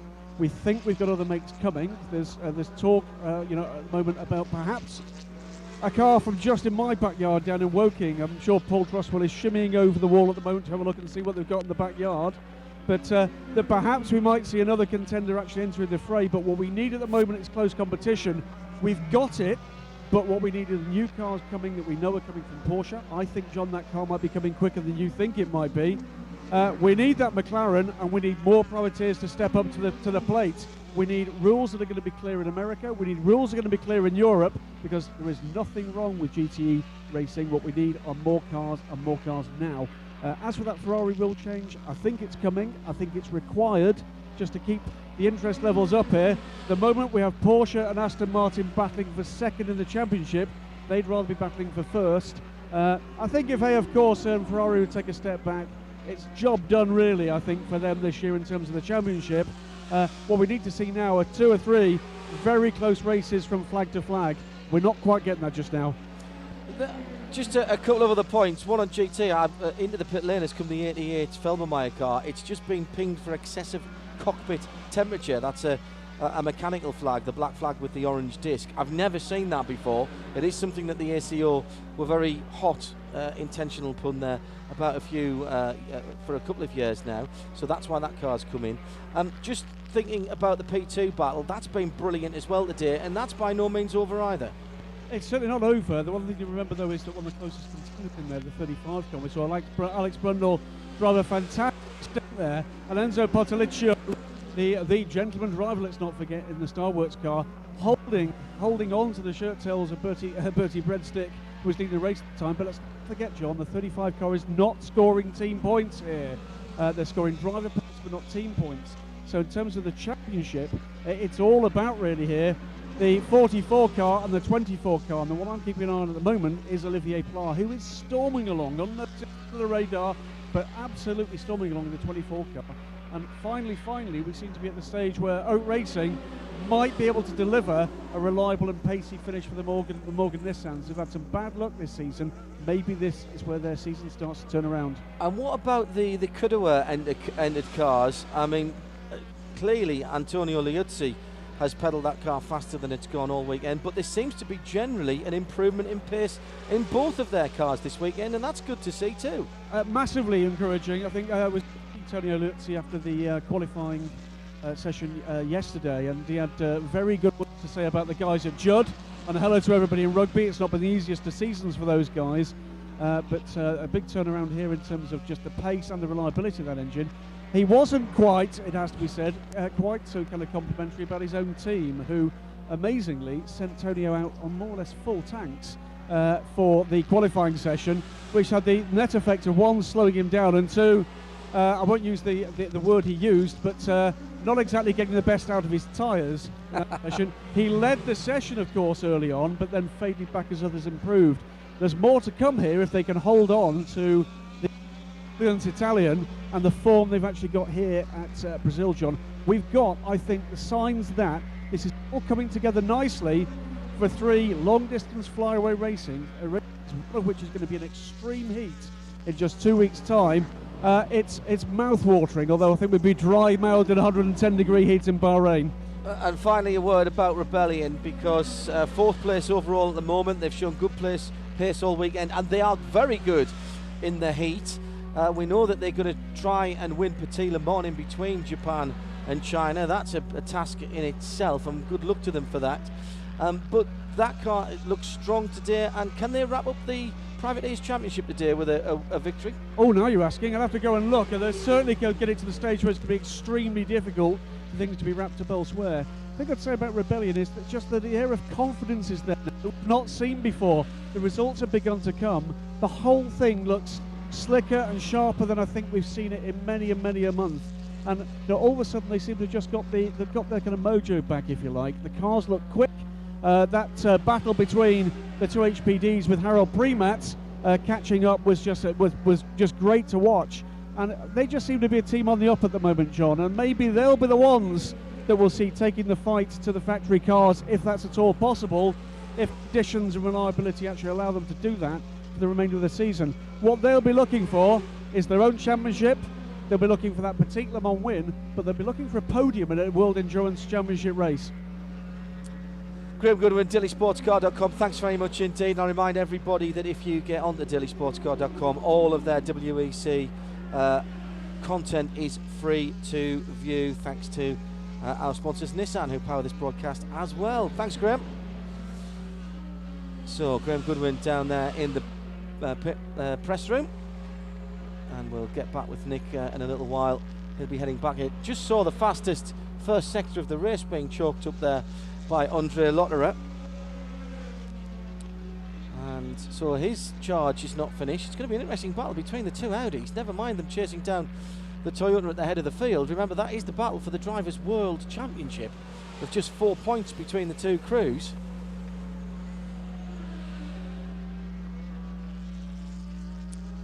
Now, the last time a petrol-powered car won a race with a diesel in it, well, it depends whether you consider the Orica Peugeot a works diesel or not. That was the Hungaroring race we were talking about earlier, but it would go back to 2008 at Detroit, when the Acura beat an Audi TDI. Certainly that was the last time an Audi was beaten by a petrol-powered car. So pick out of that what you will. Thanks to Martin Pass for that.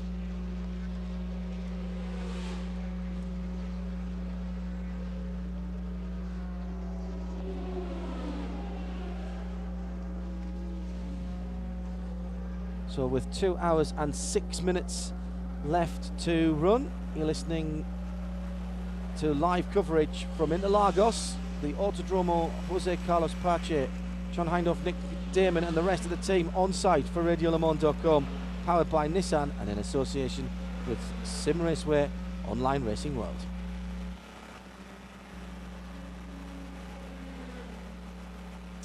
Got to say that I'm intrigued by this battle between the 2 Audis. I'm also looking at Darren Turner and Fisichella trading fastest laps for their cars. Fisichella just taking a second out. Turner's about 15 seconds behind Fisi, and they're trading tenths of seconds, as close as if they were racing side by side.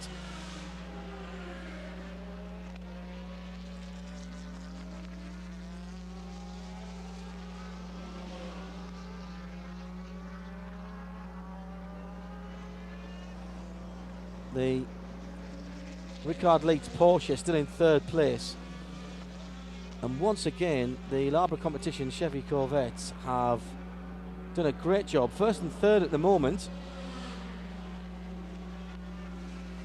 Closest battle on the track at the moment is that Fizzy and Turner battle for the leading GTE Pro, as Lotterer and de Grassi are separated. Nick Napier does his fastest first sector last time around and turns in a 24.8. Dominic Kreheimer gets the hurry up in the 35. Ulk Morgan with the Nissan. We've been racing 4 hours and he's just done a 29.2, the car's fastest lap of the race. Still obviously multiple pit stops for everyone confirmed.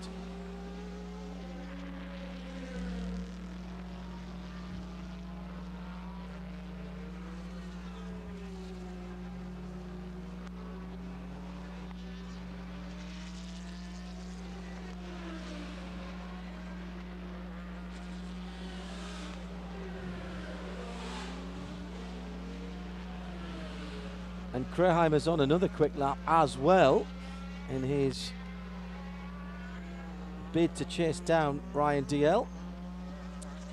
And new leader in the Green X Challenge, it is the 21 of Danny Watts. A Stracker sitting in 5th position, if you prefer, 2nd in the privateers battle. Neil Yarney has got a lap on him. So as we come up to 4 hours to go, let's give you a rundown then. 4 hours gone rather, 2 to go. Nicolas Lapierre leads for Toyota. He's completed 161 laps. His last lap was a 1:24.0. He's had 4 pit stops and he leads the Audi of Andre Lotterer, the number 1 car, the hybrid Ultra with the partial quattro drive, by the better part of a lap now. Lotterer last time around a 25.2 and on lap number 160. Lotterer's got 18.5 seconds between himself and his teammate Luca de Grassi, new guy in the car this weekend. The number 2 Audi in 3rd place, leading the privateer battle on 157 laps, so 4 laps off the leader. 158 as he goes through now is Neil Yarney. He's almost exactly a lap ahead of Danny Watts on 157, so 12 and 21 in 4th and 5th, and then that Andrea Pellicchi car on 156 laps is in 5th position, 6th position. In 7th is the first of the P2s, Ryan DL in the Starworks HPD, the team that's winning the championship at the moment, leading the championship at the moment. 153 laps completed for Starworks and Peter Barron's team. Dom Kreheimer, 129.3 last time around, took another half a second or so out of the Starworks car, and he is on 152 laps at the moment, so again almost a full lap between those guys. Jacques Nicolet is doing his stint in the 24 Morgan Nissan in 3rd place in P2. He's on 151 laps. Those guys are pretty close together on the circuit but separated by laps. The GTE Pro, Fisichella from 15 seconds in the 51, Ferrari from Darren Turner in the 97, Aston Martin on 144 laps, on 143 Ricard Leitz. He's not quite a full lap back, and Olivier Beretta is 1:07 behind him and has just done the fastest lap time for the 71 AF Corsa car. In GTE Arm, it's Patrick Bornhauser on 141 laps in the Corvette, 138 for Gianluca Roda in the 88 Felbermayr Porsche in 2nd, and Christophe Bouret in the 2nd of the Corvettes. He's only 14 seconds behind, but he is dropping away just a little bit.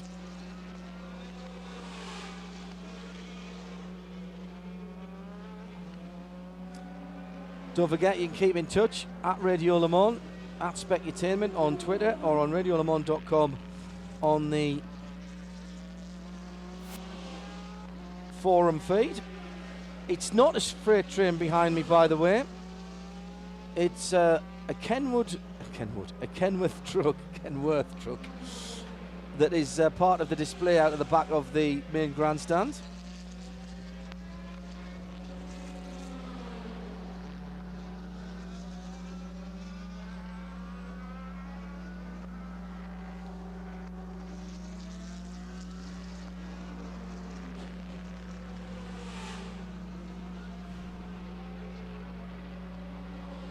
Bit of a lock up there by Ricard Leitz in that 77 car we were just talking about.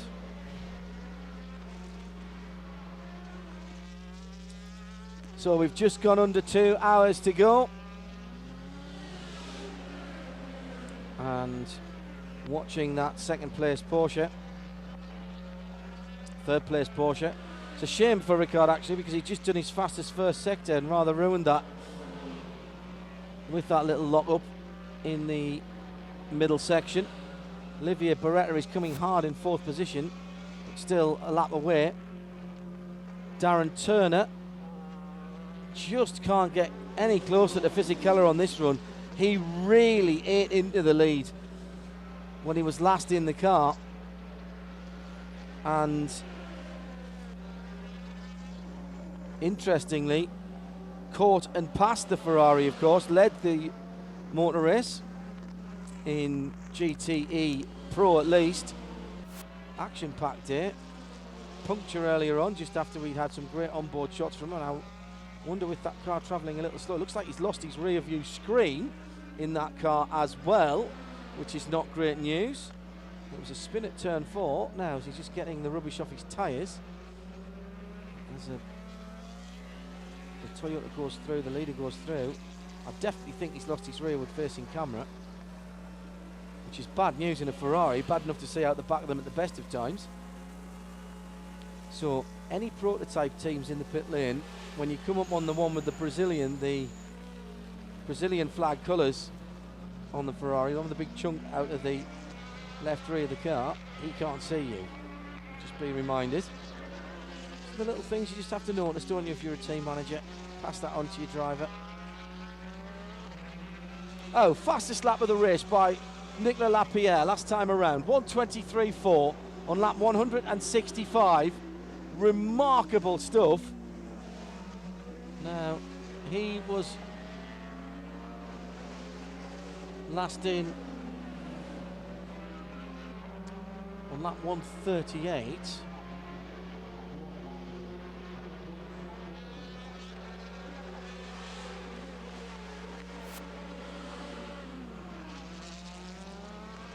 As into the pit lane has come the 32.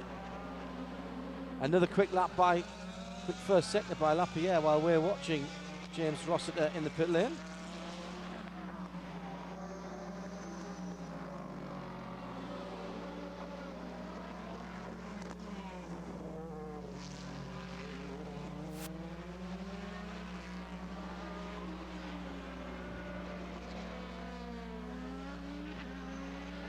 Now can Lapierre keep up the pace in sector number 2?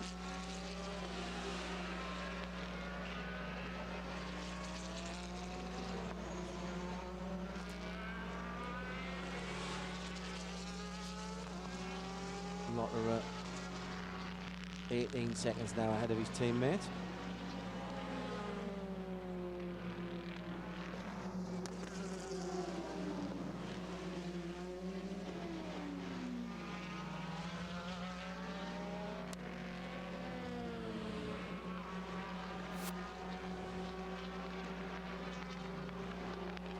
Lapierre is wringing performance out of that Toyota, even at this stage of the game. Audi have got problems getting the tyres to work on any form of normal circuit. With the Ultra is having problems with its tyres. We've seen before, it's understeering awfully in Spa, and now it's oversteering. So they've gone too far the other way. But it's not, I'm sure this isn't where they expect it to be. They're looking like they're going to lose unless there's a reliability kicks in for Toyota. Toyota are going to win their 3rd race against a team that's been running for years. 2 cars to 1 car.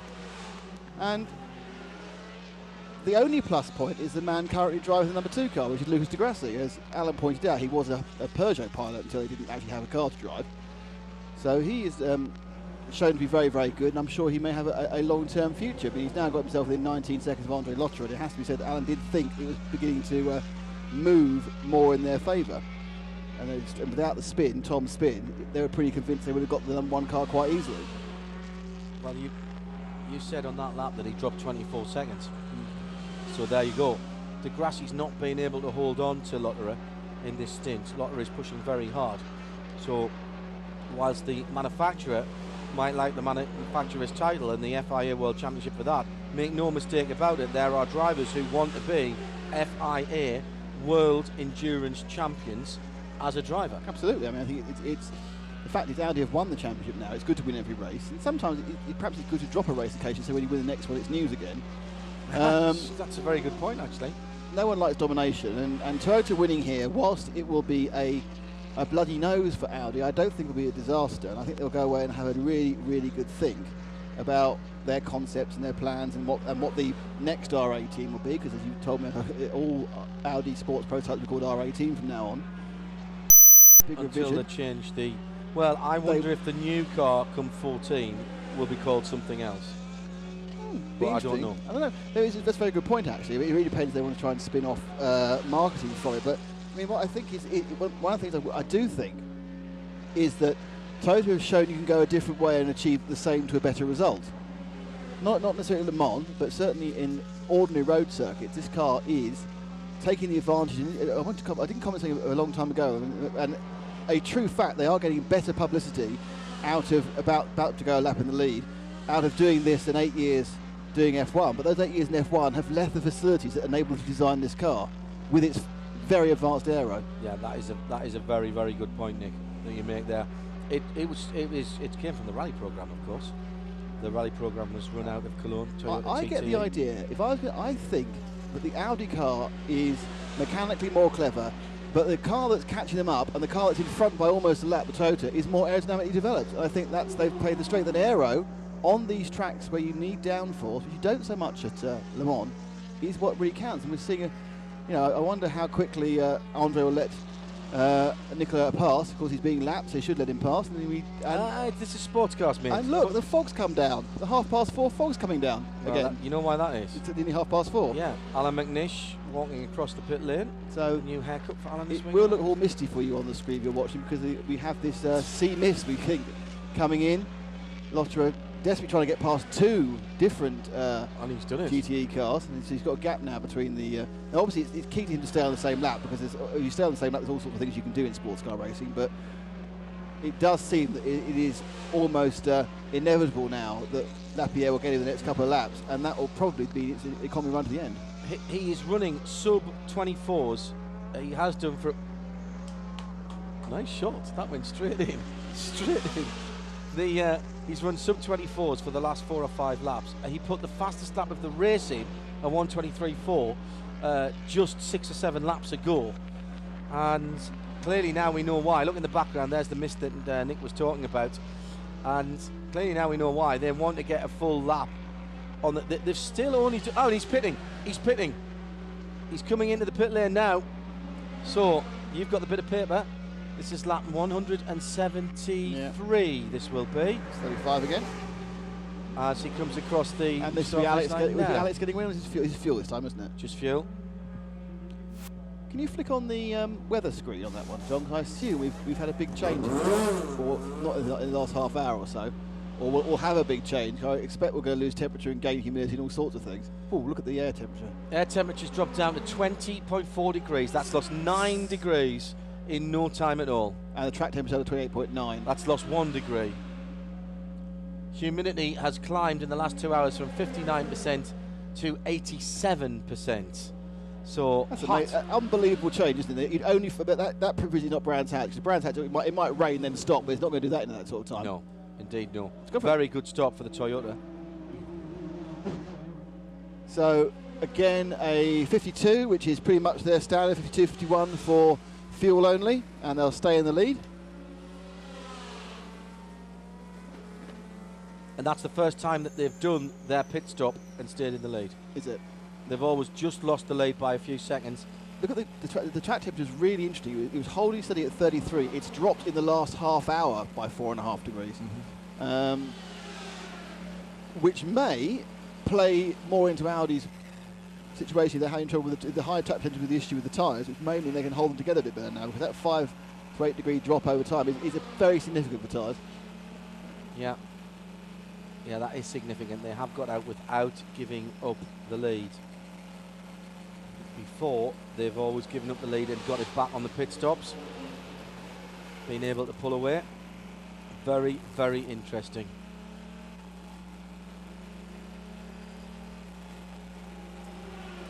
I'm wondering as well about Kreiheimer's charge back towards DL has seemed to come to a bit of a grinding halt.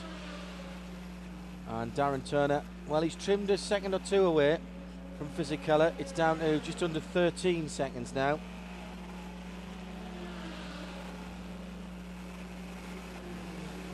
So the petrol battle, as I reacquaint myself, Neil Yarney has a whole lap now on Danny Watts, is it? Andrew Beliki in third, so the Rebellion team who are looking quite confident and looking to win another the Privateer. Would this give them the Privateer Cup a win here? I asked that very same question. I meant to make a note of it before we came out, and you know, I forgot. Because they, obviously with the double points they got for Le Mans, I think they've won 4 or 5 rounds, haven't they? There is no drop scores, and there are 3 still to go, but I think it will take a bit of a miracle. But then, so Andrew Beliki, Karen Chanduk is going round, so obviously that car's back up and running after electrical issues. It's currently coming back through the P2 class. And Karen wasn't feeling very well either, so he's decided he's going to have a go. Good on him. I mean, there's nothing worse than feeling a bit sick in a car, that's for sure. If you're just travelling down to Cornwall, let alone be racing around into Lagos. You might have to pull over, you know, and use the bag he's found. Lots of traffic on the screen now as the number 1 of Andre Lotter tries to gain as much time as possible back on the leading Toyota. Currently, he's only 32 seconds behind, but he is owing us a pit stop, which, judging by John's scribbled notes, my guess is going to happen in about 7 laps' time. I don't think they're going to be able to save a pit stop out of it. They'll have a shortest pit stop, but at the moment they are. And we've got a problem with the 35 car. Oh, that's such bad luck. Second in place, Dominic Kreiheimer just done his fastest first sector, and now he's got a problem rising up the hill of the Curve de Largo. And I'm not sure he's going to get that back to the pit lane, to be honest. There is the 23 cars over there as well, isn't it? That's where it was recovered to. And in comes the leader from P2, the 44. So whether he's been called in because he's seen that car very giving smart. up. Oh, fuel pressure. I can see it. He's got minus numbers on his fuel pressure. He's running out of fuel. He's run it out of fuel, and he's done it by not very far, but it's far enough. It's half a lap back, isn't it, where he needs to be. The Chevy pickup truck speeds out to give him a bit of a tow. Hence the reason the 44 came in, because they're on a similar strategy. There's different on tyres, same on fuel. It's a smart move, actually, by Peter Barron to bring Ryan DL in, because if there is a full course caution now to recover Dominic Kreiheimer's car. This now means they have a 2-lap lead over the rest of the field, and the car in third has Jacques Nicolet in it, which is not going to be going at its fastest. Louis Paris Compact, also the gentleman drivers in the 4th place car, the 49. Elton Julian in the 41, Thomas Holzer in the 31. So it's looking good for Starworks. Starworks is looking pretty well. Pulser's just put the fastest lap of the race in for that 31 Lola Coupe, 29.8. Well, they've got him back underway, under tow. They won't tow him across the track. They won't tow him back. So he's done. As out goes Stefan Sarazan. That's the blue and white and pink helmet of Stefan Sarazan now in the 44 Starworks car. So he's got a double stint, 141. That'll be a simple double stint to the end. And that really, barring disasters, is going to be another great result for Starworks. And That's the 23. It's the 23. I said there was another one parked over there. Oh dear. Now, is that a fuel pump failure, or is that driver stroke pit wall error? And that's the real question, John. It was definitely a fuel pressure alarm. alarm. Yeah, absolutely. So it couldn't be more obvious, and they've written a big red light on it. So they can't bump it because there's no fuel to bump it with. So that's very bad luck. Alex Brundle, fantastic run. The whole team was going well.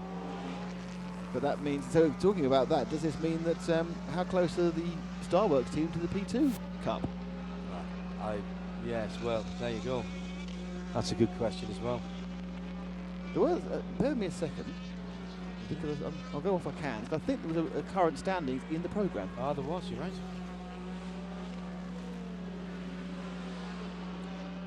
Just looking at Darren Turner as he goes through here as well. Staying dutifully out of the way. Whereas Jacques Nicolet, Luis Perez Companc into the pits. Oh, look at Yes, he's got himself fully sorted here. I do have a list of the various challenges and cups. Okay, so we know about the situation with the manufacturers. It's been in LMP1, it's been won by Audi, and it's absolutely open season for the drivers. There's 4 points between the key drivers of number 1 and number 2. Within the LMP1 Team Championship, Rebellion are not able to win today because they can't get to 150. They can get to 137. It's still and anyway, the other teams will score some points, so they can't win today. LMP2 Starworks is a lot closer than I thought it was. ADR Delta are the team in second. They are 12 points behind Starworks. Pecan Racing are a further 12 back from there, with the 40 Degrees Motorsport then 10 back. So Starworks will extend their lead if it finishes as it is now. The Morgan will pick up the second place, the Oak Racing car, and that will get them to 71. ADR Delta have not really recovered, have they, from their problems? They're 1, 2, 3, 4, 5, 6. So they're going to pick up 5, 6. So Starworks will leave here, if it is as it is, with about about just shy of a race lead. Might be 24 points, or 25 for a win. So in LMGTE Pro, AF Corsa are able to, I think they could possibly clinch the trophy now. So 75 from Aston Martin will take them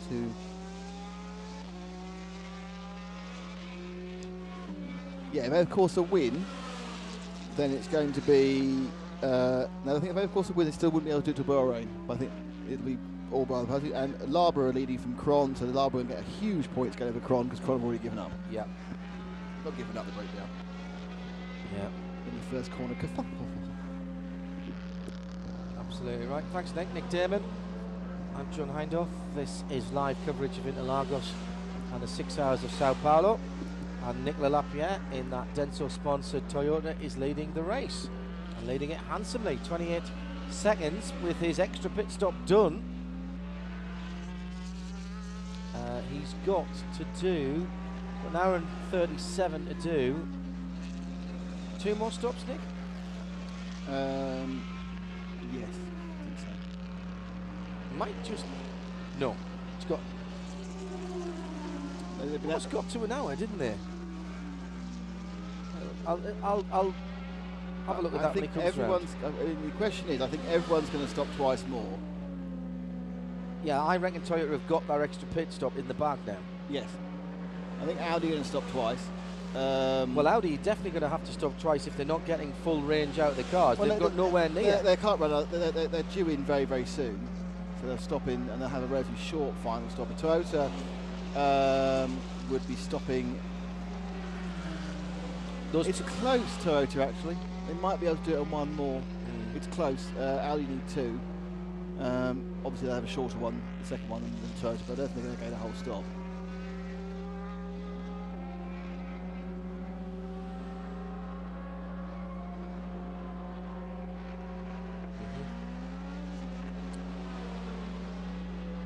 Karen Chandok out of position in that 22 car after the laps dropped by David Brabham's electrical problem, which does seem to be the Achilles heel of that HPD Honda, wherever it races.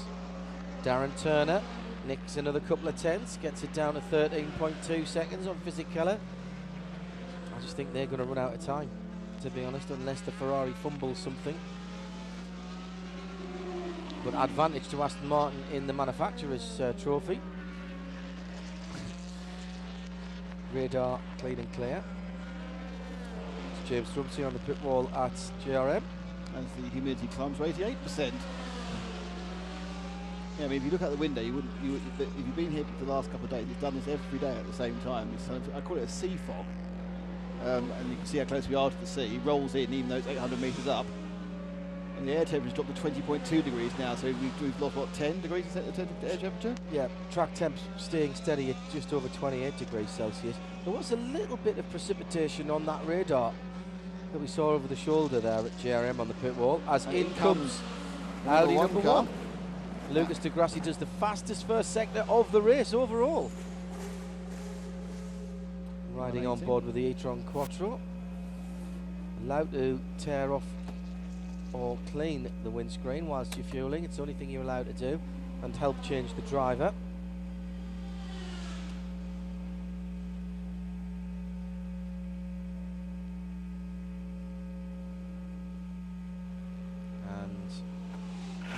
down in the Audi pit said decided to do fuel only, otherwise number 1 would go a lap down.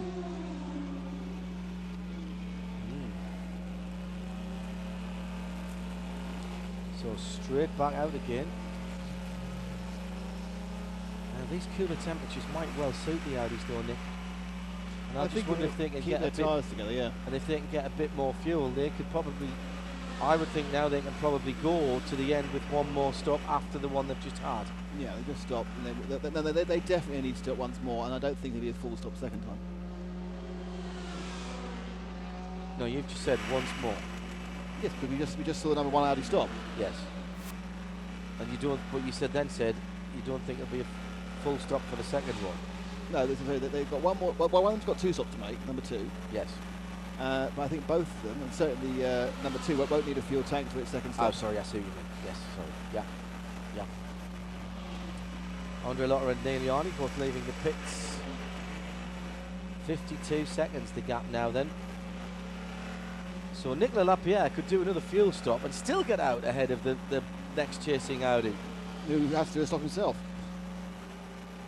And that's the closest Audi. Yeah. And he's got to stop himself in a moment. So see how far the 2 can go before it needs its final stop. Tell you what, I'm really hoping that this plays out right till the end and we don't have anything silly. And the number 1 Audi pushing its teammate now down by 26 seconds. As you can see in the background, the normal vista is just beginning to be greyed out a little bit. There's that fog that Nick's talking about. It actually looks much better from the cameras. We can't see the bottom of the circuit now. No. It's taking away the wonderful vista of the slums of Sao Paulo. I'm looking to say Darren again, just half a second off, but it's just can't get it down. 13 seconds, 13.3 this time around, ebbing and flowing between Fisichella and Turner, the 51 and the 97 in the GTE category. Pierre Caffer, believe it or not, stands at the moment on the verge of being on the podium for that 49 Pcom car after all of its problems. Losing a lap on the first lap. Yeah. And the synchronised spun with the 24, which is interesting, the 24 is above him. So there's 2 cars that synchronised on the first lap, and now in second and third, as everyone else has either had minor problems or more major ones, and certainly in the case of the 35 for Dominic Kreiheimer. The ADR Delta cars gained a position, which is good for it. It's second in the championship overall, but they had an issue with the wheel falling off, and then a second problem later on when they had to do some bodywork adjustments. Vittorio Liuzzi does his car's fastest lap of the entire race. He tries to haul it up by its socks from its position, which is currently 1, 2, 3, 4, from 7th in P2. Well, and he's challenging Jean Charouz there for position. I think, and he's only 0.3 behind. Yep. As he goes through this time, and I think on this next lap, the position will change. As they wait for the number 2 to come in. Yeah.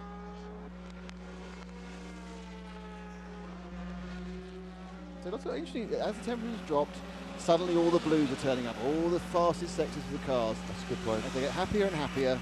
Well, that's air temperature dropping, but there's still plenty of heat in the track. There's enough heat in the track to make the tyres work. Thicker, nicer air, yeah, and fat. you've got something warm to keep the tyres. Drag racers call it fat air.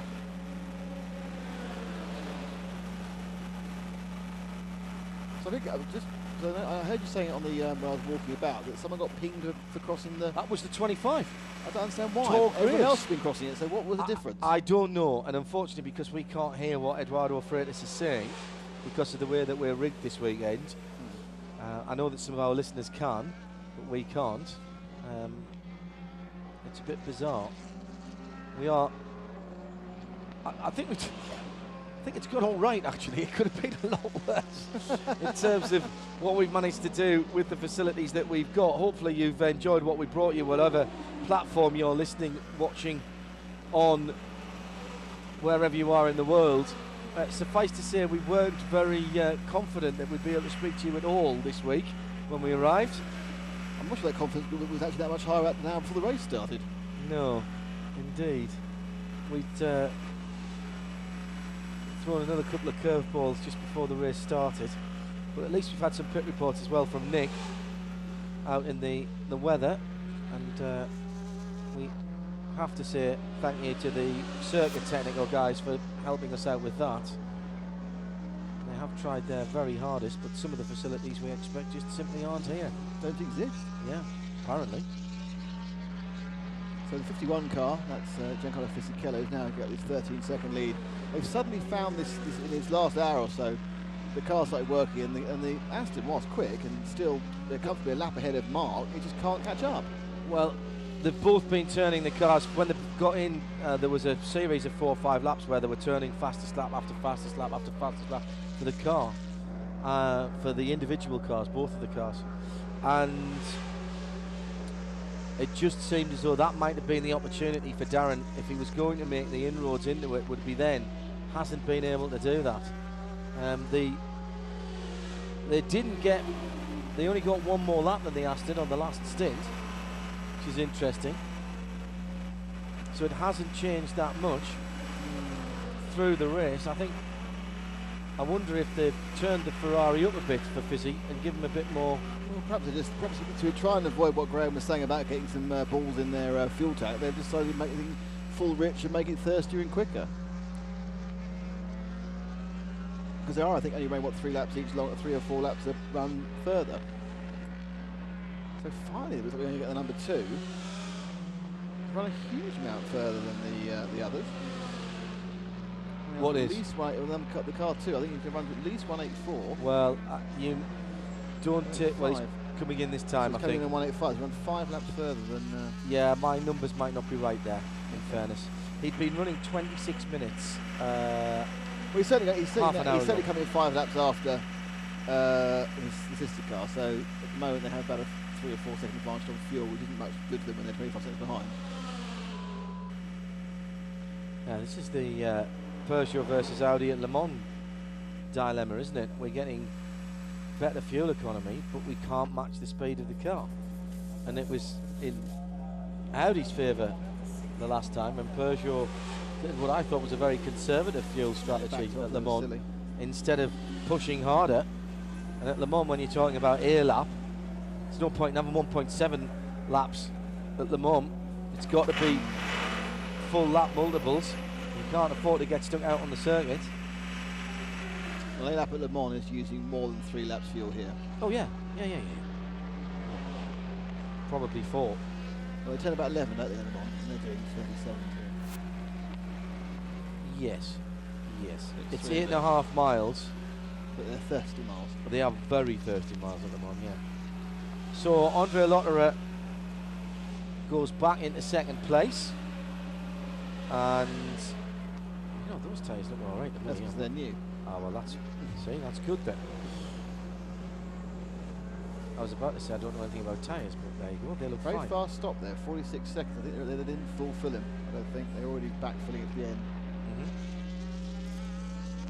So they're going to do 2 shorter stops. And ideally they try and get those tyres last at the end, but their problem, they've got degradation. Whether this 9-degree reduction in air temperature may help them out, who knows? There's a good point. You save half a minute by not changing tyres. It would be a roll of the dice for them to do that. But if they don't have to do a full 2nd stint, which they don't now. Degrassi changed his tyres at the previous stop. Neither Lapierre or Lotterer did. They both need to change next stop. Unless it's a massive turn of the dice, given the fact of how badly the number 2's been using his tyres prior to that. And suddenly these few degrees turn the thing completely round. Air temperature now under 20 degrees Celsius as the track temperature is really holding up well though. I'm interested, but that's interesting. He was able to drop off quite quickly, a bit quicker than that. Humidity merely 89%. Oh, what was I thinking?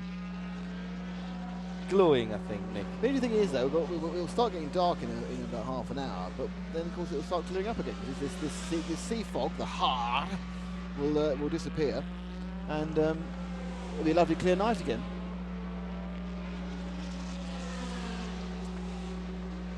Wow. So now we've got. Oh, Darren's dropped away a bit actually on that lap. 15 seconds, yeah. Roman Rusinov's just put the fastest lap for the G-Force Signatech Nissan in, the 26 car, 1:28.7. There are very few of the P cars that have got the best lap over 1:30. There's 3 there in a row, in fact. Nicolet, in the 24, Kaffer in the 49. That surprises me. 30.3, 30.065 for Elton Julian in the 41 Greaves car, and that tells you about the problems that Greaves are having this year. They're not a bad team, but they clearly just aren't getting the performance out the car when people around them, including, you know, the 32, what's the 32 Lotus got? Liuzzi, he's got a 29.2. That's his last lap. Yeah. I mean, Liuzzi did 28.4 earlier. So, you know, I think the Greaves team hasn't got the ground speed, in fairness. They've managed to get the car home on most occasions. And in fairness, when they're running two cars, the other car needs to be quicker. The ELMS car. Still happily trundling on in the petrol class, it is Neil Yarney, who's now got 2 laps, or a lap over Nick Leventis in the HBD. Harold Premat is just 0.3 of a second behind, so it's very, very close at the moment. And that's interesting. I wonder what's on television. It's the battle for 3rd and 4th in the privateer petrol class. It's Nick Leventis, the gentleman driver, the man who's come a huge way in the last couple of years. The man who has a personal collection of 2 World Series by Renault cars, which I quite like to have, but I've only got one on Sim Race, so it doesn't really count, I suppose, in the real world. You like that there, don't you? Oh, it's best car on there by a country mile. That is 2nd and 3rd, by the way, not 3rd and 4th. Oh, is it? Sorry, yes. I've 2nd and 3rd privateers since the 22 car dropped away. And Harold Premat, as you see now, they come driving up the hill. He's got to try and get himself. He's obviously the one of the professional drivers. The only silver-rated driver in the LMP1 class was Nick Leventis. It's a tough thing to do against the pros. And these are very, very physical cars to drive. Nick takes his fitness very, very seriously indeed. Piers Phillips, who was with Stracker, doing a bit of work for GRM this week on the simulator and setup, and going to level 5 as well, I hear, as Nick defends as hard as he can going down the long back straight. And actually I think that's fair enough. That's no problem. I think the interesting thing is obviously where he's probably not quite as quick as the full pro drivers in some of these medium and slow corners, but it's going to be virtually possible for Harold to get past in those corners. Nice bit of driving by Leventis to go past the Gianluca Roda Porsche. Just coming there. Oh, I really don't put your nose in. They've done 170 laps. There's nowhere not to put your nose in because the car's going to go there. Look how much the track is rubbered up as well out there on that far side of the circuit. We can't even see that. There's certainly a penalty to going offline. Oh yes, with massively. Massively. And now he takes the Fisichella line there, right out to the edge of the circuit before cutting back in. As the clock says. Him off. Half a second, that's all it needs to be. He'll take that. I think Nick's in the first of 2 stints. He needs to do. Actually, Nick only has no ability because Nick can do as much time as he wants. There's no obviously rule on it. It's a pro class. It's a full pro class. So it's down to the team how they want to have Nick in the car. And at the moment, if he carries on holding Harold off, it doesn't really make it stay as long as he likes. Now, this is the first thing that's going to cause a bit of a consternation because they've got the fast-flowing third-place car, the Audi Ultra, Lucas de Grassi, local man, who took 2 seconds out of his teammate last time around. That was 28 seconds not so long ago. It's now 20.2 seconds. Now, this is a good time to pick up these cars. You should get a really nice tow. If he can get inside at the curve and lug it out, now he's going to lose a little bit of time here. If he can he's also going to really upset Harold, isn't he? If he can dispatch, he's not close enough to Nick. Up the inside here, no, but he's not really close no, enough. He's nowhere near close enough. But it's the P1. Well, did you see the front end of the Audi wash out there as he turned in behind Leventis? They're washing out the whole time. No, not there. Not there. He's got. Oh well, he's going to push Nick offline there. He needs to get himself. I mean, obviously Nick gave it. I tell you what, Nick gave him room there because he wasn't sure, was he? It's interesting because this is the car they'll overtake the least. Another fast P1 car. Yeah, they'll probably only come past what they're currently. It's only the 4th time this car's been lapped by anybody, let alone Lucas de Grassi. So he doesn't know where can I get past there now.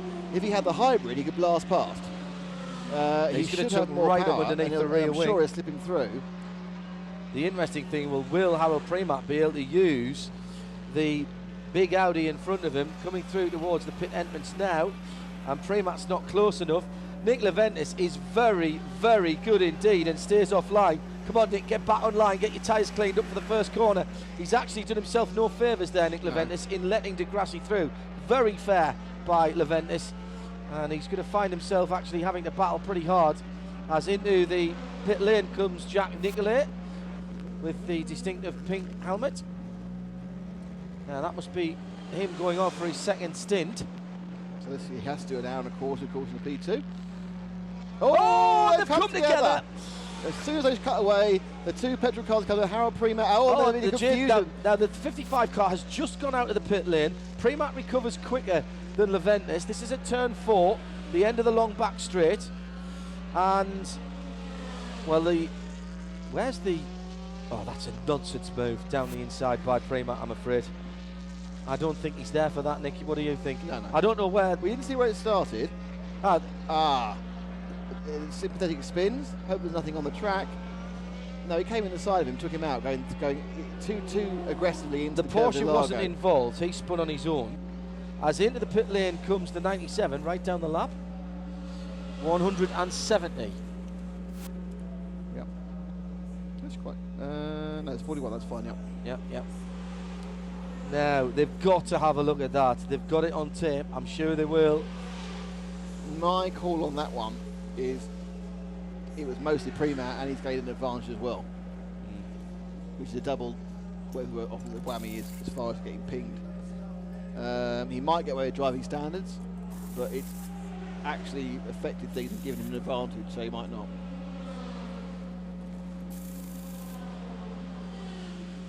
So he did 141 and a 149 for Nick, so he lost 21 seconds there in that lap for Leventis, but he's obviously a long way ahead of the next car in P1. Significant moment again, as out on the circuit. This is putting a lap on Andre Lotterer, Nicolas Lapierre. Remember, he didn't quite get to do it earlier on.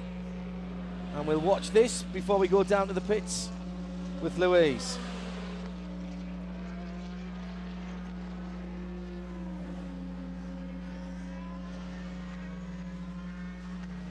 Audi fighting back well there. And that's not a done deal. That's not a done deal at all.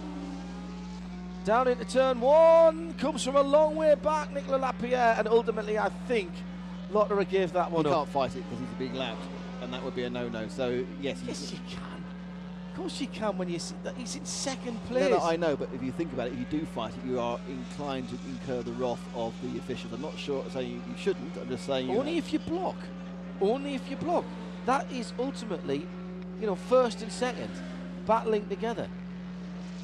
I think you too much with the look. I'm very much against anybody blocking, particularly trying to help their teammates. I don't think you should make it easy for people. Anyway, we'll pick that up in a moment after we've been down in the pit lane. We put the pit lane visit on hold for just a moment to see that bit of lappery. Well, Sao Paulo was always going to be tough for the tyres. Pascal, we've just seen the battle getting closer there between the Toyota and Audi. Are the tyres working for all of the teams as you expected? Yeah, we're very happy to see what's happening here. Great battle. Our tires are able to go for 2 stints, so roughly 70 laps with constant performance, which is great. They've been designed for that and it works like predicted. And as this temperature is now dropping, are we going to see a change? No, that's another very interesting thing. For some of the cars, they're going to use the same tires, so which is a proof also that the window of temperature for operation is very, very wide. That's exactly what we want, because by learning how to do that, then we can transfer the technology to everyday cars. So everything which is done here is executed very well, and our engineers are very glad to see what they see. Thank you. Thank you.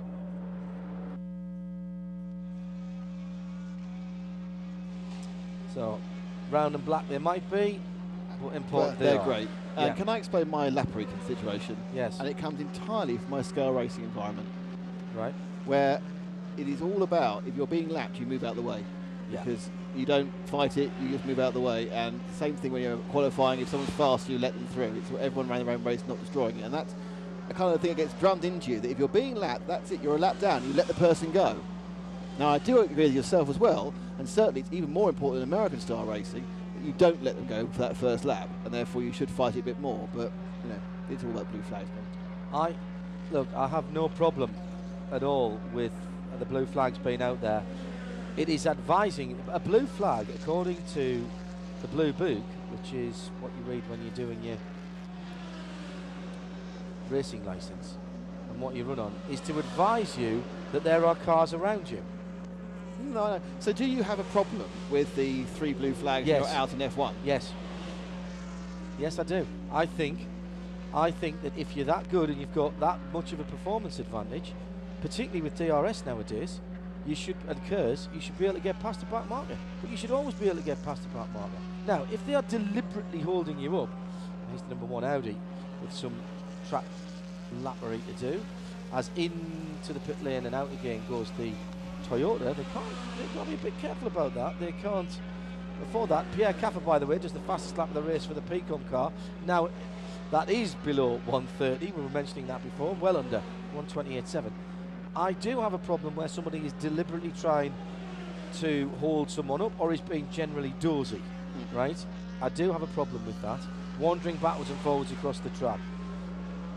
In sports car racing, particularly in long distance sports car racing, if you are fighting to stay on the lead lap, not multiple laps down, but on the lead lap, or indeed you're embroiled in your own battle, there's no way that you should be even thinking about anything else other than what you're doing. You stick to your line, you race, you're doing what you're doing. In the case of Lotterer there, I would have fought harder. I would have defended my position until I was told, look, if the stewards don't like it, they're going to give you a warning before they do anything else. He wasn't doing anything wrong. He wasn't waving backwards and forwards. I don't think you have to make it that easy. I really don't. I mean, in fairness, Lapierre was very, very aggressive. He put his car in the right place, and it was a good pass. It was a good pass. If that had been a pass for position, it had been a good pass. But I just think it's your duty to make the guy that you're racing, and those guys are racing. They are directly in competition with each other.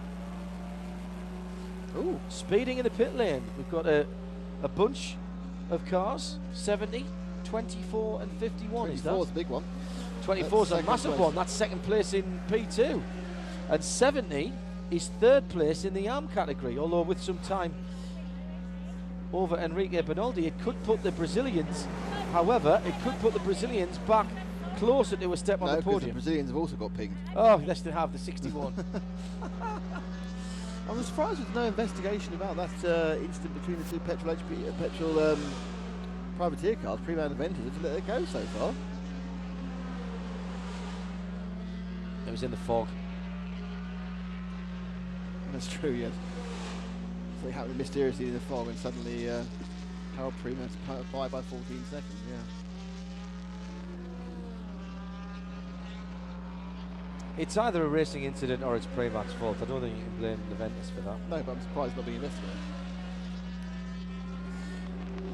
Triple stint for Roberto in the 41 Graves car. Well done to him. Roberto Gonzalez, not Ricardo as it says on the entry list.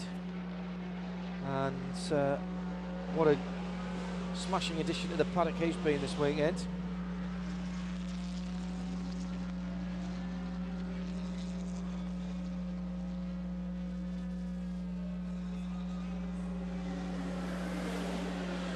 So after that pit stop, Stefan Mucker's now a lap behind Giancarlo Fisichella, who should be coming in probably with a GTE 51 car, I would say in about 4 laps. So for what will almost, in fact, that'll be his last stop job. He'll be able to get to the end for his next one. So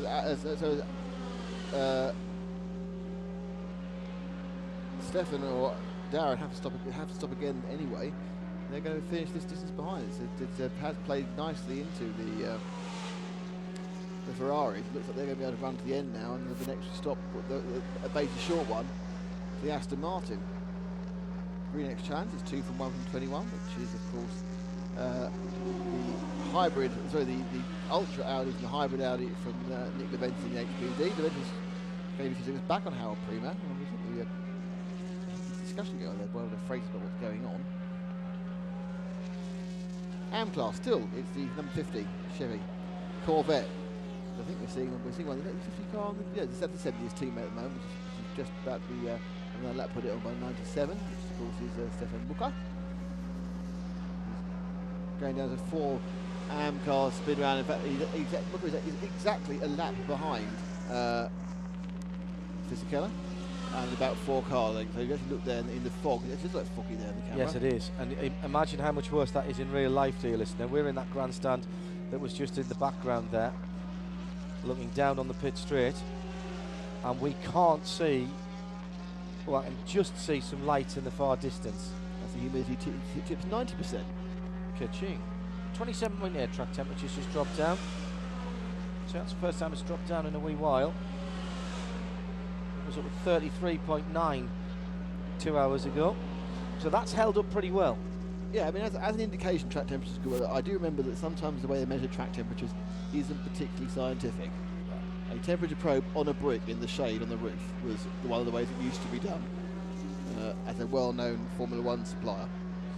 But the thing is, so long as they are, it's the same brick, in the same pieces, you know, it might not be actually what's out there. It's not the ultimate temperature, but it's relatively correct against itself. Yes, exactly. So you're getting your forces, getting a bit of mist, and we're going to have a bit of dark soon, or darkening. I'm just wondering if we might actually get a splash of rain. Might get rain in the air. 90-degree humidity. It's they're basically driving through a cloud at the moment.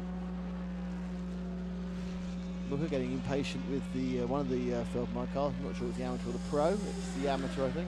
Oh dear, that's very close. Is there a touch there between? Managed to save their straight.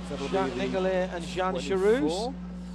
Finally gets put. So Mooker puts another lap on the 88 car, which I think was about to get dived on by the 70 for those lap behind that position. Fastest lap for the 61 Ferrari, Enrico Benaldi. Small cheer goes up in the grandstand. I did notice Nelson Panciatici putting the fastest lap in for the G-Force car. Oh, and the leader is in from GTE Pro. I was not expecting that. And he's come in on lap number 178. Gerard Neveu looking happy. My gamble is I think that is now they can run to the end. So they can run to the end, so they've come in as soon as they could. That's Gerard Neveu, the man at the head of the WEC, walking down the back of the pits. He looks happy. So last stop for the 51 AF Corsa Ferrari 458, and then we're going to see Giancarlo Fisichella getting out, Jimmy Bruni getting in, and he'll run this last session to the end. And he will come out when did Mooker get in that car? Whenever the last change was 170 laps, so 8 laps ago. But they can't run to the end, so I'm afraid they have got caught with the extra stop, John. Even though the difference in fuel consumption was significantly less, only about 3 laps a run, it eventually builds up to 10, 12 laps, and that's it.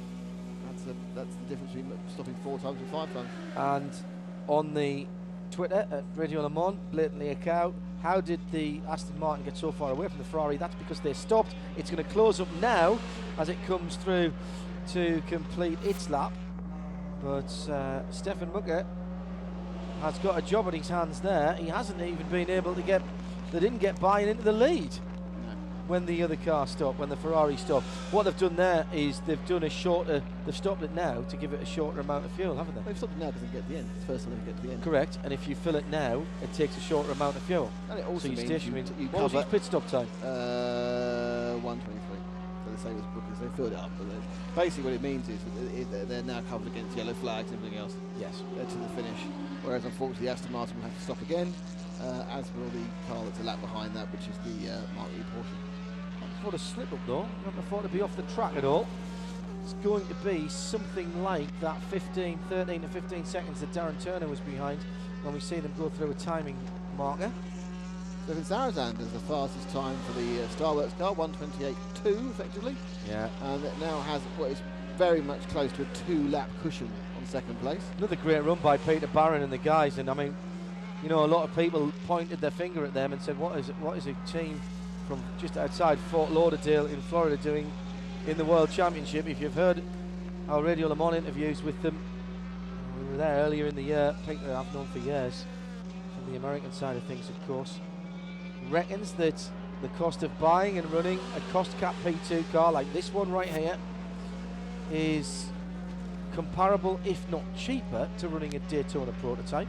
And with the recent talk of Grand Am and American Le Mans Series coming together, with Grand Am buying up the assets of the ALMS, that's an interesting thing to ponder, particularly for those people who've got DPs at the moment. I think it was in that interview, Eve, wasn't it? We asked him about, but surely running in the WEC against running in effectively a national championship, there's got to be some cost implications. He said, yeah, the flights are longer. Just gets more air miles. And plus they get to go to Le Mans as well. Oh, that's not a way to make up positions. The 88 car looks narrow. No, it's the 77. Right. It's the wide car. 40 off. So that's Mark Lee pushing hard. Not been a good day for Porsche today. Well, they're 48 seconds behind. They're 35 seconds behind Stefan Mucker, so perhaps they feel there's a chance of going second. On the same pit strategy, yes.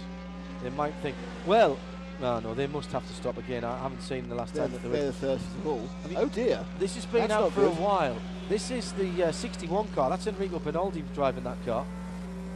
And that's been out for, I noticed that with... my guess is, given the fact they had to repair the rear of the car, I probably put the camera out. Yeah. Stop and go penalty. 30 seconds. Car 24. For car 24, and that is significant with Pierre Caffer charging along at the moment. Already on the podium.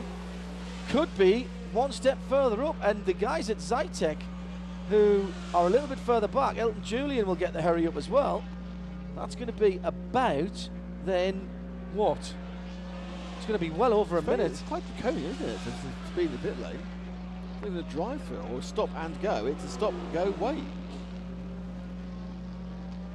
It's a second place car in LMP2. This is going to hand an effective 3-lap lead to Starworks and Stefan Sarazan, number 44.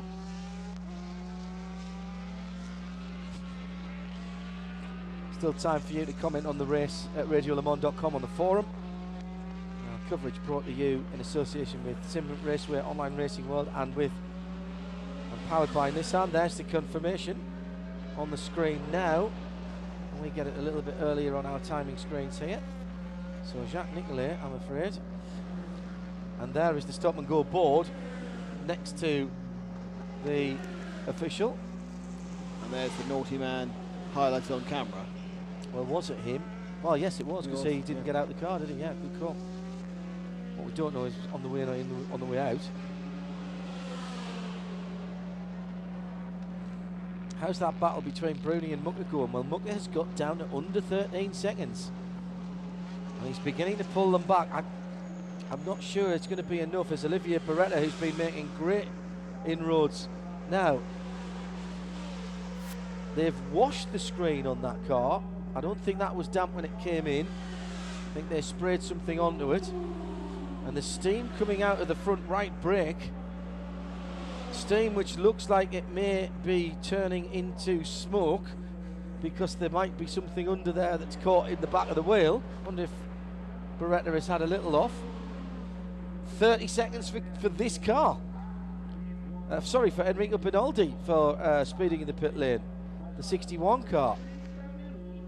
And then we're going to see the 70 was also being challenged. I think it was. Normally when they're investigating speed in the pit lane, it only goes one way. Nick, I can barely see. We can barely see the back of the pits now. This is the worst one of the 3 days. It's the foggiest it's been. We can see Toyota getting ready for a pit stop. Alex is ready to get in the car. You've got one corner from the Audi. Can you keep this going?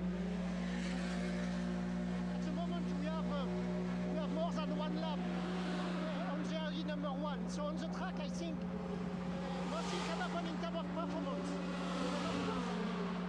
Anything can happen on the track. We can have a problem, a mobility problem or whatever. So from performance point of view, I think it's gone. We can have problems. So LMGTE or pit stop issue or traffic incident. So nothing is done yet. Thank you. Apologies for the problems we're having trying to get the interviews from Louise Beckett down in the pit lane. Our colleagues at TV are struggling with the same technical challenges as we have had. I'll let you breathe in, decide the word you're going to use then. And we still haven't seen the one for 70. The 2 stop and go penalties that we were expecting. No, 2 of the 3 have arrived.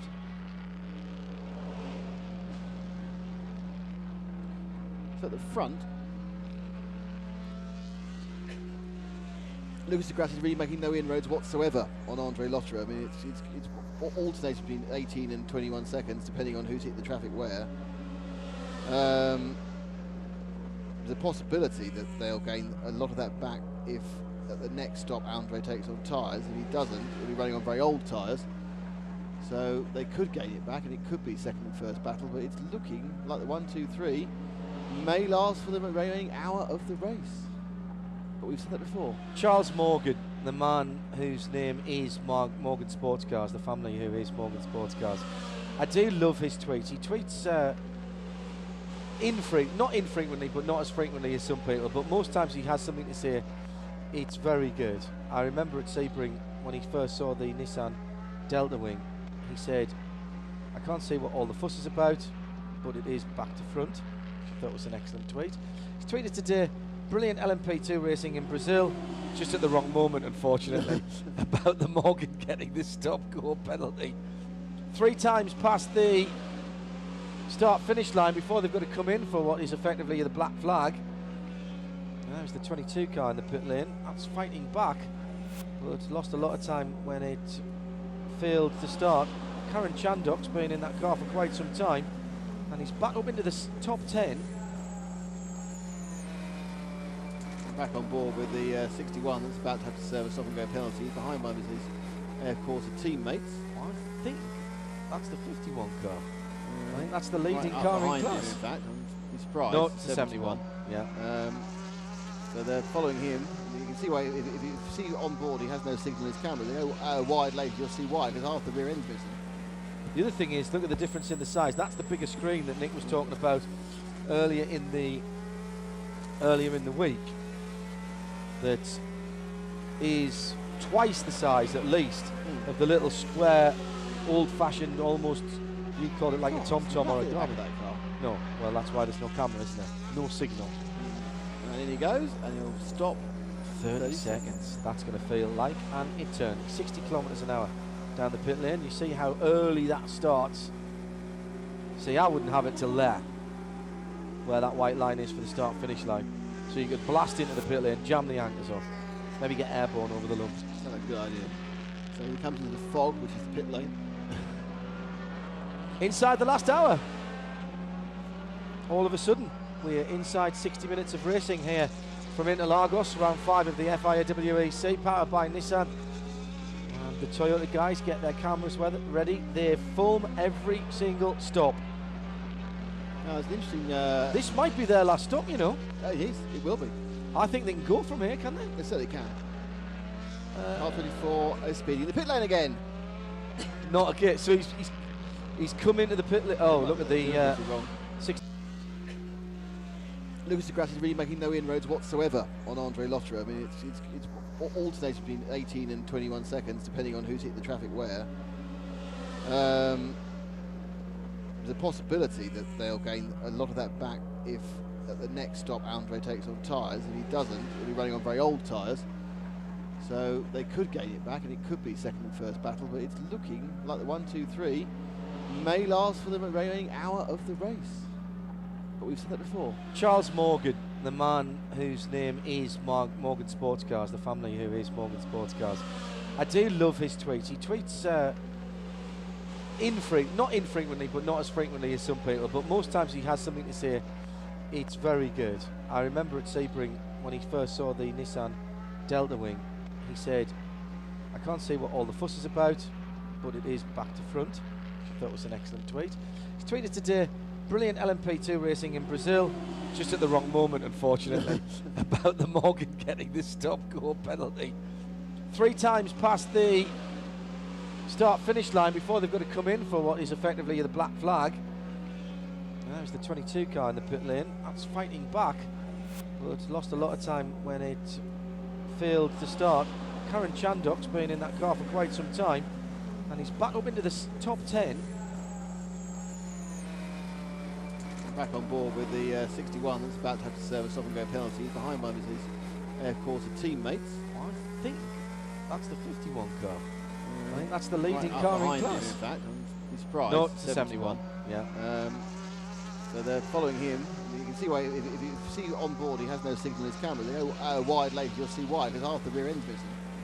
The other thing is, look at the difference in the size. That's the bigger screen that Nick was talking about earlier in the week. that is twice the size, at least, of the little square, old-fashioned, almost, you call it like a tom-tom or a that Derby. car. No, well, that's why there's no camera, isn't there? No signal. And in he goes, and he'll stop. 30 seconds. That's going to feel like an eternity. 60 kilometres an hour down the pit lane. You see how early that starts. See, I wouldn't have it till there, where that white line is for the start-finish line. So you could blast into the pit lane, jam the anchors off, maybe get airborne over the lumps. That's not a good idea. So he comes into the fog, which is the pit lane. Inside the last hour. All of a sudden, we're inside 60 minutes of racing here from Interlagos, round 5 of the FIA WEC, powered by Nissan. And the Toyota guys get their cameras ready. They film every single stop. Now, it's an interesting... This might be their last stop, you know. It is. It will be. I think they can go from here, can they? They certainly can. R24 is speeding the pit lane again.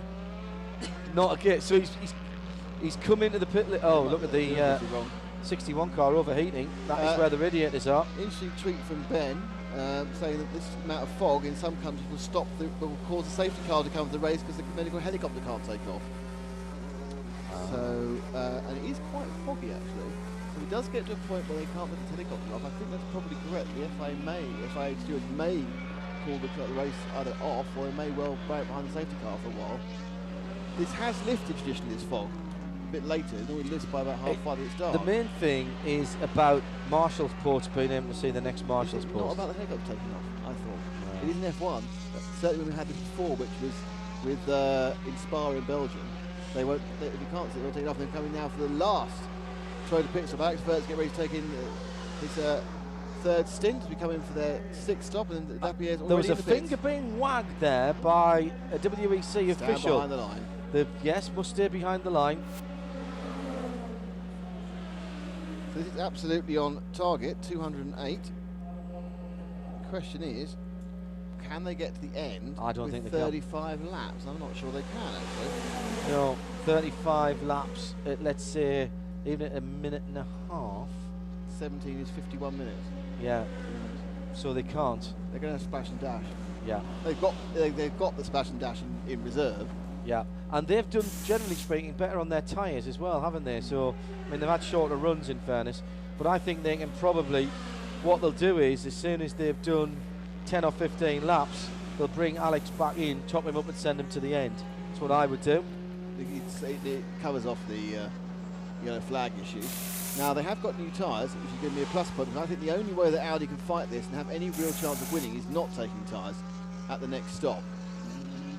Because they have that would probably give them a net gain about 60 seconds with the predicted extra stop. But I don't think Andre Nostra took the lead. Oh, he's coming round now. This is him now coming round. So I think he's too far back to do anything. Well, I'm looking. Where's the Toyota? Has he gone? Yeah, it's gone. Oh, he's gone. That's it. It was the 5th stop when they got in and out. That was their extra stop, effectively. That was the one where they had to stop twice in Audi's window, and they got out without losing the lead. Well, Alex is now up and running again. 28 laps down. We have 55 minutes to go. And a welcome drink being taken by Nicolas Lapierre. Looking confident. They are leading, and they are theoretically going to be able to run to the end. I think run with only a splash and dash. He's just heading up into 7, 8, 9 now. And the Audi is heading down the straight out of 5. I reckon that's about 19, 20 seconds between the two of them. 14, I think. Okay. No, you're right, it's 21. Neither of us were right, but I was closer. And I didn't bust. So coming up in the September Sports Car Spectacular, we've still got coverage to come of the Britcar 24 Hours next weekend here on RadioLeMans.com. Friday, Saturday and Sunday, and then it's the next round of the WEC, and then it's Japan and China to finish off the season. So it's been an interesting 5th hour, from sunshine to, well, overcast and grey, to be quite honest, with great battles, particularly in P2, Starworks versus the Morgan Nissan. Problems for Antonio Negrão. Lost that. That was just when you went down in the pits, that, Nick. And that car is looking something less than pre-loved. It's going to need at least some teacup. It has been about Toyota, who effectively, other than pit stops, have not lost the lead since the lights went green. It was in that 5th hour where they got in and out to do their 5th pit stop without losing the lead. That was the key point. And in fact, put a lap also in that hour on the Audi.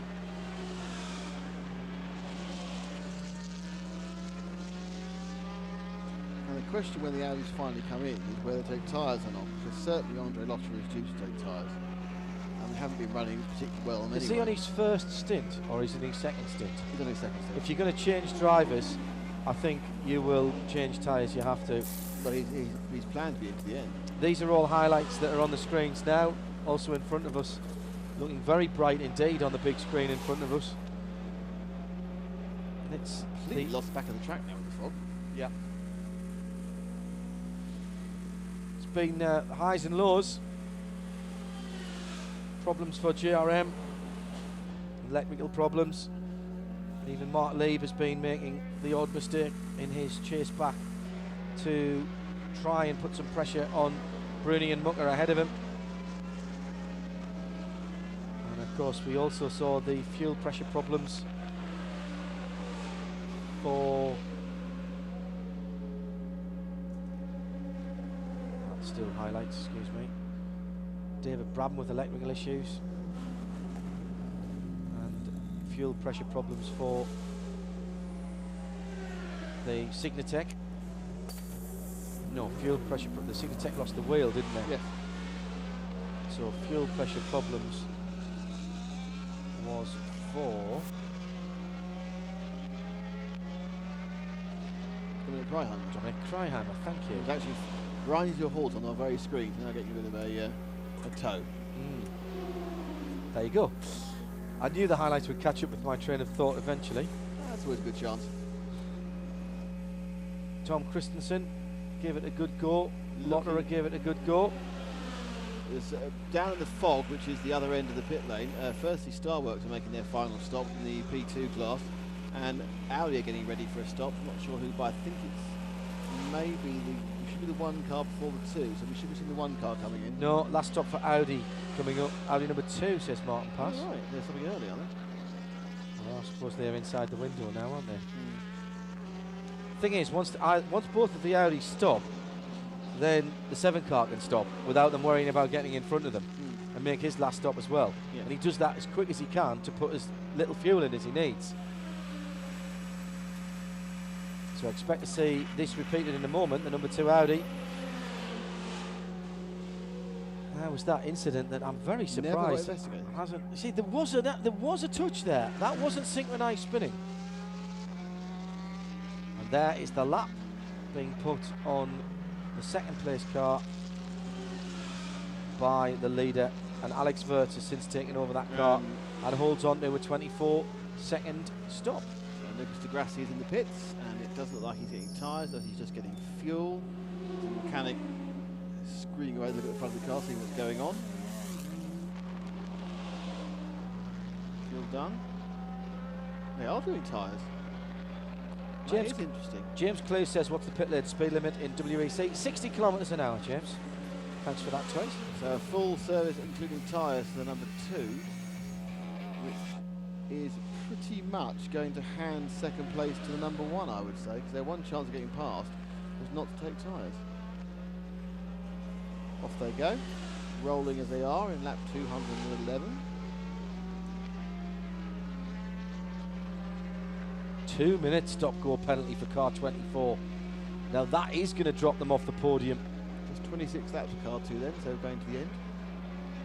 So Olivier Plat is going to have to do some. It's going to be Elton Julian has half a chance here of being on the podium for Greaves after being off the pace today in the Greaves machine.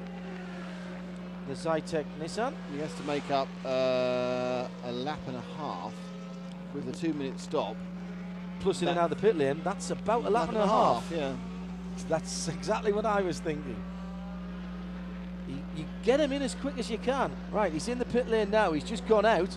Now he's coming in, straight back in again. Now, do they do the pits? Do they do the? Yes.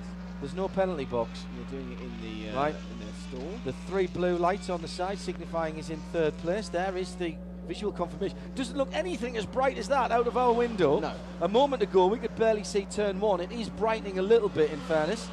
That's going to be 2 minutes then that Olivier Plat has to sit there. Oh dear. So one stop to go on. We're just 25.6 seconds behind, but slowly drifting back. As soon as Lotterer stops and comes back out again, Alex can do his final stop without a worry.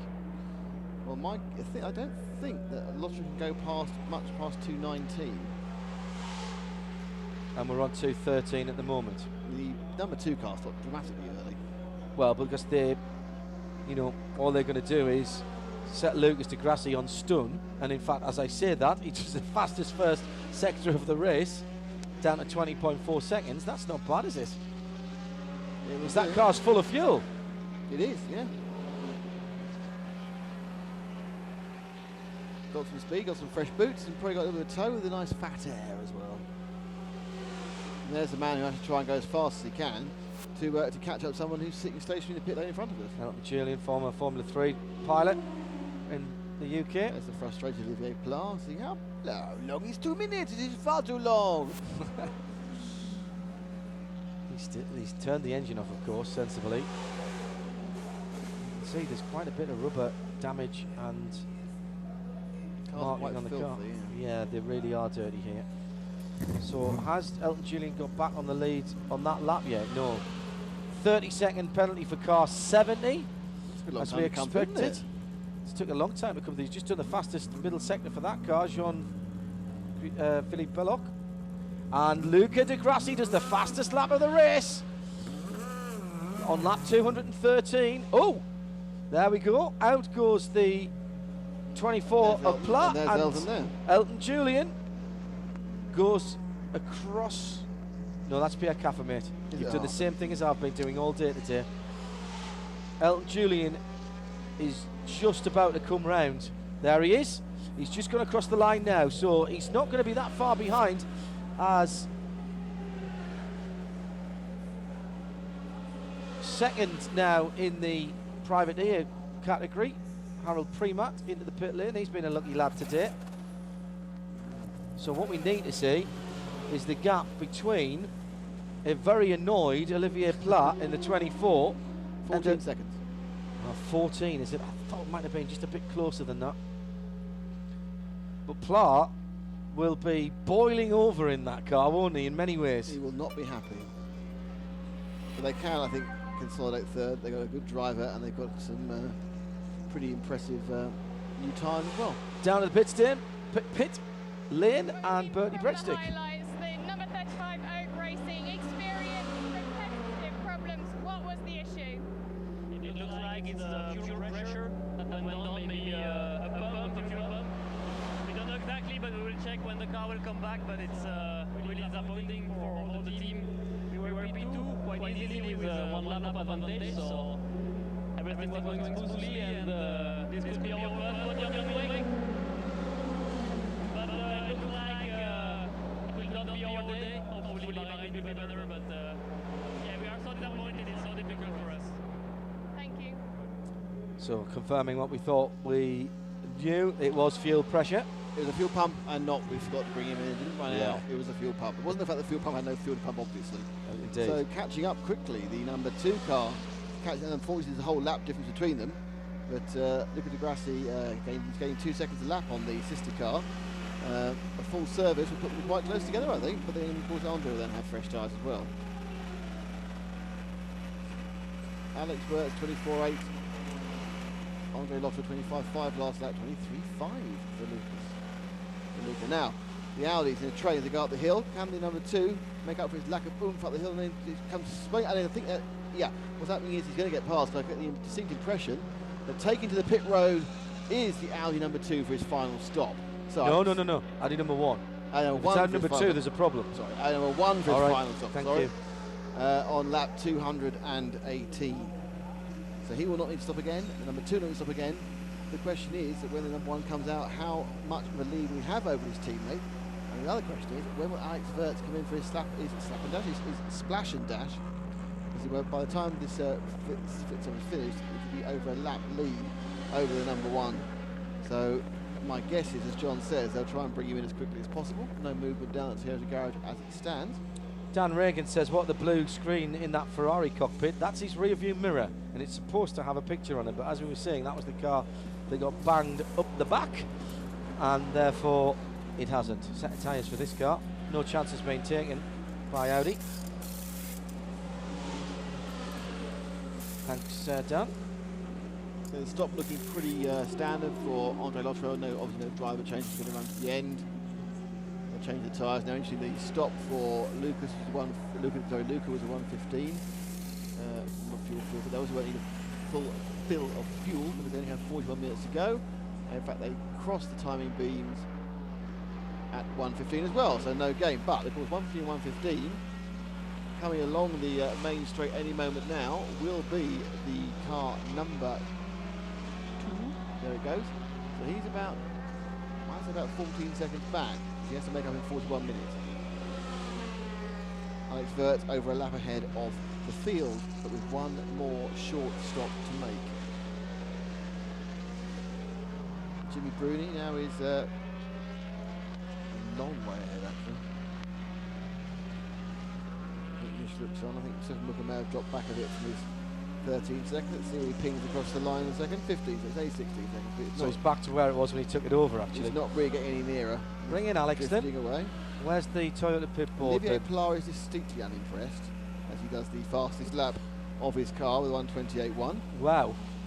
Snapping for a 2-minute stop and go. No movement in Toyota. Perhaps they can get to the end. Well, you'd risk it, would you? Don't need to. So has he got a lap on them again? Yes, he has. Yes, indeed. So he can come in and do a splash. Eva Maria V. And then Reinhold Joost in focus in the pit lane. And that was focus of a team who are having to think very hard about their competition. I take it that Dr. Ulrich is at the DTM today, is he? He is. He'll be down, I think, Oschersleben, isn't it? But Oh, I'm sure he'll be tuned in to Audi TV. Perhaps even listening to our dulcet tones. Hello, Dr. Ulrich, if you are. Thinking, what's gone wrong? You've got some. Well, nothing's gone wrong, really. I mean, they've had some tyre issues, but they simply haven't been quick enough here. And that's motor racing. You can't win, as you say, you can't win every time. Although, as Dr. Ulrich once said to me, try explaining that to the board, which is reasonable. They do want to win every time they come out, of course. That's what they go out. They don't race to come second and third. Manufacturers' Championship is tied up. But in fairness, that was without any competition for the first half of the season before Toyota came in at Le Mans.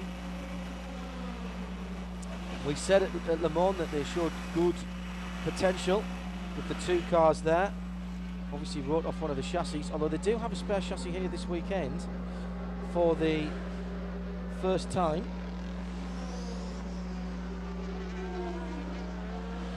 Not sure that there's going to be a second car even for Fuji, to be honest. But next year, and I know it sounds ridiculous still with 3 races of this season left of the WEC, but next year's World Championship is already looking great. We will know the full calendar before we go racing at the next round. If you didn't catch the news earlier, there's a World Motorsport Council meeting and a matter of some formalities to be completed and have them ratify the dates before they can be announced, along with Formula One and the other FIA World Championships. We are encouraged to tell you, sports car fans, that it is not because there's any problems with the dates or any of the circuits. That could have been announced yesterday, in fact, at 5 o'clock. Indeed, we were expecting that. But as I say, there are some formalities that need to be followed. Protocol was the word I was looking for. That's yes, the right thing. Protocols. The FIA wants to do a grand launch, I think. Of Yes. Which is fine. And you know, because they all link in together, so it's fair well, enough. that's exactly right. But a couple of weeks' time, you will know when we will. And more important, the teams will know. Yes. And it's still before the end of September of the previous season. I agree with that. And we will know the, I think, 8 or 9 rounds that will be forming part of the FIA WEC next year. Le Mans, of course, in the middle of it is a double point scoring round.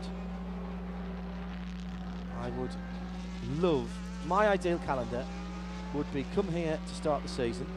I can live with or without that, but I understand why.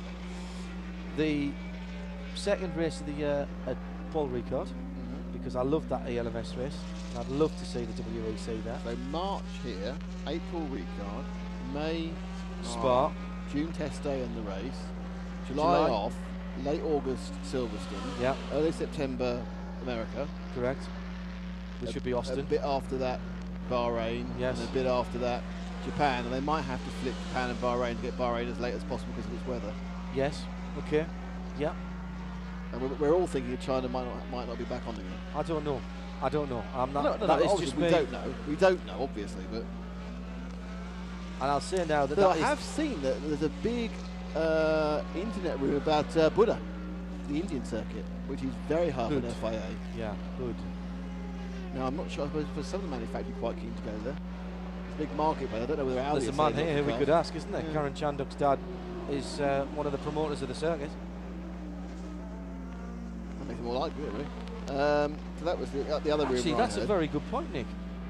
I wonder if that does make it more likely. Can't see it making it any less likely. So yeah, Buddha was one, and certainly they're going to stick with the. It gives them another big country, big market to take the cars to. Huge emerging market, and significantly easier to deal with than the what can be a treacherous, what's the word for it? Jobs worthiness of the Chinese. You might want to get bureaucracy. Well, let's hear the thoughts of the man at the head of the WEC. Gerard Neveu is down in the pit lane and about to be interviewed by Louise Beckett. It looks like Toyota could be making history and taking the win here in Brazil. Early days still. Maybe an historic race today, but in all the cases, we never know. We are still 35 minutes of race. But in all the cases, it will be a big step now. And we have the certitude that we have a fantastic fighting between Audi and Toyota until the end of the season, which is absolutely fantastic. So we will see what's happening until the end of the race.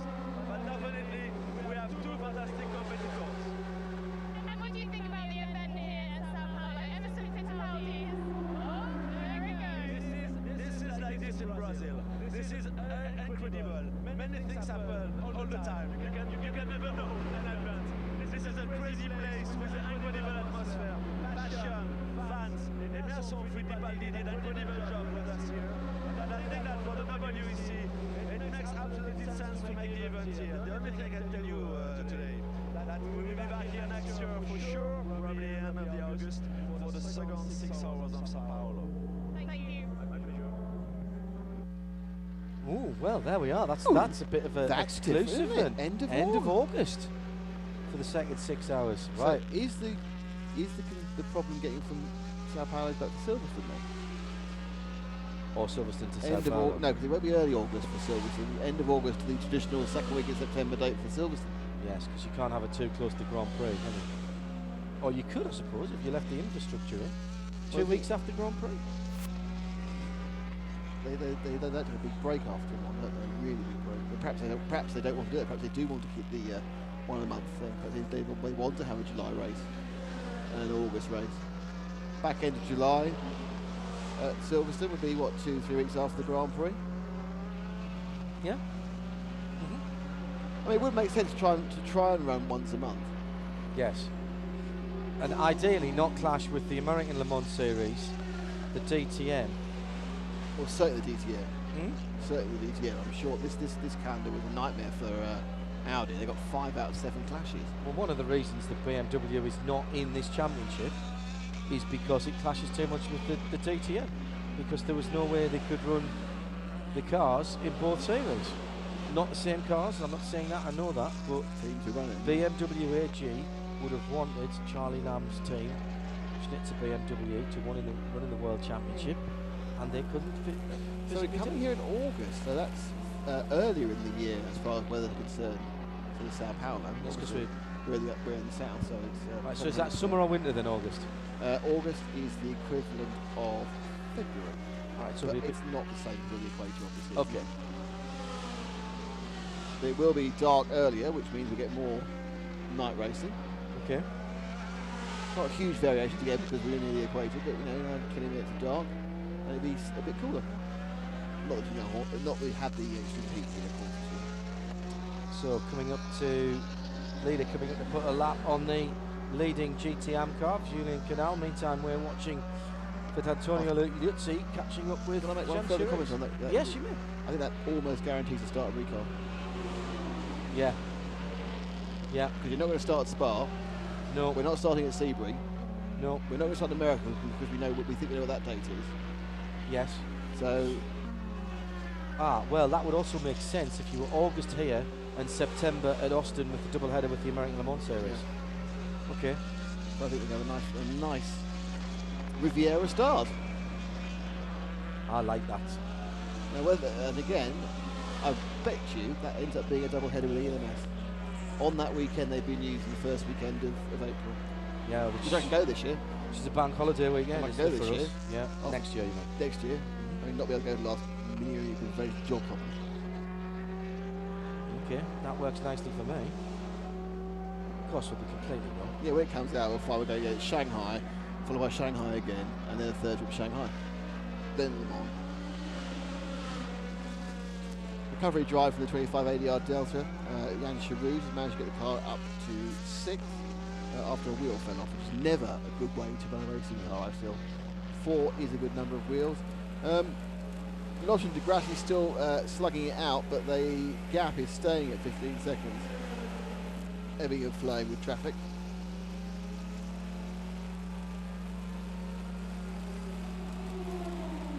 Wirtz completes his 225th lap. He is 1 lap and about 15 seconds ahead. Everybody fueled to the end. Really? Ah, no, we still Wirtz think fueled to the end? No, we still think Wirtz might have to. I'm surprised they haven't brought Alex in. Well, perhaps they think that if there is a safety car, they can get to the end. Well, also they're a lap ahead, so you wouldn't lose a lap under safety car. No. I suppose that's the other thing. Lucas Degrassi's got the lead down to between him and the gap between himself and Lotterer down to 16 seconds. Is that? They've done 17 laps so far, Alex Wirtz. They can do another 17. We know, possibly 18, before they have to refuel. So it's a bit tight. I mean, they obviously know more than we do. They may have turned the WEC down, but it's a bit tight, and they don't need to take the risk. They've got more than enough time to get the car in and out, splashing, 25 litres of fuel, and carry on going, and be still 2 seconds ahead. Because their stop won't be 50 seconds. Their stop will be 40, 38. Okay, that is that battle we were talking about with 32 with Antonio Liuzzi looking up the road to Jean Charouz, and there he is. That is his target, and he's very definitely acquired it as the mist rolls back in again here. That is the battle for 5th position. Not a podium, I'm afraid, but it's the closest battle on the circuit at the moment. Looks he's made that 32 fly. Both times he's been in it, it's just moved forward. Oh, he's got a chance here in the traffic. He's got to pick left or right. He's gone right. It might have been a mistake there. He'll have to cut back to driver's left as they come onto the Emerson Fittipaldi straight, and he's going to get almost underneath the rear wing as they go through the pit lane entrance again. Now, has the coupe got the better aerodynamic lines down towards the first corner? Liuzzi dives out and he makes it look very easy, and he is through there, and there's a golf clap in the booth here, because that was, I think he made a mistake there, Nick. I think he made it harder than he needed to for himself at the start of that. If he'd stuck in behind the car he's about to pass, and now he's had a break there coming out the corner. He's on the dirty stuff, and Charouz is having to go back, and Charouz is not anything if aggressive. former single-seater driver himself, of course, Jan Charoux, come up through a number of different formula. Renault test driver for a while. Yeah. Of course, ran in the Lola, the Aston Martin Lola before it became the Aston Martin, when they were running in his dad's colours. I think the great car actually won in 2009 with Stefan Mucke, the Barcelona. Yeah. I think what Vincenzo Liuzzi is privy, just because you didn't particularly shine in F1 doesn't mean you're not a good driver. Because he has managed to take this car by the scruff of the neck and produce times that no one else is pulling out of it, and also look like he's got some real racecraft. I think that some of the wags of the 4.8 he didn't really show an awful lot of when he had open wheels around him. Certainly in 3000 he did, but not from his difficult and disparate couple of seasons or 3 seasons on and off in Formula 1. Steve Allen says, not sure why they would bring the Toyota in early for a splash. Would it be usually to use more fuel than add the little bit at the end so that you didn't have to increase the weight of the car? Woody, danger of the fault causing a safety car losing the lead? Yeah, okay. Every stop has a risk, but it is always best to get your stops over as quickly as possible. So you haven't got this problem running up, and we're looking now, I think, at Johnny Kane in 6th, and we're going to hear from Nick Leventis in a moment, the silver driver and also the team owner. Well, Nick Leventis has made it back to the garage. Nick, can you tell us what happened with Prima? Well, we had quite a good dive for a couple of laps, and then I guess he saw a gap and went for it, and obviously there was no gap, and he was both out. It's a shame, we lost about 10 seconds, but you know, we're still in the race. Johnny's catching him about 2 or 3 seconds a lap, so it's going to be tight. Probably like Silverstone across the line around the same time, but it's unfortunate for us because we got held up with a safety car. Danny pitted for fuel tyres and a safety car, and we got held up in the pit lanes. We lost about 40 seconds. So anyway, it's been a good race, second place. Thank you.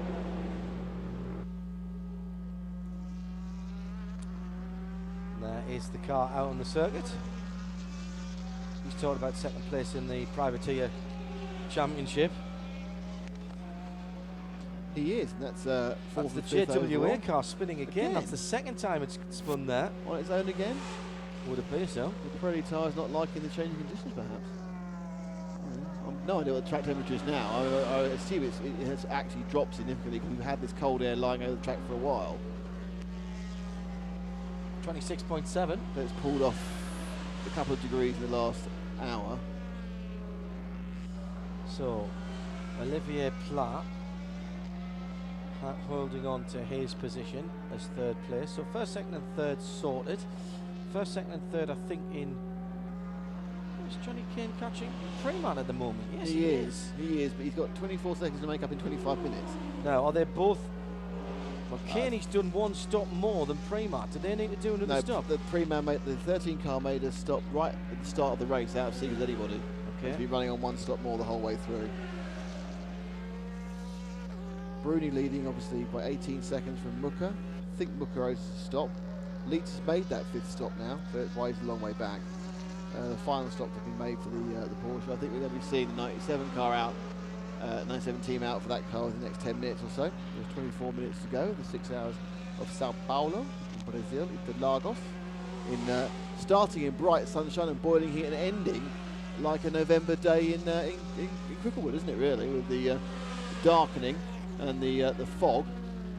Can't expect to see a man and a barber walking a Labrador. That's what weather it is. Stick and some wellies. But certainly so far the event belongs to Toyota. Alex Wirtz now kind of holding the gap at just over a lap, at lap and 15. We have the question is, will you need to stop? And it's not really a massive question, because if you need to stop, you're still coming back out of the lead again. Sarazan has a dangerously close 4-lap lead over second place in P2, which is Pierre Caffer, who I would think will get off this and be chuffed to bits with the recovery that Peacock Lola have made from spinning on the second corner. Earlier on, somebody was asking about the blue screens. That's what it should look like, Andrea Bertolini. That's the size of the other one. But look at the difference in size between that and the one that we were looking at in the Amcar. And look, there's a car coming. Oh, I stayed on that for a moment. There was a car coming up behind, and I wanted to see where it disappeared. So I think, yeah, Peacock will be pleased where they've ended up after how they started. Then we have Olivier Plat happily in third. Olivier Plas happily in third place. Then it's Elton Julian and Vincenzo Liuzzi. Julian has about a second lead, a lap lead on Vincenzo Liuzzi. Jan Giroux, so he's right behind him again. He got ahead and they're now moving and ebbing and flowing. So even though he got past, Giroux's not letting him go. We're looking at the 88. That's the Feldmeier Porsche Pro car. That's been running in second of the Amcar. That's been running in second, I think, about 4.5 hours. Yes. With the leader being Julien Canal, who got past on camera, he's pleased to know, about the hour mark. And probably our favourite to win the amateur class, which was 61, they also had a problem in the first lap where they mounted quite aggressively the 29 Lola. I had to throw water on the front. And the Lola managed to repair itself, which was surprising. I thought that was going to lose it. His rear wing had gone, the fin had gone. There were several problems for the Benoldi car, the 61. Basically, it was crashed and bits of it missing front and rear. The FIA said, some of those bits are quite important. Would you please take them up, please? So as you look at it, if you look across the screens, you can't really see it. If you can see it, the lights are now really blazing away, because not only is it beginning to get dark, but also we have this fog, so you can now get the idea of the visibility that we're not seeing. If that makes sense. The lack of visibility. That's it. Thank you very much indeed. The English is fading.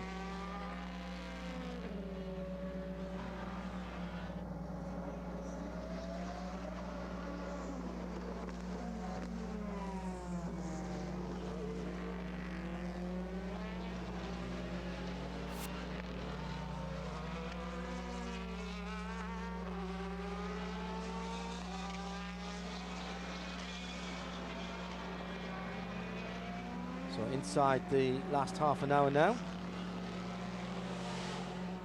21 minutes. Di Grassi's got to 15.7 seconds behind Loeffler, and they are matching each other. All the top three did lap times within 1/10, 1:24.8, 1:24.7, 1:24.8. Nicolas Prost in the number 12 car that has had a absolutely superb run.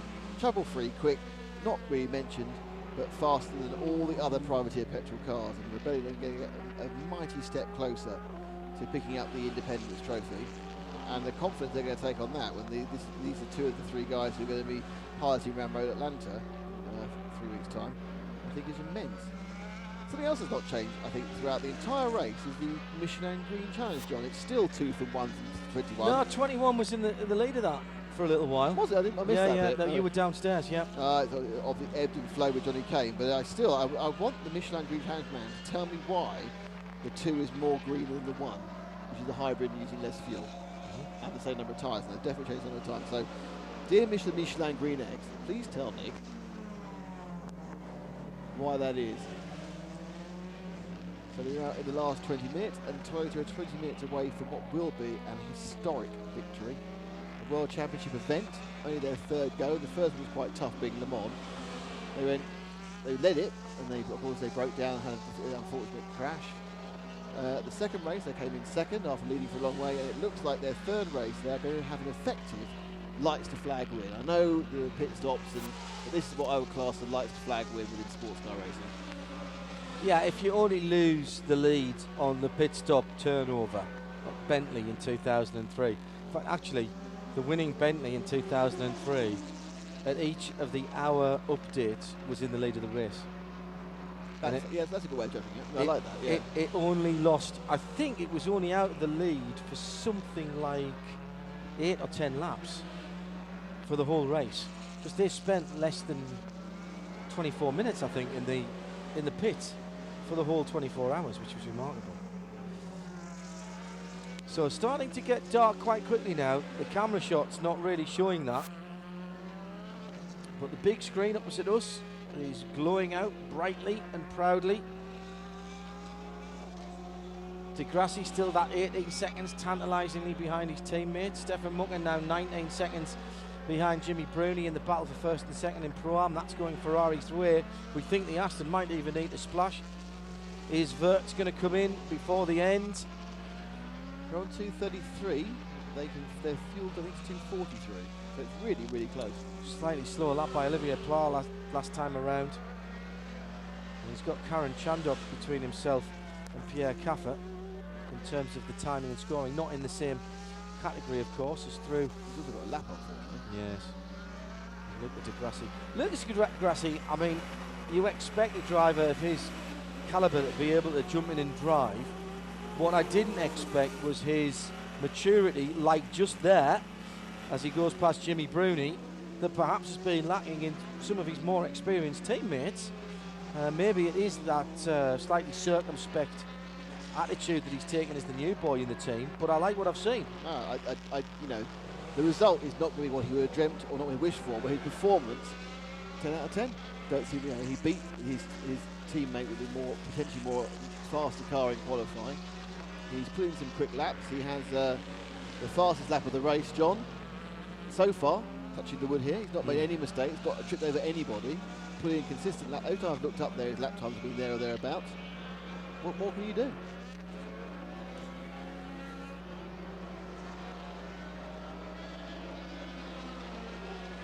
To watch one of the two. If there was a most improved trophy, it would definitely go to the lower Lotuses. Because both of them have gone from being pretty much laughing stocks to actually, you know, with a bit more luck, potential podium finishes in P2. The 31's had some problems, had to lost some time. The 31 is now behind the 32. 32 is in 5th, and the 31 is 8th overall in P2. But certainly with the right drivers in front of them, they've just done a really proper job for the first time this year after a number of slightly flaky performances. Exactly. Alex Wirtz will any second now be overtaking one of those low Lotuses run by the Coles organisation. Easy lets pass Alex through. Alex now goes down the back straight for the 236th time. The 6-hour event, which has just 16 minutes to run. The lights now really playing with the focus of the cameras. It's bright. Reinhard Joost looking less than happy. What can we do? You can't win them all. And you go away and think, what can we do in 2 weeks in Bahrain? Especially when Total thought the Bahrain track would suit them far more than this one. I'm sure Audi are going to look at the problems they have with tyres more than anything else and think, right, we need to work out how we better run the tyres. But certainly this is more than a shot across the bows by Total from Audi. There's a very good chance they can win the next race. Probably against Japan with the long straights, they're not quite so likely. But they could finish with these sort of last 4 or 5 runs after maybe had a championship starting in Silverstone. They could have won it. Yeah. Fair point, actually. You know, and you say, well, the championships don't start like that, but you think about how they got their programme together, that's quite remarkable. It is a very clever, very pretty, aerodynamically neat car. People always are shocked when people say to me, what's your favourite sports car? And I say the Toyota GT1. That's a lovely car. I thought it was a great looking car, and this car has more than a nod to it. The Japanese program director and lead engineer have both been involved in Le Mans cars from Toyota in the past, and I'd love to see that in the red, the old-fashioned Toyota red. They moved away from, didn't they, just before Le Mans? I mean, just the in case, Yutzi in the pit lane. Just in case think, I'm not saying for a moment the R18 is not a good car. I'm not, but it's pretty obvious they've just not got the setup right here, and they're going to need to go in and have a good old think about why they're not using their tyres properly. Because they weren't the fastest car at Silverstone, but they had the advantage of the fuel. And here, that speed advantage, they've been even slower effectively, and they've not been able to get it back on the fuel. Both of which are completely different ways of winning. Being fast or being frugal, it doesn't matter as long as you go across the line first. But my feeling is that Audi are going to sit there and go, why have we not only lost it, but why have we lost it by so much? Now, interestingly, all the cars have had an absolutely clear run. The only minor problem for any of the 3 leading cars was that the number 1 car had to come in early for its second stop because the tyres had degraded. But that hasn't really knocked it out of anything, much out of sync. It just perhaps cost it 5 or 6 seconds. This is a straight fight, and Audi need to find some speed, and a lot of that can be unlocked, I'm sure, in getting set up right and tyre management right. Front tyres on Audis have been problems in the past, and the R8, they were notoriously bad at getting heat into them. The opposite to what they seem to be having now. I say notoriously bad. It was, hardly an Achilles heel on a car that was that successful. Did you win every single race at Inter or something? No, not quite. Martin Pass has got the stats, and they are quite remarkable. Quite remarkable. It was beaten in a straight fight once in a bizarre race by a Toyota Supra in Japan. That is a bizarre race, just by saying that. Yeah. It was beaten in Spain when the Celine won overall in that iteration of the European Le Mans Series. That was remarkable. 12 minutes to run. I think any minute now we're going to see the final pit stop for the 97 Aston, which is going to have no effect whatsoever because it's going to go from second to second in GTE Pro. It's a long Ricard way Leeds he long can't way get back. He's lap back. They've already stopped their field because it's even worse than the Aston. The Aston seems to have suffered, whereas the Porsche stayed as bad as it was.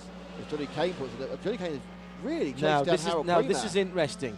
Now this is interesting. Johnny Kane back in the 21 Strata car, and all of a sudden we've got a battle for position, which is really second place in the privateer category. Remember, that was rudely taken from them by Harold Prima earlier on when he nerfed Nick Leventis out of the way, and all of a sudden he's taken half a second out of Prima in the first sector. Well, I said he can only do 25 seconds in 25 minutes, but he's now got 11 seconds in 11 minutes. So obviously he's taking another 1.4 in that middle sector. So Prima on older tyres. Yeah, new tyres. Come on, Johnny Kane. No disrespect to Rebellion, but I love to see a race to the flag. There goes the Rebellion now across in front of us. And down into the first corner. He's taken another 2/10 out of him in sector 3, and it's down to under 11 seconds. A little bit of activity at the Toyota garage there, John. So they're looking at the fuel hose and the fuel rig. Well, they're just looking at it. Well, there's 4 of them leaning on it, so they may be looking to put some fuel in. You're not all suited and booted. Be careful about that. Don't lose your race because you're balaclavas. For goodness sake, boys. Yeah, good point. Aston are getting ready. This is important actually because it could keep the Privateer Cup Championship race alive. Graham Goodwin's getting the Abacus out over the road. In comes Stefan Booker. There won't be a driver change because boys just pit stop top. 9.9 seconds for Kane with 10 minutes to go. Woohoo! That was very much a splash dash there for Stefan Booker, but he's going to rejoin back in second. Probably they'll be happy with that. It's what they expected. I think they were hoping to be closer given the first couple of hours of running, so they're going to drop back and end up being probably near best part of a minute behind. That stop was 35 seconds, so yes, very quick stop. They're going to go back about 50 seconds.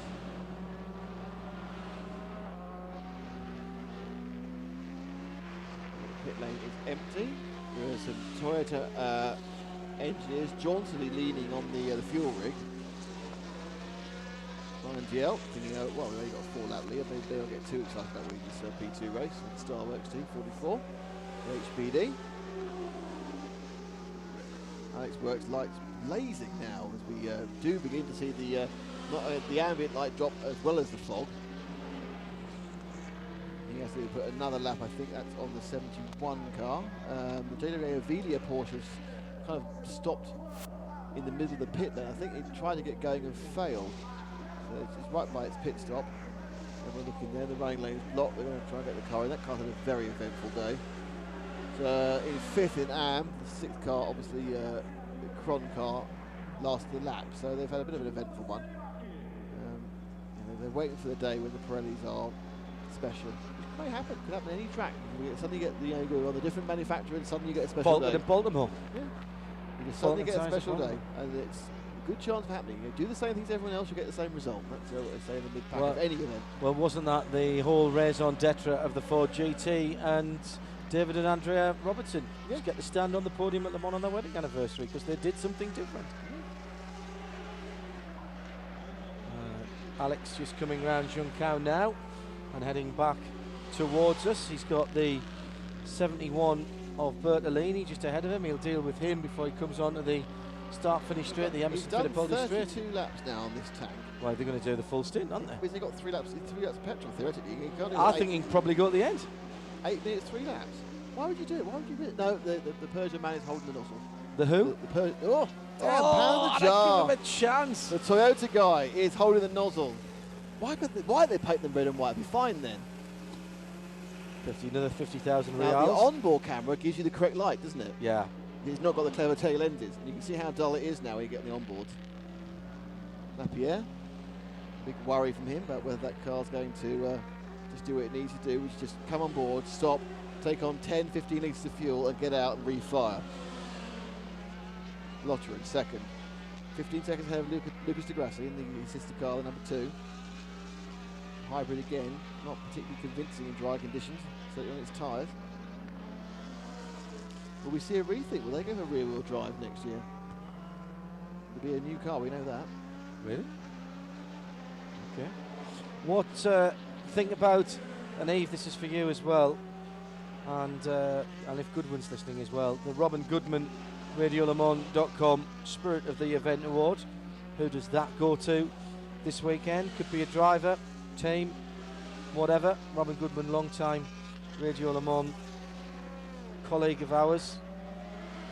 Not able to get to Le Mans anymore now, but was the life and soul many times, and certainly one of my mentors in the early years at Radio Le Mans. And we've got an unofficial award. There's no trophy. Although we've talked about seeing if we could get some trophies done. It is just for fun. It was Alexander Wirtz last time out at Silverstone. John Christensen looking a little bit pensive there on the right hand side of the screen. Well, their one chance now is that the Peugeot Toyota does not cheating, 3 strikes and you're out. Bye-bye. Is that the Toyota doesn't fire? I don't know why we keep doing this. I do apologise. One is why the Toyota doesn't fire up again as it comes out the pit stop. Because it should be on milk float power, so that should be an issue. Basically, bump start is with discretion there by Alex, who tries to get past the 31 car piloted by Miko Schustis. He's following around for a long time now. He's probably going, excuse me, can I get through? And there we are. Excuse me, coming through. So now he's just going to have to be Car 55 reported to the stewards for something. Car 55 is, well, that's Paul Daniels. He stopped in the middle of the running lane of the pits, so they're completely confused, and had to be pushed back in his pit stall. So that's going to be pit silliness. And I think, is Alex going to dive in the pits now? And he is, and it's a final stop for the leader. And Jean-Marc Chandler at GMC_official has tweeted at Specutainment, when was the last time a Japanese manufacturer won an international race outside of rallying? Was it Mazda at Le Mans? Well, what about Acura in the American Le Mans series? They've had overall wins there. Do you call that an international series? At the time it probably was. More of a national feel to it now, particularly as assets have been bought out. Let's get those 15 litres of fuel in. Don't make any mistakes. It's in. And pull away. There he goes. He's fired up. That's the most. Don't go too fast, because of course pit lane speeding is the last problem that could cause him to lose the win. And he's turned and gone. And Lotterer is not even through the second sector. No. Simon Clark says what happened with the number 50 Labour competition Corvette getting a disqualification in Silverstone. The reason given was odd. Surely they don't change the extinguisher. I believe it was either the wrong type. They refitted an extinguisher and didn't check the date. There you go. Out of date. There you go. It was an out of date. It's an error at the factory. They took one out to do something, and they put the one back in again. It was a different one, and it was out of date. And they, in fairness, they took it on the chin, and they said, "We're really sorry. It's operator error. Will we accept our disqualification?" Very expensive disqualification for them. Now, where are we? Johnny Kane's now just 3.186 seconds behind Harold Primo with 3 minutes 46 seconds to go. So the director needs to start thinking about that. Though, of course, I think he's got to be quite impressed about trying to get Toyota's first victory. So we may have to do that one on the timing screens, John. Easier to do here, of course. It's now 2.7 seconds. Yeah, we need to see Harold Premat and Johnny Kane. And we're following round an historic victory for Toyota, of course. But that's not for another 3.5 minutes. We might be missing a great battle for second in the privateer, and it will keep the privateer championship alive, of course. Johnny Kane takes another 4 tenths out of Premat in the first sector. Where are they? I can pick them out. on the streams. It's 21 and 13, isn't it? As the leader goes across the line. Coming on to Jean Cao now, John. Who's just coming to the third. That's it, the entry there. And there's a gaggle of cars ahead of that battle, including the 88 of Paolo Roberti. Looks like the 24's in there. 0.6 of a second. He's right behind him. He is right behind him now as they're coming on the start-finish straight. 13 and 21. I'm looking, craning my neck across to the left as they come through.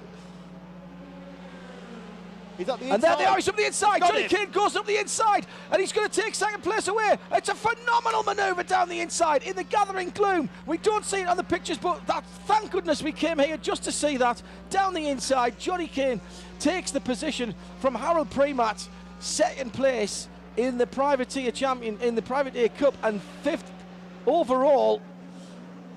Fantastic, confirmed now on the timing screen. 25-2 and 3 seconds gained in 1 lap through traffic. Awesome stuff. Absolutely brilliant by Johnny Kane.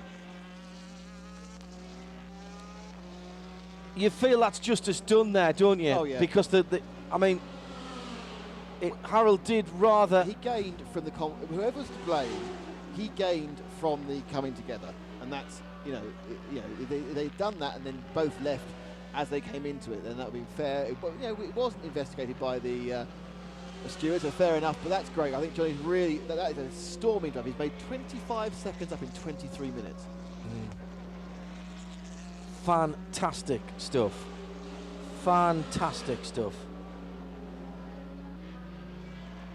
He's now pulling away relatively quickly as well, but as we look at the contrasting emotions of Pension's Nicolas Lapierre, there's 1 minute and 10 seconds to go, and the resigned, oh well, only 2 steps to the podium for us then from Audi. In the other class, Stefan Sarrazin has already, I think, taken it. He's 4 laps ahead with a minute to go. Pierre Caffat will be chuffed a bit in second, as will, I'm sure, will Nick Manassi, the new driver there at Pecom. Right, coming round to the end of the race, I'm going to nominate Vitantonio Liuzzi for the Robin Goodman. Oh, is that who you're going to? Come on, you won't nominate him. No, then. I'm going to nominate the Lotus team. The whole Lotus team. Because all right, yes, okay, I'll let you have that. a proper team this year, this event, after being embarrassing previously. It's too easy to go for the Toyota team because they're going to win it. That will be their reward. Well, in that case, I'll say Lucas Di Grassi then. That's my second choice. Right. Because he's done such a good job, and we'll leave that up to the fans to decide. Quickly email in who we think was is the spirit of the meeting this weekend. As we've got our first creature in the booth all weekend. I can't believe. The hole where the air conditioning should be. And thank you, Dunky, for nominating us, but it wouldn't be fair. But thank you. Last lap.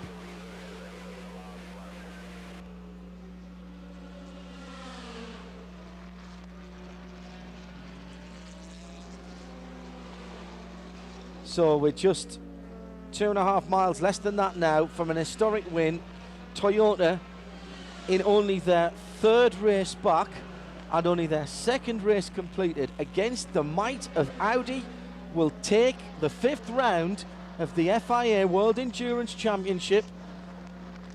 2 drivers, Nicolas Lapierre and Alex Wurz. Alex Wurz claiming pole position on his first flying lap and backing it up with an even quicker lap on his second.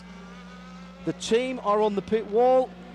This has been a remarkable story for a team who may not have even been competing this year, and certainly they didn't expect to be Audi's competition. They scared them at Le Mans, they worried them at Silverstone, and they've beaten them in Interlagos. Alex Wurz comes through after a dominating performance by Toyota and wins the 6 Hours of Sao Paulo by a lap and more from the might of Ingolstadt. And that is, I'm pleased we were here to see that. I've got goosebumps in a good way now, because that is a race, and a race result that we're going to be talking about for some time. Stefan Sarrazin will claim the spoils for HPD, for Honda and for Starworks, coming home to win P2, as Nico Prost has taken the privateers category for rebellion with Johnny Kane righting a wrong at the end in my book. Maybe, do you know what? Maybe Johnny Kane gets the Robin Goodman Award. Well, the collective and the Twitter sphere is overwhelming in favour of Lucas Di Grassi. Okay, is he? Okay, right. Okay, Lucas Di Grassi gets it then for jumping into that car for the first time this week, qualifying it and racing it as he did. So Lucas Di Grassi is the deserved winner of the Robin Goodman Award. In Pro GTE, it was Jimmy Bruni from Stefan Mucker. Stefan didn't finish on the lead lap there because he got split by the leader towards the end after he'd made that pit stop. And Ricard Leitz will come home in third. Julian Canal, the 50 Corvette, almost from the end of the first hour, ahead of the 88 and the 70. So first and third for Labra after their problems at Silverstone. And there are a lot of people in red, white and blue in the early stages of a hangover, I would think, already. That was remarkable. I don't know what to say. Well, I honestly don't know what to say. When we had on our piece of paper which is stuck on the wall here, which says, if Toyota spends 6 hours lapping 0.7 seconds faster, if stints are Audi 38 and Toyota 29, if Toyota pit stops at less than a second, then they can win. I thought, that ain't happening. I thought, yeah, 2 hours in we might be all right, but they have just done everything right. They've been faster, they've been more frugal than we expected, not more frugal than the Audi, but more frugal than we expected. They've had 2 drivers who've driven brilliantly, and they've had a perfect race. Toyota's first win in FIA WEC. How does that sound? It's wonderful. I mean, only our third race and already winning. It's huge. It was a fair race against Audi, so we are very proud about our winning today. Thank you. There's Nick Lapierre, the big donut on the side of the right-hand side of the car. Don't know when that came, but it's the only time we didn't see the trouble happening.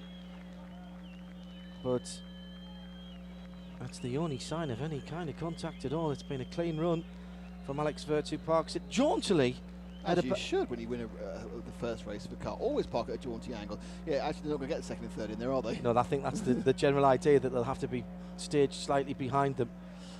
Well, there we are, ladies and gentlemen. The pictures, if you are watching them, the helmet stop on the right-hand side of the helmet for the anti-clockwise circuit. The guys in the Denso Toyota hybrid overalls are looking very happy indeed, and I would say Alex has had a haircut since Silverstone. He was looking a lot more fluffy than that. So when we last saw him, it couldn't happen to a nicer bloke, could it? You've known him for a long time through your Formula One connections, Nick, and hopefully we'll get a chat with him in just a second. Bertrand there, one of our the team colleagues, certainly deserve this. They've stepped up to the plate after problems with Peugeot pulling out, and they provided, well, beyond worthy competition for Audi and given us interesting races when we didn't think we were going to have them. So thank you, Toyota. Thank you, Audi, for being still there and still supporting and still going well and giving us two different cars to talk about. Well, and let's be honest, let's just put this in perspective very quickly as the two Audis pull up second and third. That's a shot and a half, isn't it? That's very nice. As they do pull up there and they get the barriers out behind them to cut off Parc Fermé. Audi didn't win in their first season. Oh, let's go down to Alex Wurz. From the start, and that's what you guys did. Oh yeah, that was flat out. It was actually very hard work, but I'm so pleased for Toyota hybrid power, first win, absolutely stunning, and this guy was flying as well, Nico, really good. Well done, thank you. Oh, yes, let's remind ourselves that Audi didn't win in their first year. They stuck their toe in the water. They had the coupe and the open top car, and you know, they went away, they worked out what they needed to do and came back. And you know, you don't get to dominate like Audi do without thinking about what the competition is like and where you need to be. Lucas Di Grassi there, fantastic run for him. And Andre Lotterer happy because they've extended the lead overall. Well, that's a good point. 3 points lead. They're now 7 ahead of Alan and Tom. Still with 3 rounds to go. Still very much to play for. Well, obviously, and particularly with potentially the Toyota getting ahead of them or between them. Well, the interesting thing is, though, because we're having such great reliability from these cars, you begin to normally go all change around on a mechanical. We've not had them. These cars are solely reliable, and the engineers need to have a massive pat on the back for getting these things, which are, two of them are absolutely cutting edge with the hybridisation. We've got supercapacitors and we've got a flywheel. So they're not even borrowing technology from another series; they're ploughing their own furrow. There's the confirmation that it was a win by over a minute. They had a lap in hand, allowed them to come in for that final pit stop. They did make 7 to Audi 6, but after the 5th one, they never lost the lead when they made their additional pit stops. Sarazan, or Starworks from PCOM, from Olivier Plat in P2, from AF Corsa 51, from Aston Martin, from Felbermeyer, and then Labra Competition Corvette from Felbermeyer, Labra Competition Corvette. Well done on the Corvettes, by the way. The Corvettes, we keep doing it. There's the first session, they look quite Emerson Fittipaldi with and the Pierre Fillon. With the President Fillon. It's a big old trophy because they had the press centre yesterday. Yes, it is. It's very pretty. I'm not sure about lifting it. These boys are quite tired. They've been working quite hard. And there's Andre Lotter and Lucas de Grassi getting some of that marvellous water we're drinking.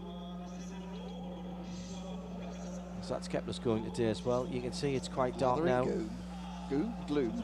Gathering gloom at a racetrack is one of the great things of being around here. There's Lucas de Grassi. Alain McNish. Benoit, who was in his civvies a few minutes ago. He had to go put his uniform, his race suit back on again for the podium. Looks very much like you might have put a clean one on. Starworks guys up there as well. Looks like they're going to have the winners of the 3 classes first. Having done the last one, Love, no, they should do 1, 2, 3 overall, and then classes.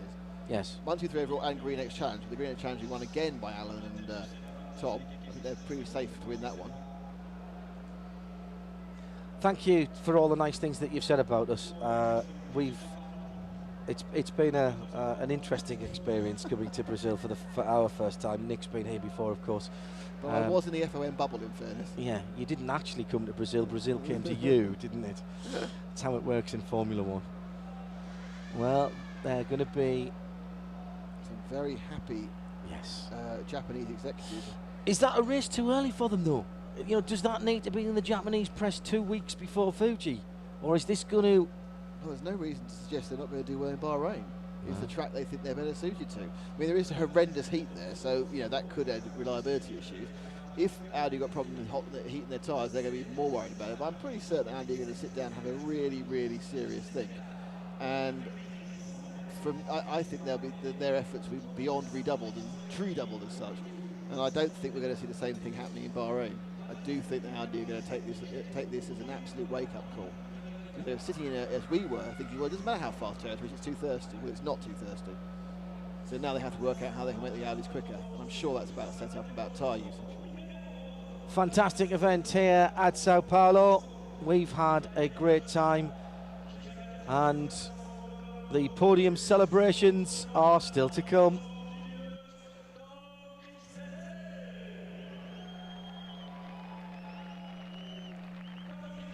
Tom Christensen, Alain McNish and Luca de Grassi.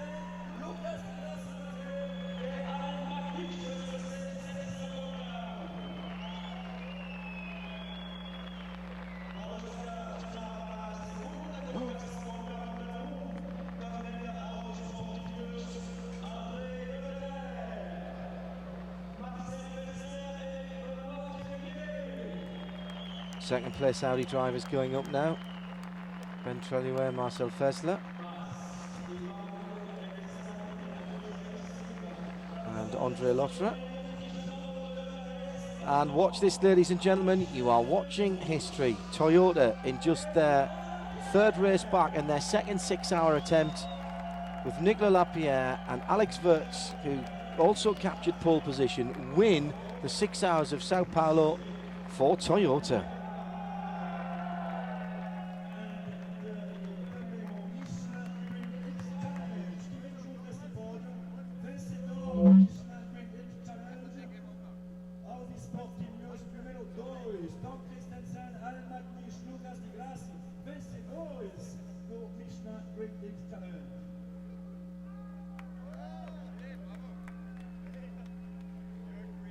And we wait for the national anthem of Japan.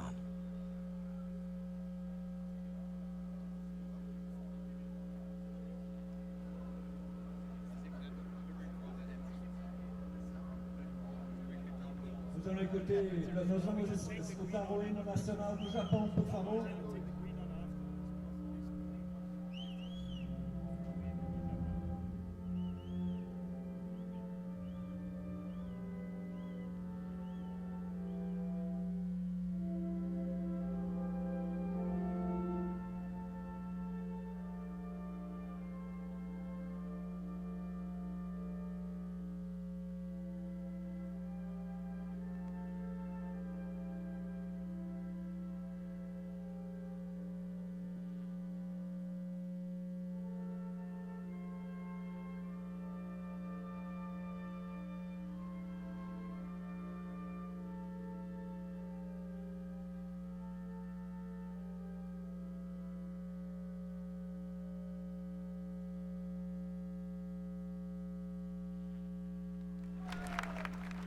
It's a very long time since that has been played on an international podium. I think you've got to go back to probably a Honda victory in F1. The Japanese driver wasn't able to be up there because Kazuki Nakajima not taking part this weekend because of clashing commitments. I'm sure he's back in Bahrain. But the battle-scarred TS030. 030. These are great looking trophies. They really are.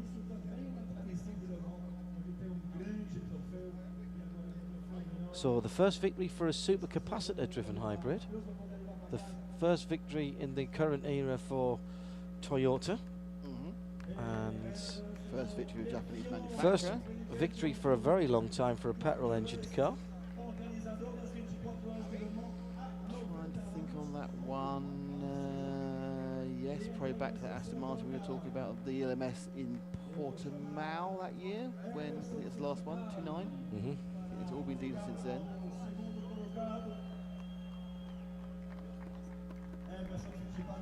Emerson Fittipaldi, the promoter here, to present the second place trophies. 1972-1974 world champion. Well, he was a world endurance champion, was he? Yeah. Very good. No, he had the endurance came. He had to drive for his own team for 3 years. Yes.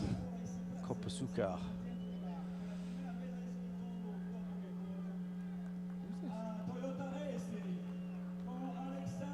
Graphic.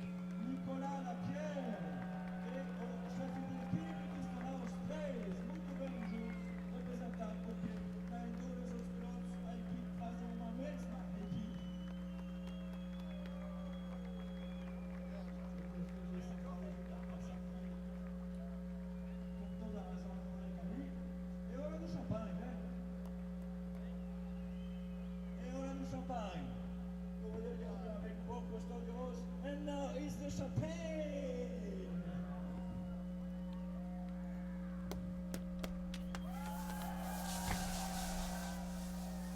Champagne being sprayed, as you might expect.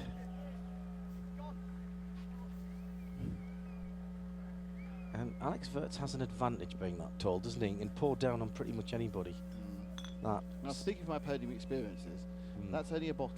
You get a Jeroboam on yourselves. Yeah, that's true. Was it a Jeroboam or was it just a Magnum? Magnum, sorry, the two. It was two a is Magnum. Magnum. Yeah, okay. It wasn't ice cream either. Balthazar. Is that a 16? Look it up.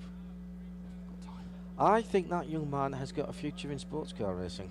Well, he thought he had one last year, and then Berger went bust. I think he's managed to get one back again. Well, very interesting, and I wonder how his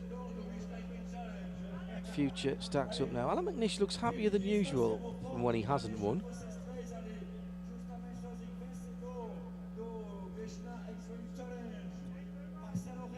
And there is the confirmed look at the top of the Drivers' Championship. 7.5 points between the crew of the number 1 car and the crew of the number 2 car. Dindo Capello sadly no longer taking part. And some of those other drivers will not see either for the rest of the year. I don't think we'll see Dumas or Duval, will we? No. Or Genet. Or Genet, indeed. Or Nick Heidfeld.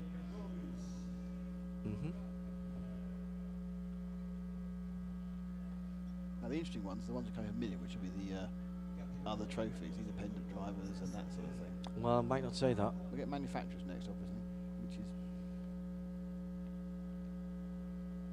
It goes down a long way, doesn't it? Don't forget, it does have the rules of the North London School. You get half a point for competing if you finish.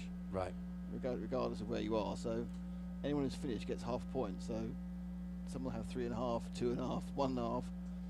And there obviously are, by now, I would assume about 100 drivers who've taken part in this. Easily.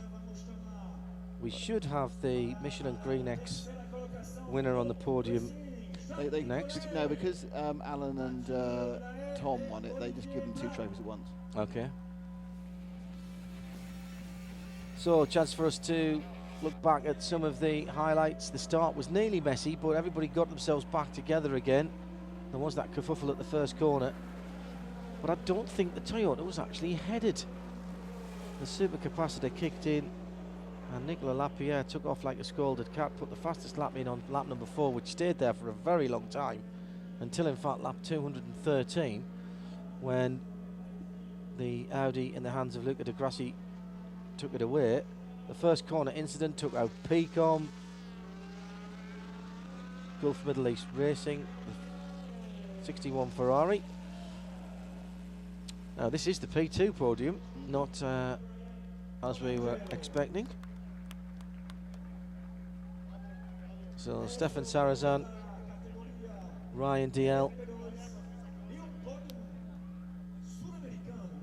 and Enzo Portaliccio, the Venezuelan, taking that trophy. However, is that Peter Barron there as well in the black overalls going on at the top? It is. And he deserves to be up there. They've had a cracking year, haven't they? Oak Racing Morgan could have been second if it had not been for a couple of pit lane violations. Jacques Nicolet, Mathieu Lehay and Oliver Plat. National anthem of the entrants, the United States of America.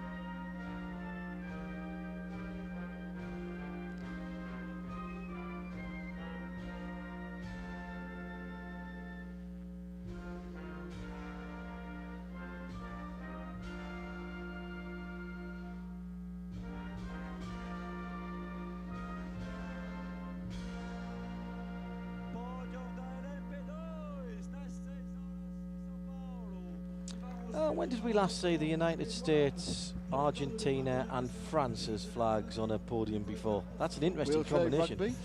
It was, that's isn't it? A polo competition. I tell you, that is an interesting one. Third position trophies then, going to the guys from Morgan. That's Morgan Nissan of Oak Racing, Jacques Nicolet, Mathieu Lehay and Olivier Plat. Second, Picom, involved in that first lap incident. Luis Perez Compang, Pierre Caffer and Nick Manassian joining in with those guys this weekend. The Argentinian crew on the left-hand end.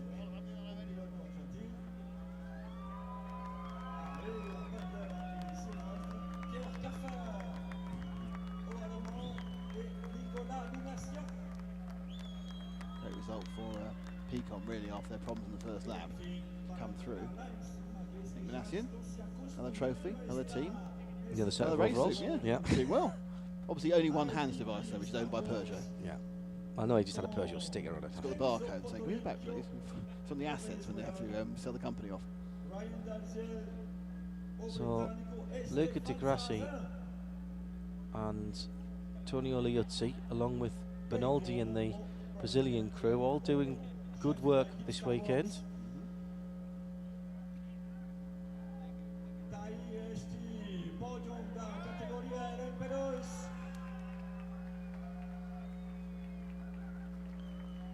Get the trophies up for the pictures.